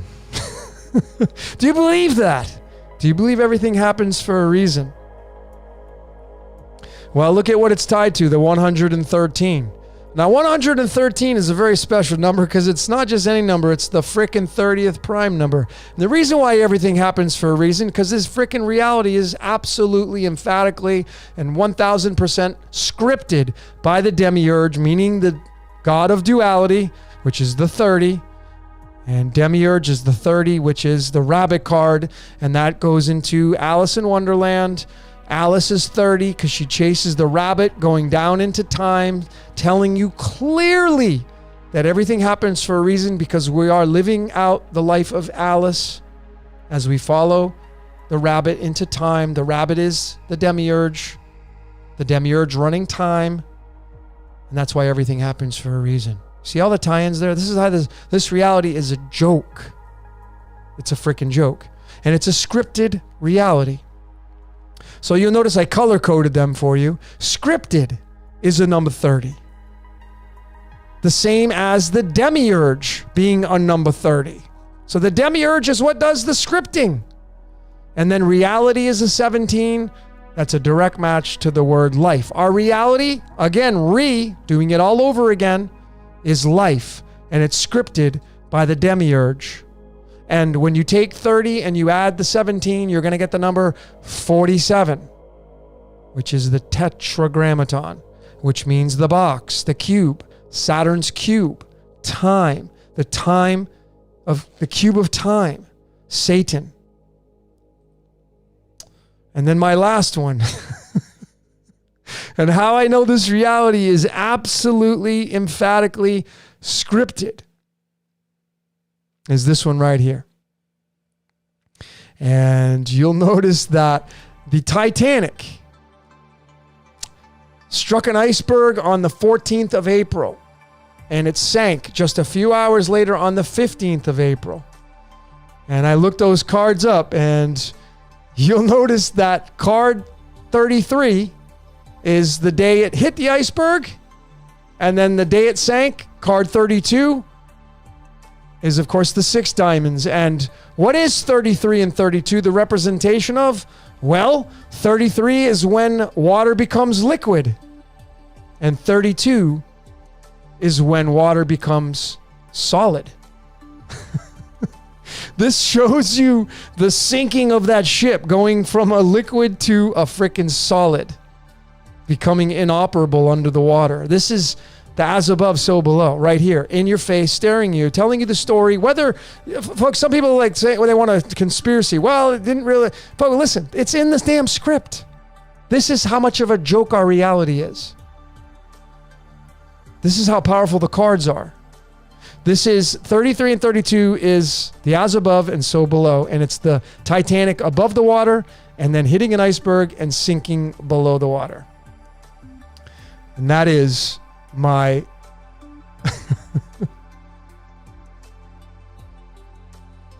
whoops, that is my little random thoughts tonight. It's just hilarious, man. The Titanic thing cracked me up, man. And you just I mean, really, if you had now consciously, now we have the tools to really go in and now start to, code. And I know some people do that. Make no mistake about it. But when you go into a movie and you see all these things in the background, how are you gonna set the stage for all these layers in the movie? You can't. Choosing a room number, okay. But like graffiti on the wall and then pictures and then things hanging.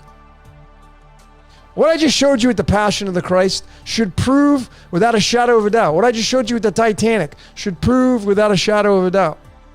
What I showed you about man and woman should prove to you without a shadow of a doubt that we are in a scripted reality. And it ain't man scripting it.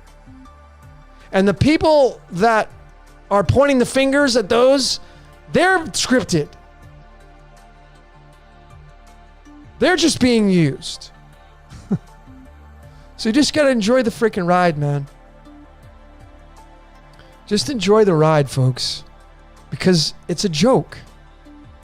So try to get away from the madness as much as you can, so you can detach from that and enjoy the ride without having any kind of resistance, impediments of the loonies coming to grab your energy. And it's a tug of war because you may have to end up entertaining that energy at some point in your life. I don't know. I don't know. It's just funny, man. Whew. Yeah, isn't that mind-blowing? The Passion of the Christ. Folks, if you can't see now what I'm trying to show you, I mean, that slide right there of the Virgin Mary and Jesus, played by Jim, and showing you their timestamps of their birth. Do you think that Mel Gibson was casting and said, well, I need somebody that has 374 tied to the prime? And folks, that's just crazy thinking. To think that these people are actually in Hollywood sitting down in the casting room amongst trying to book a guy through his agent and all the other machinations that goes into booking people at these layers. No way are they doing that. Not possible. Nope.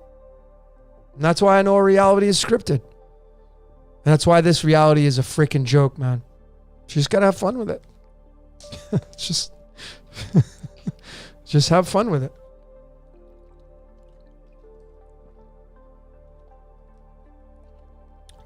All right.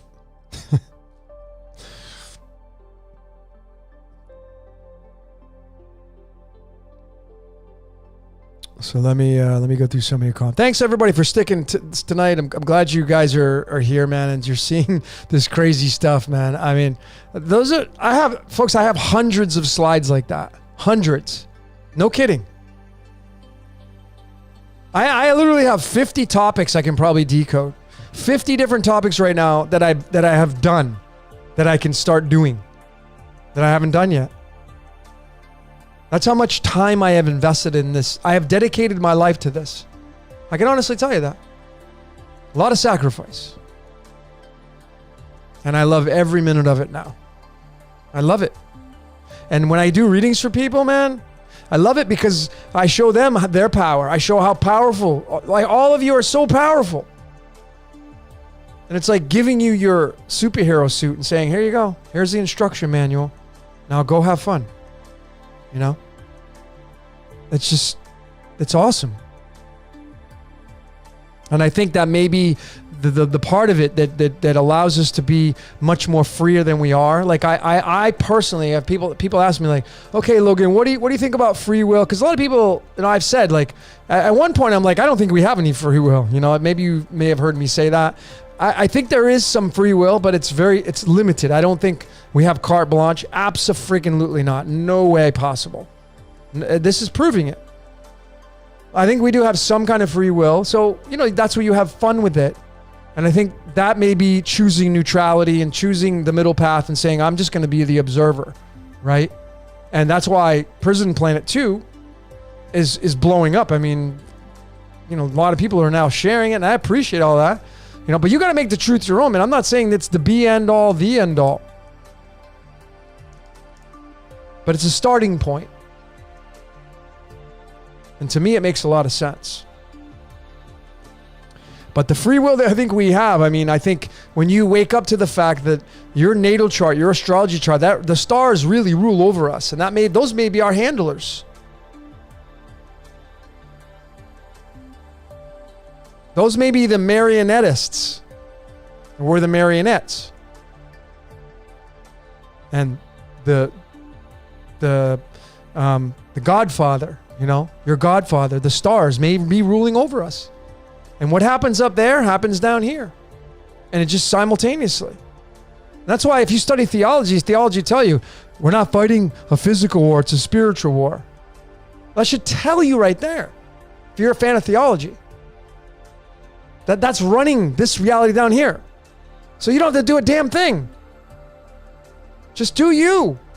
If we have any free will, be a good person. Make a mark on the world. Figure out, decode yourself. That to me is the most important thing to do, is to figure out who you are, because that to me is your blueprint. That's what that to me is like, that's what was shunned. That's why the church says it's from the devil, which it's kind of funny because it is, because we're the devil. So that is true. Like they say, astrology, don't study that, it's from the devil. Yeah, that's right, because we're the devil. So thank you for that truth. Now I understand what that really means. It's two little black, the two little black dots in your eyes, the pupils, those are the black suns. So people say, oh, it's the black sun. Yep, you're the devil. The black sun's the devil. You're the devil. Welcome to the club. Welcome to the truth and the awakening, the great awakening. You're the devil. Hi, devil. So be the best little devil you can be. Because you're wired towards being a devil. Satiation starts with the letter S-A-T. Saturn starts with the letter S-A-T. Satan starts with the letters S-A-T. What are we wired towards? Satiation. Can't help it. Can't help it. You're wired that way. It's not an excuse to be a dick to people. It's not an excuse to be a bad person. Because I'm the devil. No. You got to transmute the energy.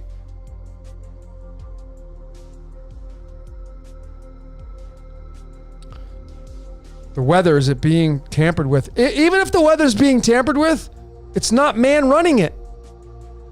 It's whatever created this reality. It is controlling man to control the weather. It's all a freaking Ponzi scheme. This entire reality is a Ponzi scheme. All of it. So even when you look at these organizations, they're spraying this, all part of the script. It's supposed to be done.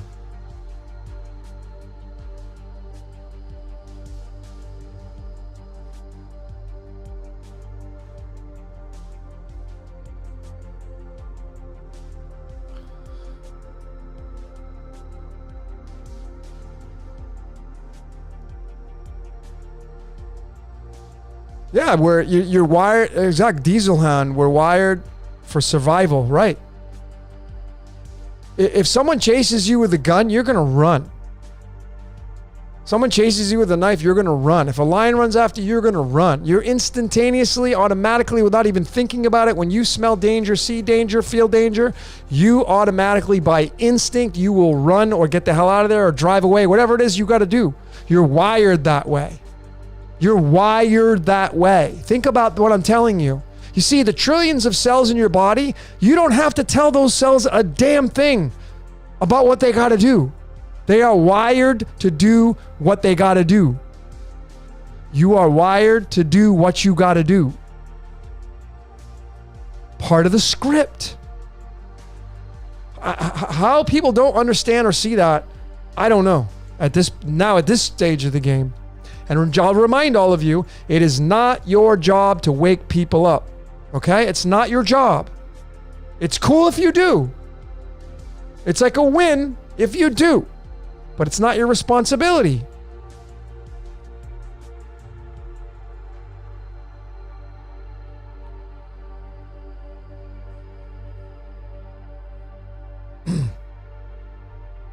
Grave fights. Neo and Matrix played Satan's son and devil's advocate. That's a good point. Let me just show you something. So you guys can make heads or tails of this. And you can do whatever you want to do with it, okay? Keanu Reeves. Oh, wait a minute. Did I even show you guys? I'm going to show all of you. Because Hugo is... This is... Oh, yeah. He's got the 4 of spades. So... There's his... I showed this in my breakdown of... I think it was 33 Decoded. This is how scripted our reality is, okay? And that's why it's a joke and you should just have fun with it. But here's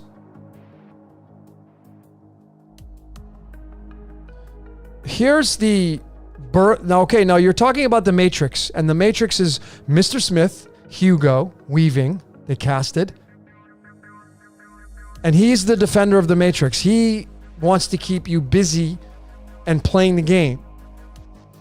Because the game needs players. I played the song in the beginning by the Cars, Just What I Needed. The I needs you to play the game. When you come down here, oh, you're just what I needed. That's what the song really means. Love that song. But this is Hugo, the guy they casted to play Mr. Smith.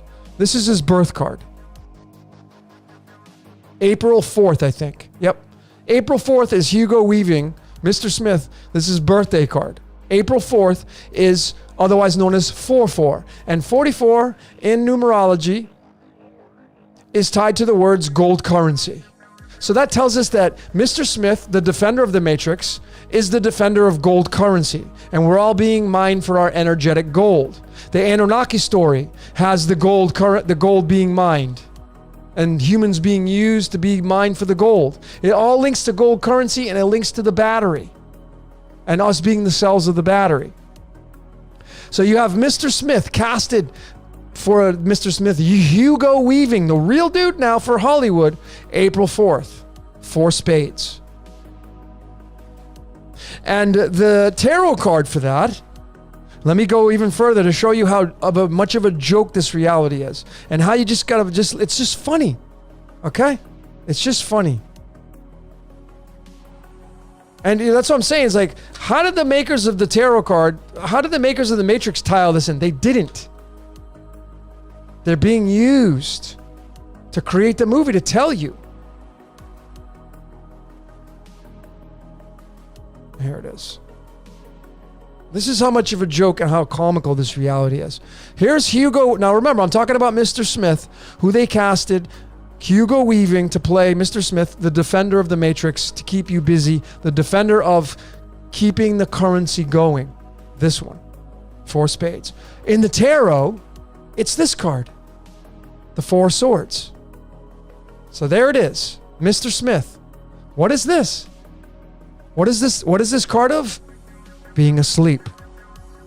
Think about what Mr. Smith. Being asleep. Go to sleep. Wake up, Neo. Go to sleep. Go to sleep. Wake up, Neo. Go to sleep. This is who they casted for the damn Mr. Smith character. His birth card is this tarot card. Go to sleep. Yeah, okay. And our reality is not scripted. Sure. So then they cast Keanu Reeves to play Neo. And if you watch my John Wick Decoded, I showed there, using alchemology, which is blending alchemy with numerology, that Neo from Keanu Charles Reeves equals neodymium, which is the element, has Neo in it. Neodymium. It's the 143 tied to the 60. Here's Keanu Reeves' birth card. 9 diamonds. Very, very, very fortunate card. It's a humanitarian card. What does Keanu Reeves do? Guy's a freaking humanitarian. Big giver on the world stage.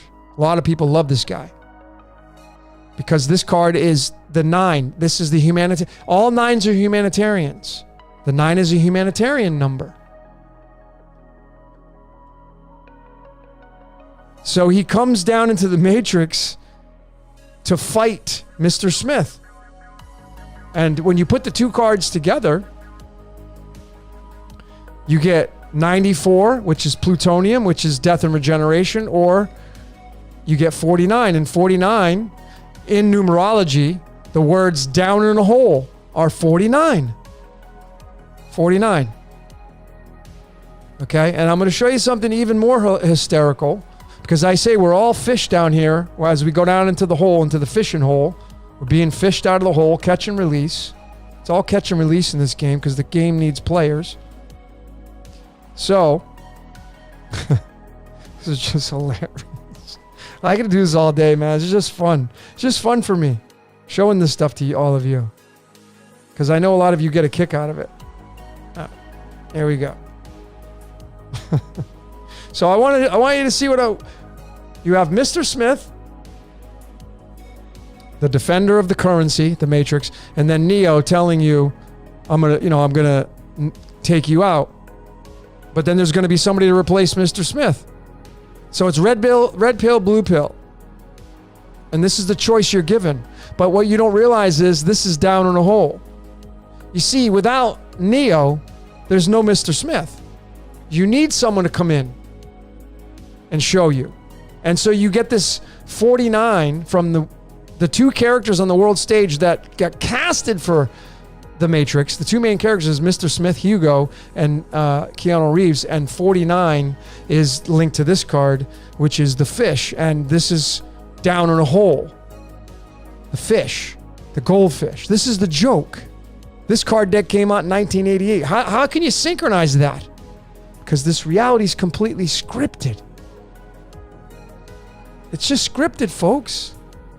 It was already written before we got here. That's why it says in theology, God knows the things you need before you ever ask him. Duh. Of course he does. Because the script was already written. Already knows the outcome. It's just funny, man.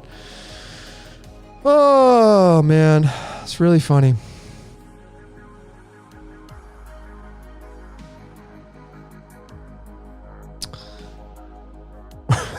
It's just, when you realize that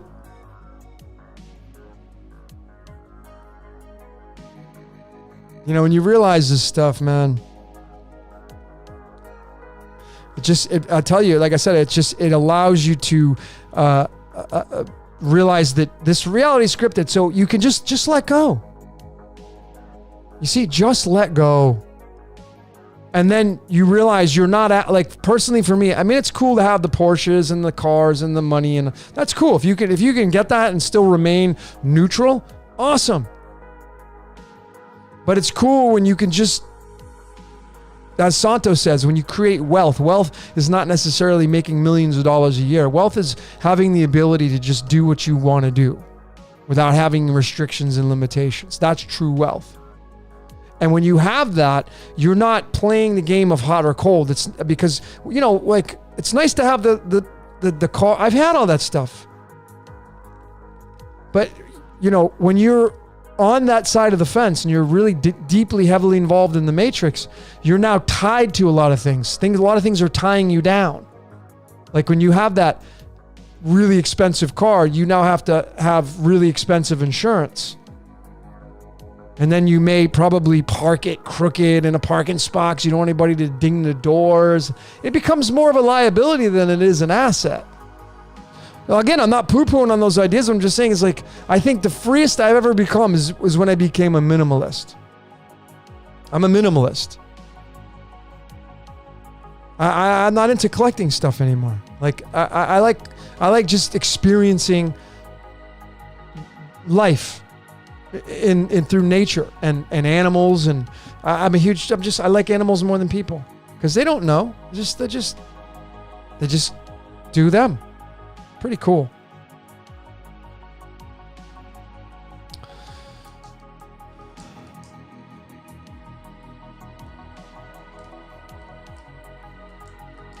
All right. So everything's a psyop. The Anunnaki created us as a slave race, and that's why they think we should get vaccinated because they have always messed with our DNA. Maybe. I don't know how you would prove that. That's a cool story. It's possible. It's very possible. Can't rule that out. Anunnaki is 26, just like the Yod-Heh-Vah is 26.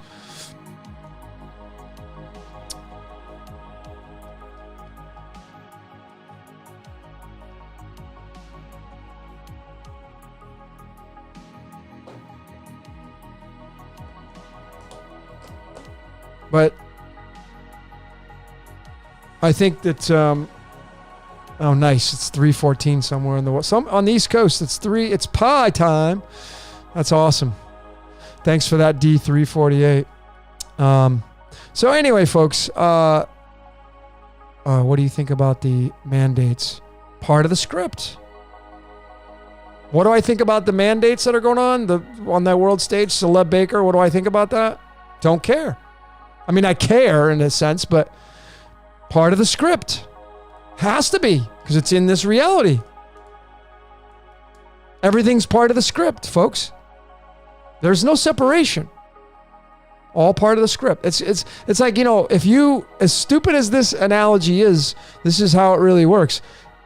If you ever played the game SimCity, SimCity is a simulation. And in that game, you're allowed to create buildings and cities. You're the architect. But then you can go in and the new ones have like monsters, and you can create hurricanes and tornadoes, I think, and, you know, natural disasters, earthquakes, and, you know, you can do all that stuff in that game. That's our soul below. The game of life in our soul below is the screen in front of you. This is our soul below, right here. This. So we're the soul below of the as above. It's just fractals. How far it goes, I don't know. But I know it doesn't stop here. And I've proven that if you're a fan of this methodology that I keep showing over and over. Synchronizing many different layers that have nothing to do with one another. But yet you clearly can see they do.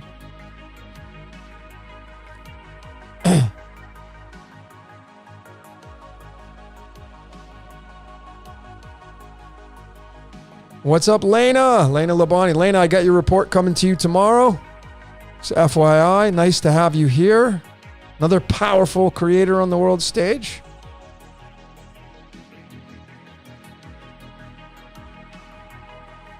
If everything is scripted, are we here to live the script or change it? Both. Because everything's in the script. It's a big contradiction. That's life. Contradiction. So it's both. We're here to live out the script, but change it because changing is the script. Because change is inevitable. Change happens constantly. And if we're part of the script and change is part of the script, then we're changing the script. So it's both.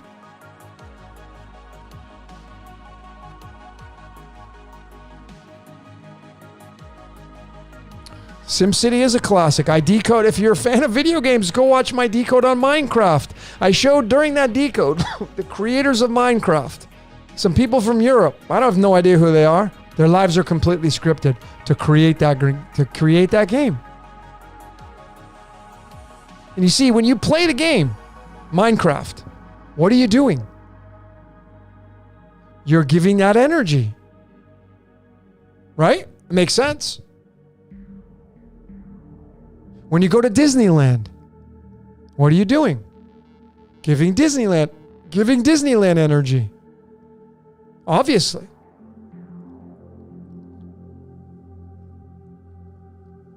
What is the purpose of the game? Experience, no idea. Trying to figure that out myself. I don't know. That's an answer I can't give. What's the purpose of it? No idea. I just know it's the collection of energy. I know that. That I've already proven to myself personally.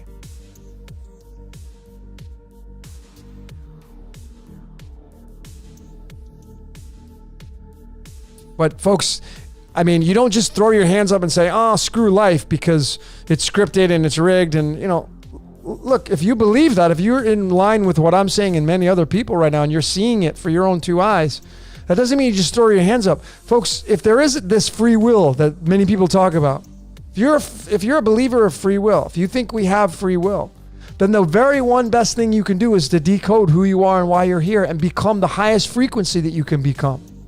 Because it may be about leveling up. And leveling up would mean that you need to figure out who you are and why you're here. And that takes time out of your day. You may have to give up your favorite shows that you're watching to decode yourself. Everything costs time. Everything. And when people say, oh, there's no such thing as time, what are you talking about? Time is an illusion. No, it's not. It's an illusion to what you're saying, but clearly every time I look at my clock, it's not. This ain't an illusion. This reality is an illusion. Okay, but it looks pretty real to me. I believe that this reality is a simulation. But it's a damn real one to me and to everyone that's watching this. So is time an illusion? Well, I guess you can get in the philosophical realm of what it means to have time as an illusion. But I mean, the sun's going to come up tomorrow. It's dark here in Mexico.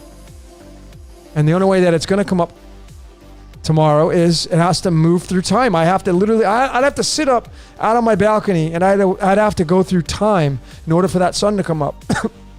Because right now, it's 2:21 in the morning and it's pitch black outside, besides the artificial light out there.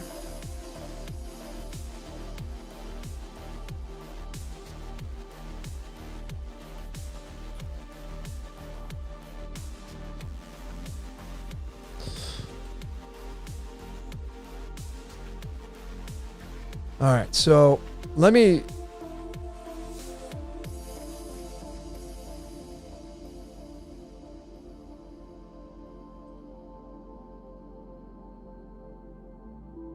All right, we got a pretty decent amount. It's crazy. I just switched over to C and it was 141. Okay, so I know I really didn't get into any cards, and I'm not going to... I'm not going to be pulling cards for anybody tonight, but what I am going to do, because it's 2:21 and I kind of want to end this early. I mean, folks, I can, as you know, I mean, my last transmission, 6 hours. The one before that, 6 hours and 1 minute. I mean, I could just keep going and going and going. And me sitting for this long period of time is actually not even healthy for me.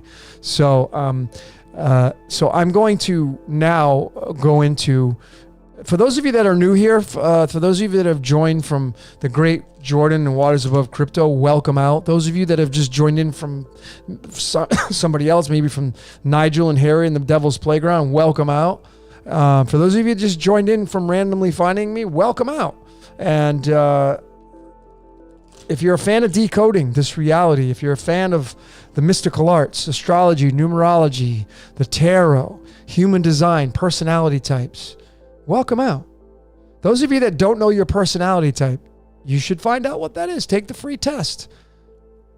Let me send it to all of you. Those of you that have not decoded your personality type, I'm going to encourage you to do that. Let me put the website inside the chat box for all of you. Okay, make it easy. Here, I'm going to plop it in right now. Here it is. There it is. I just posted it. I should probably sticky it. Pin it, I mean. There, I just pinned the website to click on to do your personality type. And I'm going to suggest that all of you do that. If you don't know what your personality type is, the Briggs-Myers, there's 16.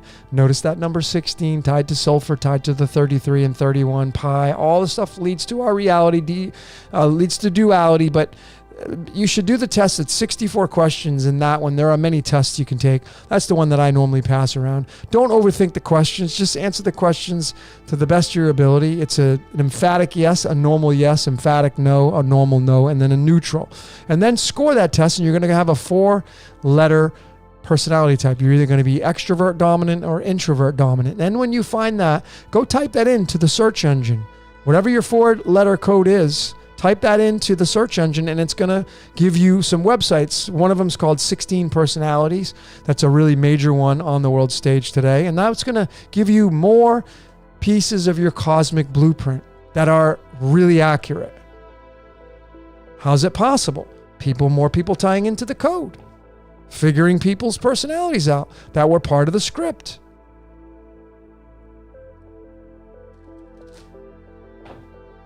Okay.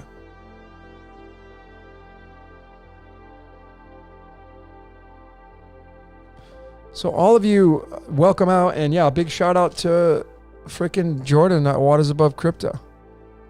He is a gem of a person. And if you're a fan of cryptocurrency, that's the guy you want to follow. Go to his channel.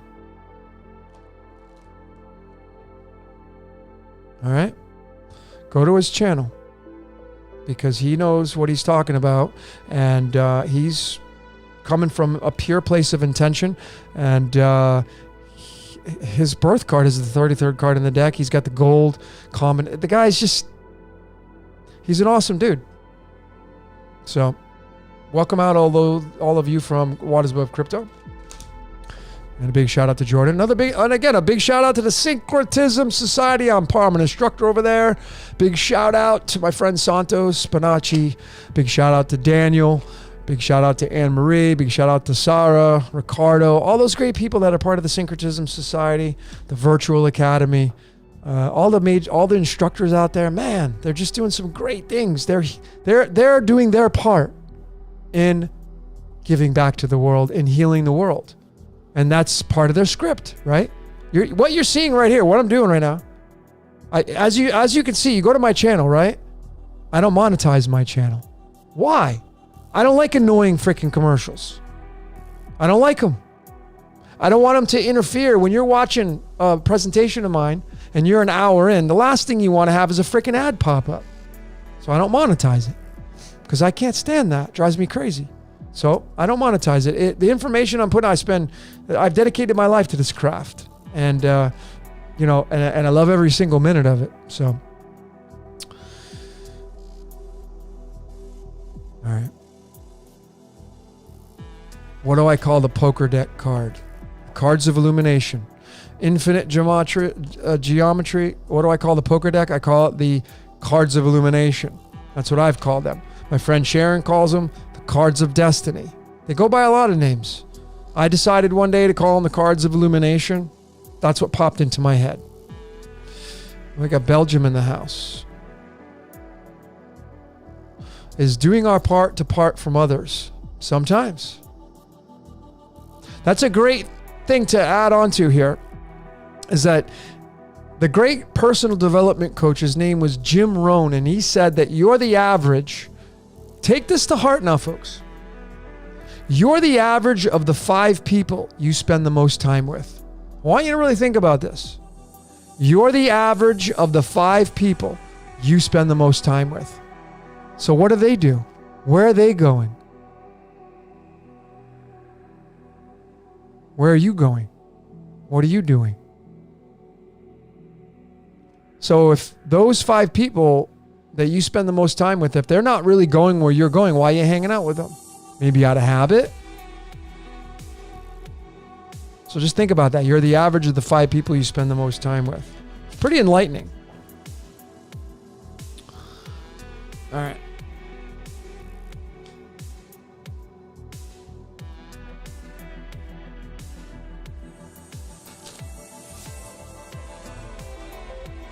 The movie, a lot of people have been watching that movie Free Guy with Ryan Reynolds. Notice Ryan Reynolds has the double R, the letter R, as I showed, is the moon.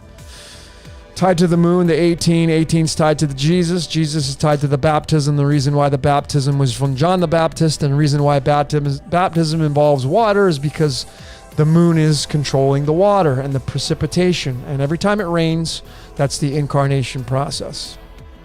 All right. Oh, before I do that, I have been sitting here with these the whole time.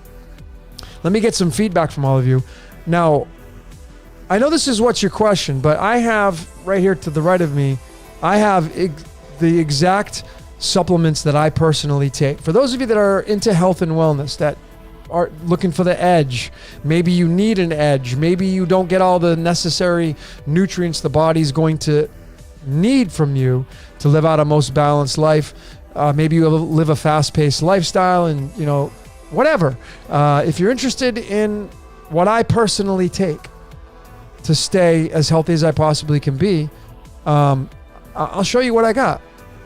If you guys are interested, give me a little bit of feedback. If you guys are interested, give me some thumbs up or yes or whatever, and I'll show you.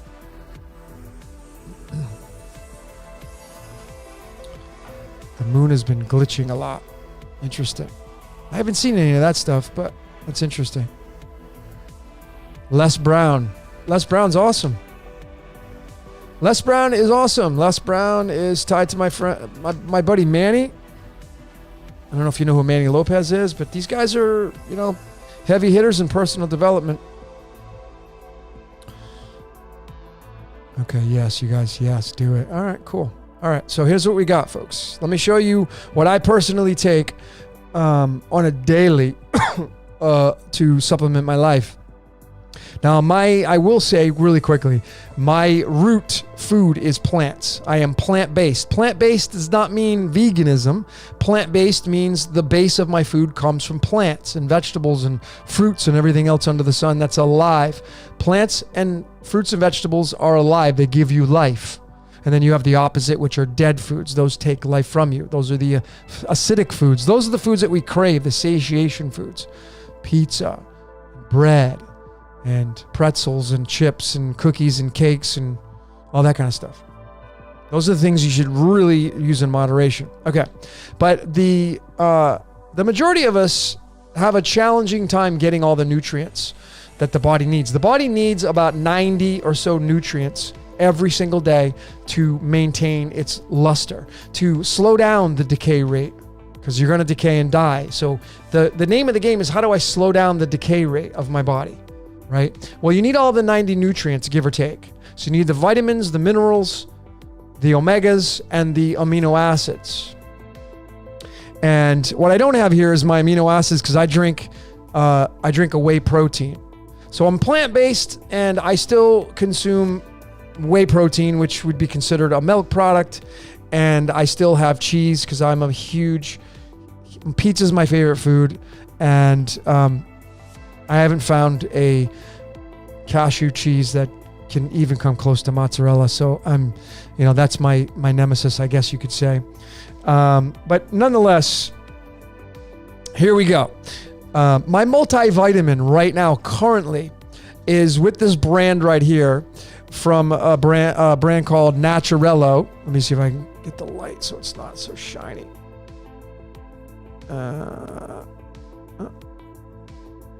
Trying to get so my lights aren't blaring on it. But this is the vitamin I take, and they make several different vitamins. This one is the one for designed for men. They make one for women, and it's the reason why I like this one so much is this is a whole food vitamin, meaning that it's not made from synthetic material. You see, there's a lot of vitamins like Centrum, those are made from synthetic elements, and the body, of course, doesn't really respond well to those. Now, whole foods, these are made from ground up fruits and vegetables. Of course, the body instantaneously is going to resonate with that. It's going to pick up on that, and it will do the body very, very good. These definitely are a little bit more on the pricey side. You can go to, my favorite place to shop if you're in the US is called allstarhealth.com. Allstarhealth.com is, and if you buy like $150 worth of supplements, I think you get free shipping. Vitacost is pretty good. You can find some coupons online. These are a little bit pricey, but folks, your health is worth it. These are, to me, are some of the best vitamins you can get on the world stage today. Naturello, big shout out to that company. That's my multivitamin to get the spectrum of all the vitamins that you need. Now, you also need minerals. You need a vast amount of minerals. Now we get into the elements on the periodic table. Selenium, copper, boron, magnesium. Now there are a few ways you can get them. Supplementing, you can do what's called a sole. Sole is a Himalayan salt, a pink Himalayan salt, and water.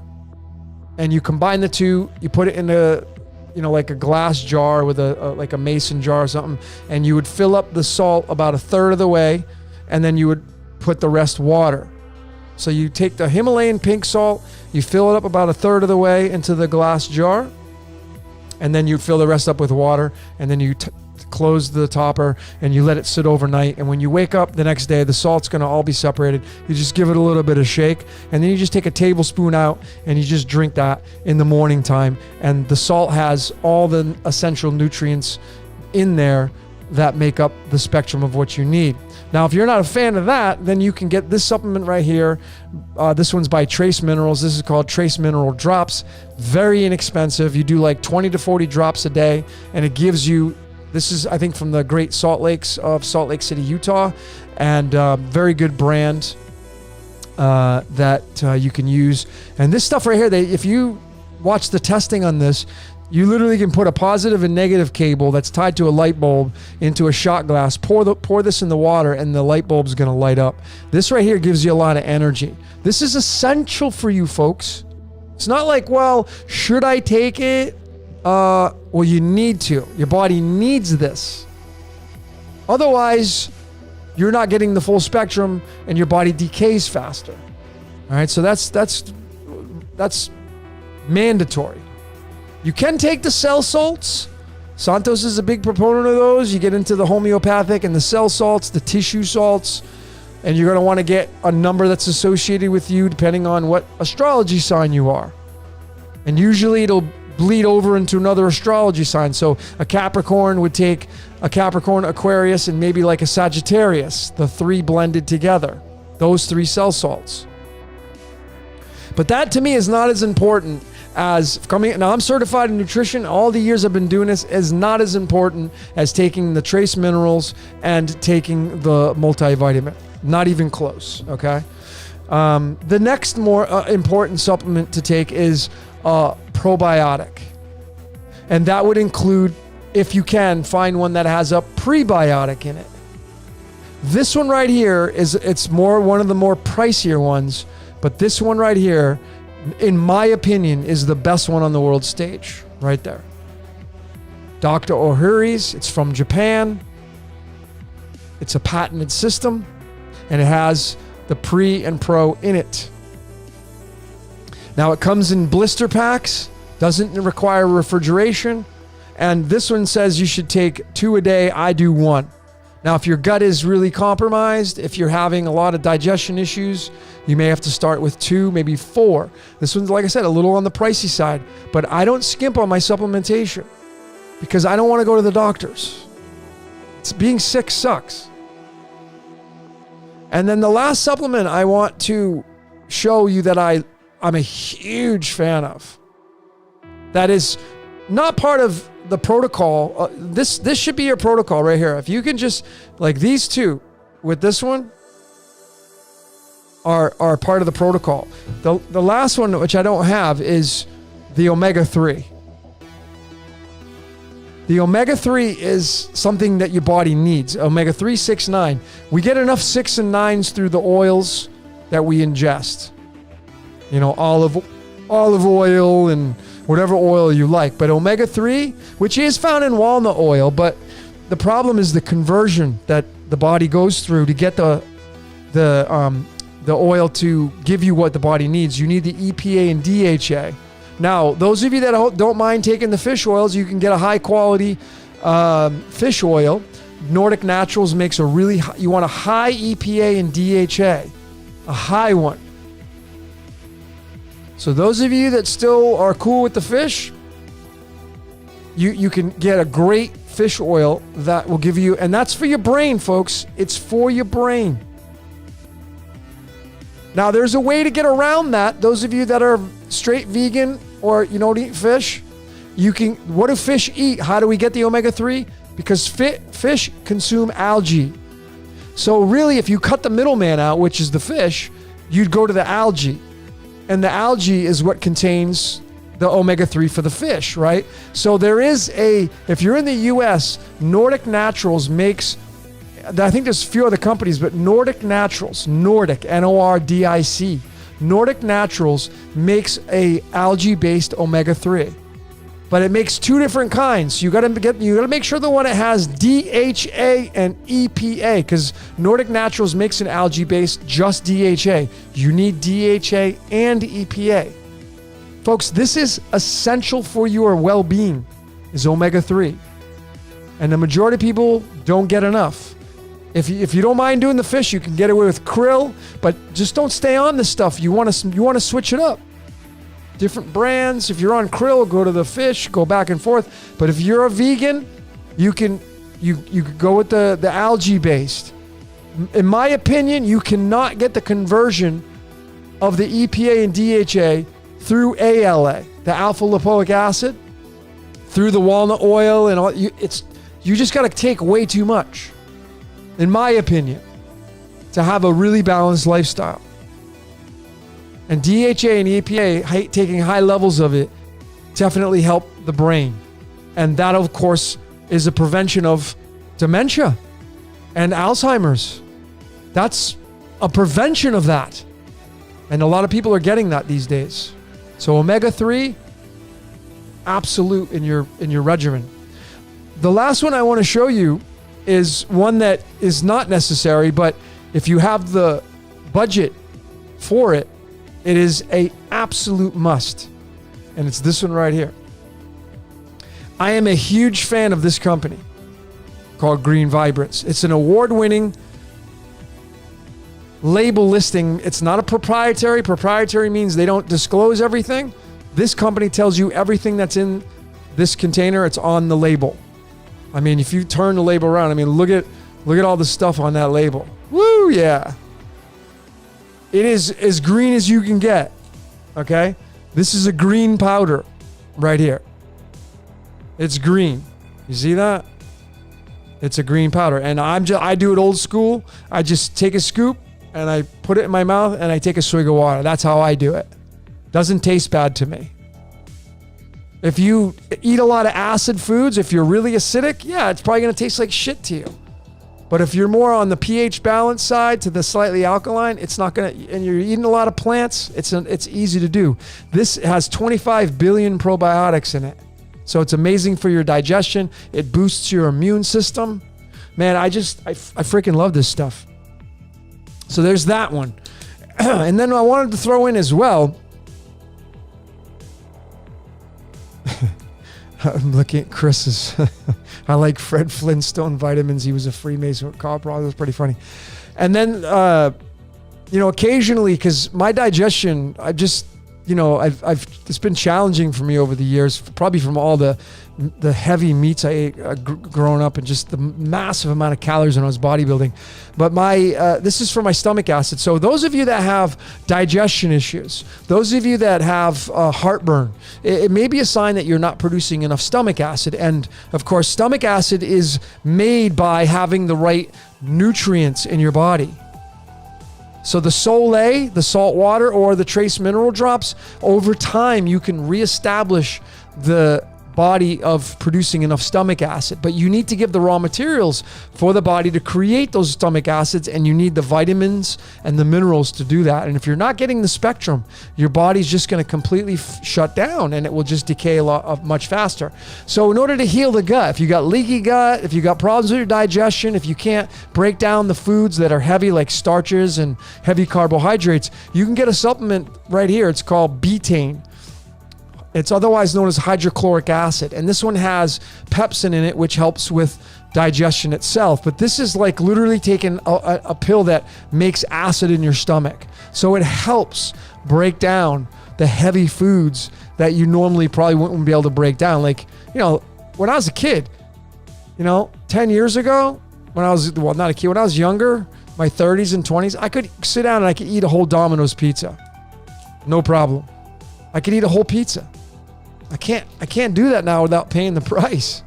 Well, when I have the heavy foods like pizza, I'll pop a couple of these to help out break down the heavy starches that I can, if I want to have a reward meal. I don't call them cheat. That's another thing, folks. Stop using the word cheat. There's no cheat. Some of you say, "Oh, it's my cheat day." No, cheating means bad. You're programming your subconscious mind. When you say it's cheat day, you automatically think you're doing something wrong. It's a reward day. Switch the way you speak your magic spells. I'm going to go reward myself. So I'm going to give myself a reward day. And you deserve it. So when you say reward, it's definitely a much different word than saying cheat. Okay.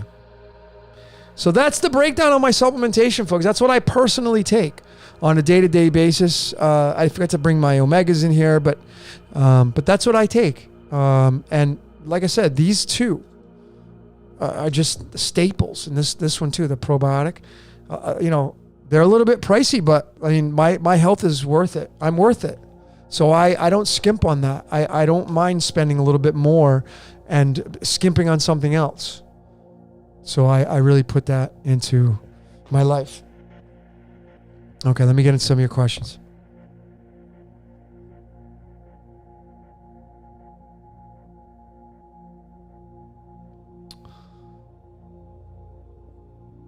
Is Sammy safe? Sammy is Sammy I think has what does it have in it? It's a mood enhancer. I think it either has some amino acids in it.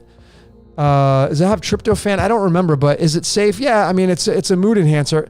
I take that stuff. It makes me tired. Sammy, I get too tired from it. So it doesn't work for me. I've tried it though. What are my thoughts about liquid chlorophyll? Great product. It's green, baby. Anything green. You can't go wrong with green. Remember, green, one of the most dominant colors in our world of this reality, it's green. Trees, plants, they give you life. The trees give off. It's an energy exchange, photosynthesis. Green is where it's at. Green is neutral. The pH scale, the number 7, green. So I love green. What about glutathione? If you're taking glutathione in a pill form, it won't make it past the gut barrier. Unless there's some special ones that are coming out. But if you're taking a glutathione like that, typically it's not going to make it past the stomach. So you can get I know that, I can make one announcement and tell all of you. I am currently, right now, I am on this patch. If you're a fan of Syncretism Society and watching Danny and Santos, I'm taking this patch right now. I'm on day 5, I think.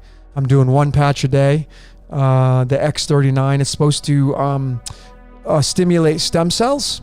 So I'm going to go on it for 30 days and I'm going to provide all of you my feedback. Because I'm all about, am I going to feel it? That's my thing. If I don't feel it, I may not take it anymore. I feel better on this. I just feel it. I can tell. I feel better when I'm and I know I don't get sick. I don't. My immune system's on freaking skyrocket when I take this supplement. When I take this stuff, and you need that. The soil's depleted. The vegetables that we eat are not as predominant in the vitamins that they once were because we're in the dark age. So of course everything is reduced. Another good supplement to take is blue-green algae from the Klamath in Oregon. Blue-green algae in powder form, phenomenal supplement. Blue-green algae, I love that stuff. Love that stuff. So glutathione, I know they make a patch for that, but I haven't tried it, so I don't know.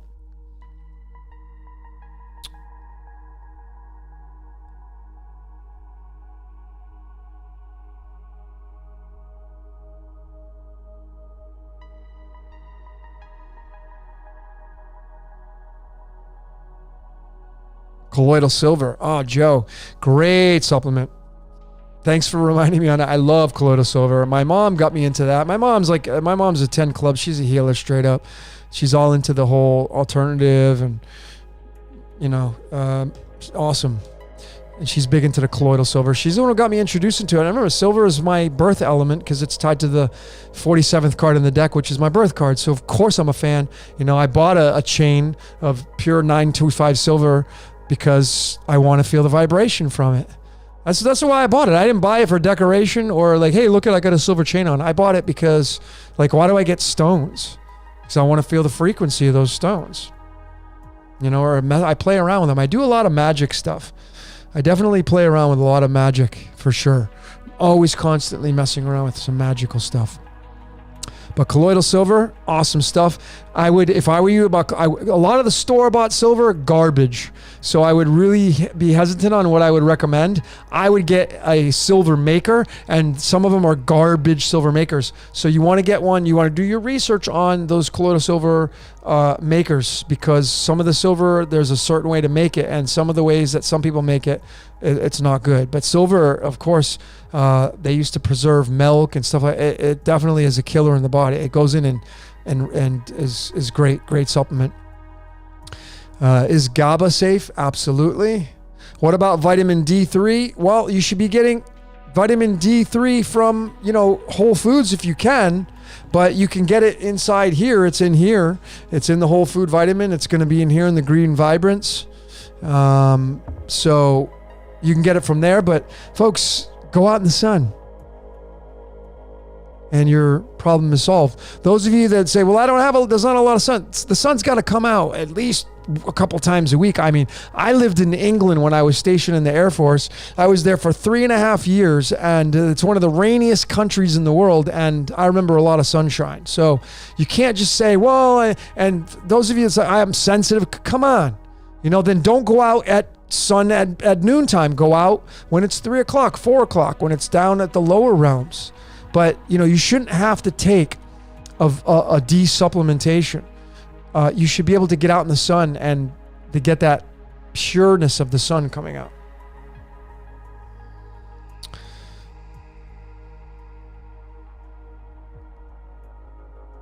Ginkgo, I love ginkgo.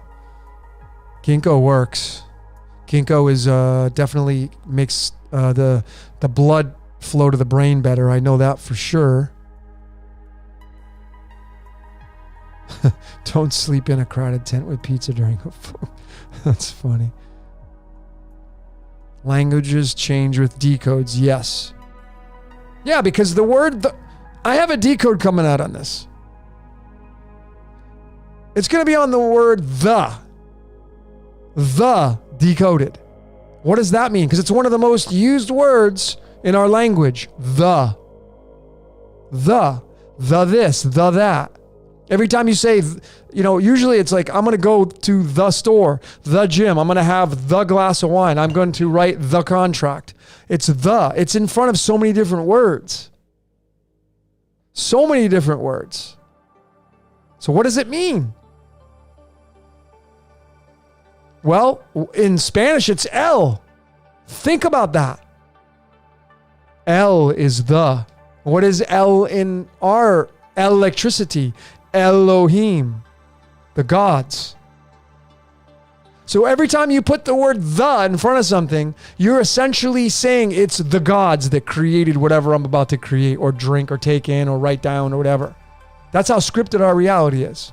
And I think the is a 455 if I'm not mistaken. Yeah.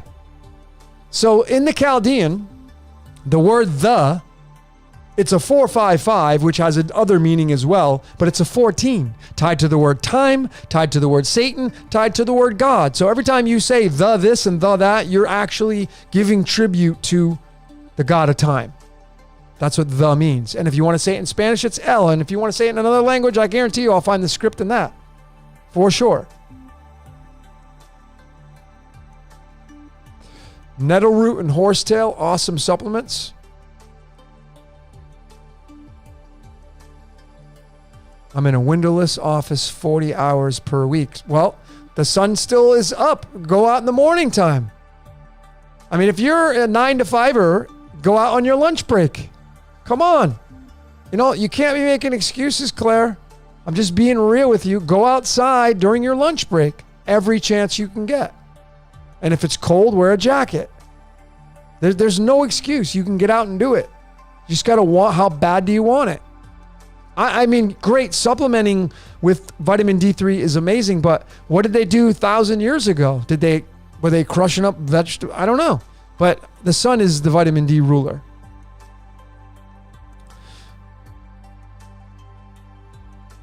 Yeah, ashwagandha, astrologus. Yeah, those are all great.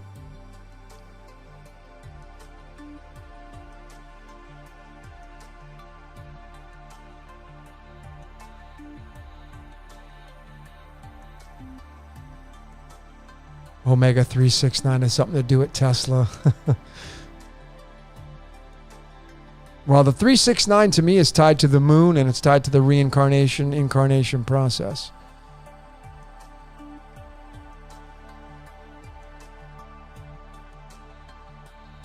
Where am I from? I am from Connecticut. I was born in the state of Connecticut. I was born on the Connecticut, Massachusetts, Rhode Island line, way up in the far northeast corner. And I lived part of my life in Massachusetts, outside of Boston. The city I was born in is about 30, 40 minutes from Boston and 30, 40 minutes from Providence. So I was like, and Hartford. So I was kind of like in what's called the tri-state. And yeah, that's where I'm from. Pine needle is awesome stuff. Pine needle tea. Hemp seed, great stuff.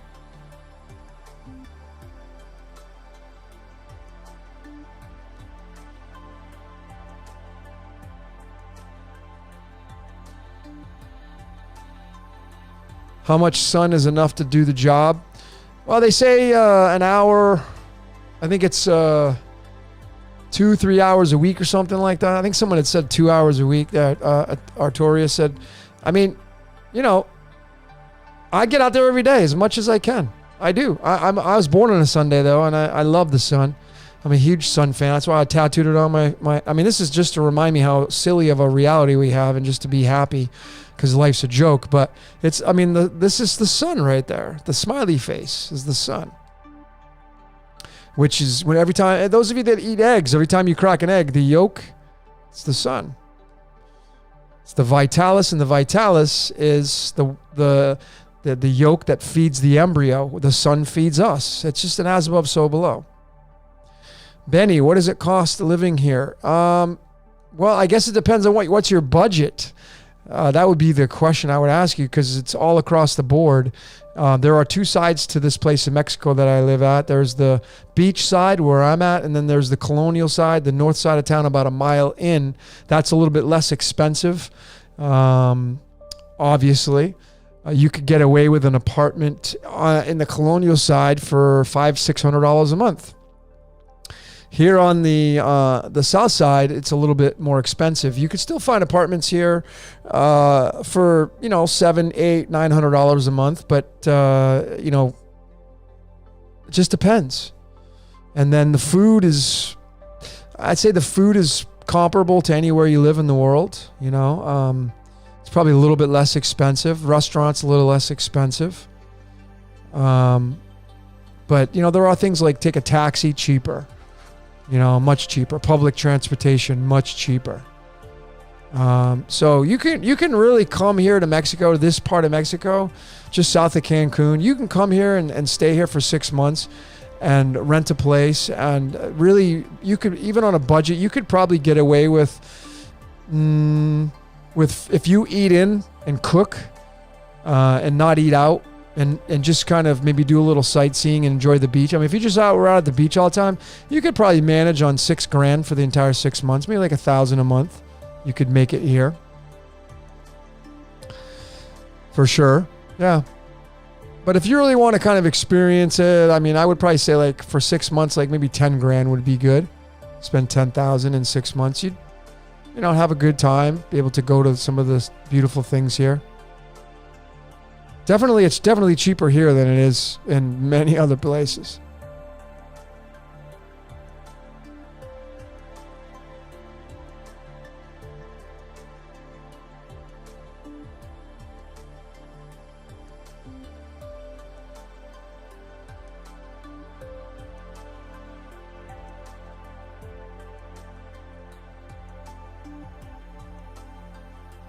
Free Guy. A lot of people are saying, you got to watch Free Guy. You got to see Free Guy.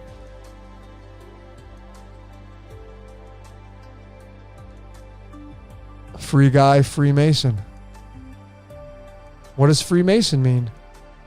Free builder. Mason means builder. And isn't that all? See, that's the humor in it, folks. You don't have to go belong to a lodge to be actually considered a Freemason, because all of us are builders. That's what you do, essentially. You build something in life. You don't have to actually build a house or a building, but you're building something.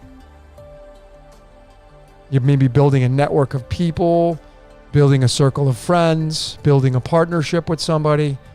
That's what Mason means. It's a builder. And if you think you have free will, well, that means you're a Freemason. You don't have to belong to a lodge. It's just, that's the humor in it.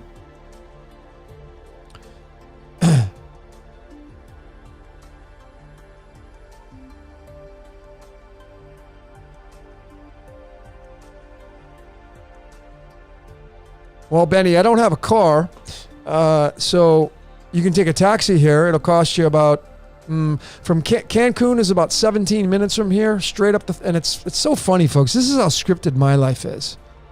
The freeway that runs from here to Cancun Airport is Highway 307. My first and middle name on my birth certificate is 307, and that's the Jack Diamonds card. The Jack in the Box card. Just this reality it plays with me. It's just like it's funny. But it's maybe from here to Puerto, it's maybe $30, $35. It's not that much. The cabbies will try to really get you if you don't know what you're doing, but they got great public transportation here.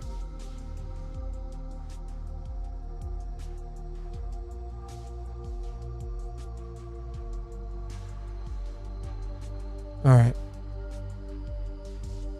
So I'm going to probably finalize this transmission, and because it's 3 a.m. here and I got to eat still, and it means I can't go to bed for a little bit. I don't go to bed in a full stomach, but let's do this, folks. I haven't done this in a while, so let's do a collective card pull, the collective tarot card pull, shall we?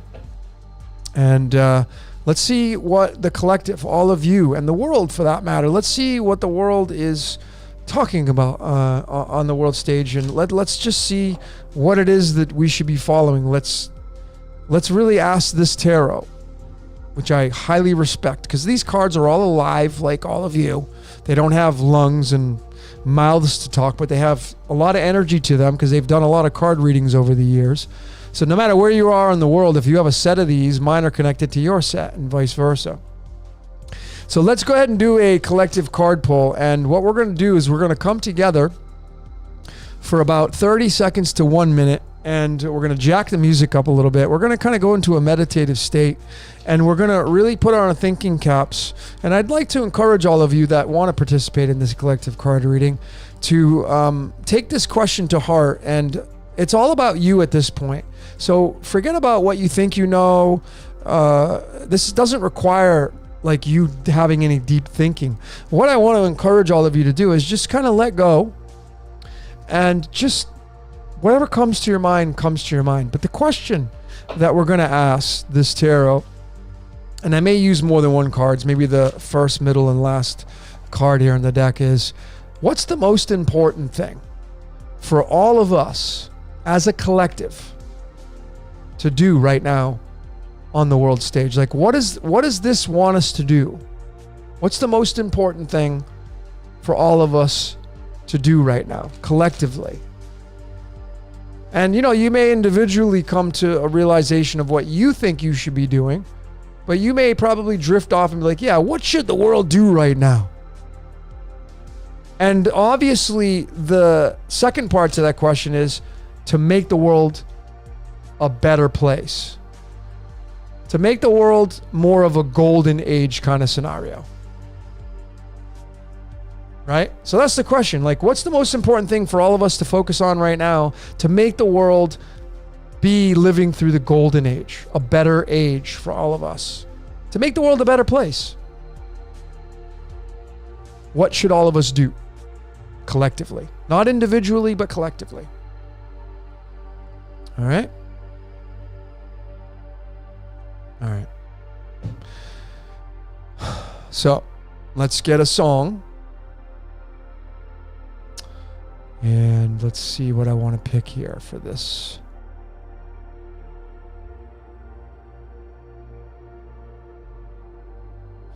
Let's do... We're going to be like 30 seconds to 1 minute. That's it. Let's do one that doesn't have any words and not really anybody knows, so that way we won't kind of go off onto something else. Let's just stick with this one because this is kind of like instrumental and meditative and all that kind of stuff. So again, last time, if you want to participate in this, I want you to just, if you want to close your eyes, cool, I probably will. And I want you to focus on what you think the world should do. What's the most important thing for the world to do to make the world a better place? What should all of us do here on the world stage for the world to become a better place? Like the golden age, like where there's these, we get rid of the craziness, the looniness, the zombie aspect. How do we get rid of that? What should be all of us be doing, contributing to make the world a better place? Okay, so one last shuffle. There it is. I'm going to set the deck down. And I'm going to jack up the music. 30 seconds, 1 minute. And imagine that. Okay, here we go, folks. Most important thing for the world to focus on in life right now. What's that going to be?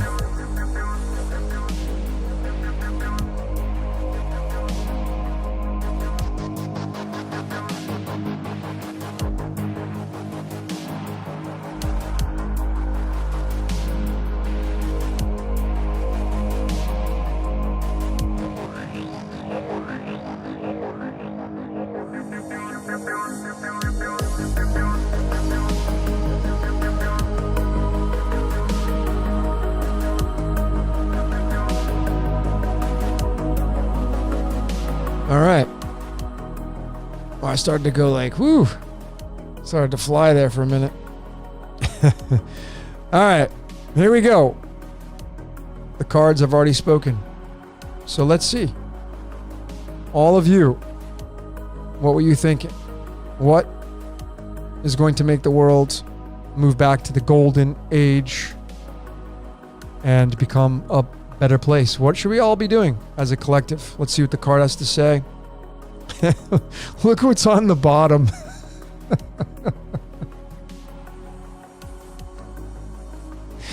Oh, fun. This is hilarious. Folks, this was on the bottom. This is the Trapped and Limited card. Obviously, it's tied to this is my birth card. This is funny. Okay.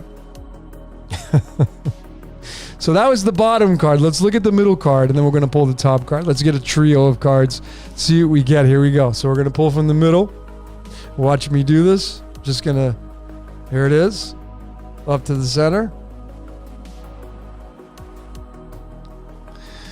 And voila. Now, for those of you that don't know the tarot, let me tell you what this card means, what my interpretation of the card means. This This is called the Page of Cups. Now, this cannot be found in the cards of illumination because these have been added by the tarot. These are not any part of the 52 cards of the deck in the cards of illumination. So these pages are typically like the prince or princess. So if you're female, you'd be the princess. If you're the male, you'd be the prince. And the energy of these pages are obviously, when you're a prince or princess, you would obviously be someone who's royalty, feeling like royalty. So can you get in that kind of exchange? Like, everybody needs to feel like they're somebody. They own that space of like, hey man, I'm somebody. And this card carries with it the energy of like, imagine you went to college for 4 years or 6 years or 8 years. You got a master's degree and you just landed a contract with a company that's going to pay you $250,000 a year. Now you're 21 or 21, 24, whatever. You just got through college, whatever the case may be, but you just got a contract for $250,000. How are you going to be feeling at that point? That's the kind of energy these pages are delivering to the world. You're going to be feeling ecstatic. You're going to be feeling like on top of the world. Oh my God, I just got a $250,000 contract. Damn, it's time to celebrate. That's the kind of energy these pages deliver to the world. Now, this is the Page of Cups, and he's got a fish in there. This is a card of love. So it's feeling on top of the world. No, you don't know what it feels like to be ripped off, cheated on, screwed over. You don't know what it feels like to be in the same room with someone who's a two-faced. You're not running around with the loony bins on the stage. You don't know what loony bin is. You're this beautiful page. Let me give you some more keywords of that. Hold on. I feel it deserves a fair position of that. And then we're going to pull the back card. So let me tell you what here it is. So the keywords are sensitive. What should the world do right now? The most important thing for the world to do right now is to be sensitive, kind, romantic, gentle, looking for new love, new ideas, youthful, imaginative. His heart or her heart is open to love and receiving messages from their higher self. That's what this Page of Cups means. So what does the world have to do to move back to the golden age? Exactly what I just said. Scrape away all the bad stuff that happened to you. All the shut off the static on the world stage, because if you can't be a part of that static, you don't engross yourself with it. All right, we'll come back to that. But let's see what's on the backside. What's on the backside? So I haven't looked yet. Let's see what we got. Oh! It's the Lover's card. I put a hex on you. Wow. Unfrickin' believable, the combination of these three cards. And the tarot speaks once again, just brilliantly. And this, when I read these cards, sometimes I say past, present, and future. Past, present, and future. So the past,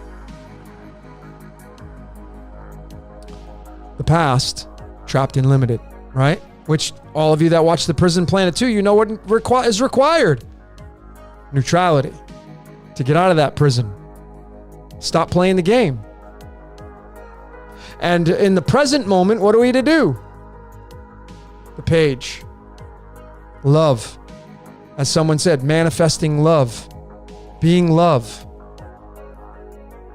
Sharing, caring, compassion.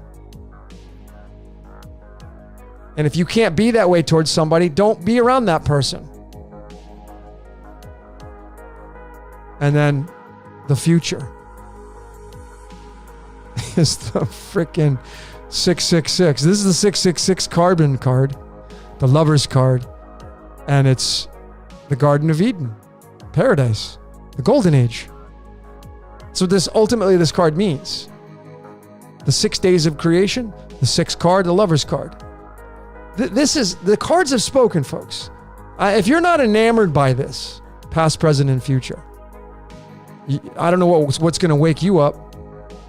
So what is the world to do to make the world back to the golden age and wake up? Well, stop being feeling like you're trapped and limited. Turn off the static. Become this youthful, energetic page, prince or princess that is all about manifesting love and casting love spells, being slightly alkaline, slightly love. You don't have to be like all love and light and rainbows and unicorns. Life doesn't work that way. Just be slightly that way. Slightly alkaline. And what's going to emerge from that? A brand new world. The Lovers. Folks, this is yeah, so incredible. Abso-friggin-lutely, this is incredible. The cards have spoken. The cards have spoken, folks. Once again. By all of you and me participating in this great collective consciousness. Amazing, folks. Amazing. Okay? Amazing. I mean, look at look what was behind the Trapped and Limited. The Star is Born. I mean, it's just... Wow. This is so much fun. This has been a fun journey, but I think my time has come to an end on this What's Your Question number 21. Thank you for listening to my long discords and my words, you know, and I'll encourage all of you, make the truth your own. That's all that matters. Everybody's living in your world. You're living in mine. That's the contradiction. What matters is your world, not mine. Don't listen to what I say. Listen to what you got to say. Don't ask people for advice. Go to yourself for your own advice. Do your own research. Don't just take things face value. Disconnect from the static on the world stage. It's not your job to save people. You got to save yourself. Put the oxygen mask on you first before assisting your child. And to become the best version of yourself, ladies and gentlemen, as I've always said, and I will keep saying, decode yourself. Decoding reality is great. But if you don't know who you are and why you're here, then I would shelf decoding reality and start decoding who you are. Because it's clearly, the card said, become the page, become the prince or princess. Well, you can't be that if you're decoding reality, because you're immersed in breaking down the matrix and trying to figure out the machinations. It's telling you become the best version of yourself. That's what it said. The card spoke, man. So thank you all for joining in tonight. Again, a big shout out to all of you great decoders. Thank you. Much gratitude, much love to all of you, and happiness and bliss. Stay away from the static, the noise, as much as you can. You know? Stay away from those that are cancer to your life. Cut those people out. Sometimes it's going to be rough because they're people that are close to you. But what's it worth to you? Right? You are number one in this world. And when you raise your frequency to the highest it can become, then everybody else around you will raise their frequency. Otherwise, you'll cut them out. And you'll not be in tune with those people. And that's why you're here right now, because you're on this frequency. Maybe not everything I say is resonating with your frequency, but you're here because you resonate with the overall frequency of everybody else here. So we're in this together, strength in numbers. So a big shout out to all of you great decoders out there. A big shout out to all my haters out there as well. Keep bringing your energy, because I'm just going to keep transmuting it, which is awesome. And, you know, I'm just going to suggest to all you haters out there, when are you going to kind of put the hater energy down, man? Because it's not going to work. It's just going to get you recycled back into the game, perhaps, if that's the way it works. I definitely know if that's a way to get recycled in, it's going to be through those layers of modality there. And then a big shout out to Syncretism Society, Santos, Danny, Anne-Marie, Sarah, all those great people. Big shout out to Jordan over at Waters Above Crypto. Man, much love to all you people out there. And I really, really appreciate each and every one of you. Let me end this transmission with a great song by the artist known as Phil Collins. And this is what I feel in the air tonight. What do you feel in the air tonight, folks? What is it that you feel in the air tonight? Well, this is what I've felt. This is what I've given. This is my passion. This is my purpose. What is your passion? What is your purpose, folks? Woo! Another long one. I didn't think I was going to go this long, but that's how it rolls. So much gratitude for all of you. Those of you that have given donations, Patreons, thank you so very much. Those of you that are interested in a reading, decodeyourreality@gmail.com. Send me an email with a request of that. I'll send you the information. Let's link up. I'm getting really hammered on the reading, so my time is limited, but those of you that are interested, hit me up. Until next time, folks, my name is Logan. This is Decode Your Reality for What's Your Question number 21. Till next time, folks, I'm going to see you later.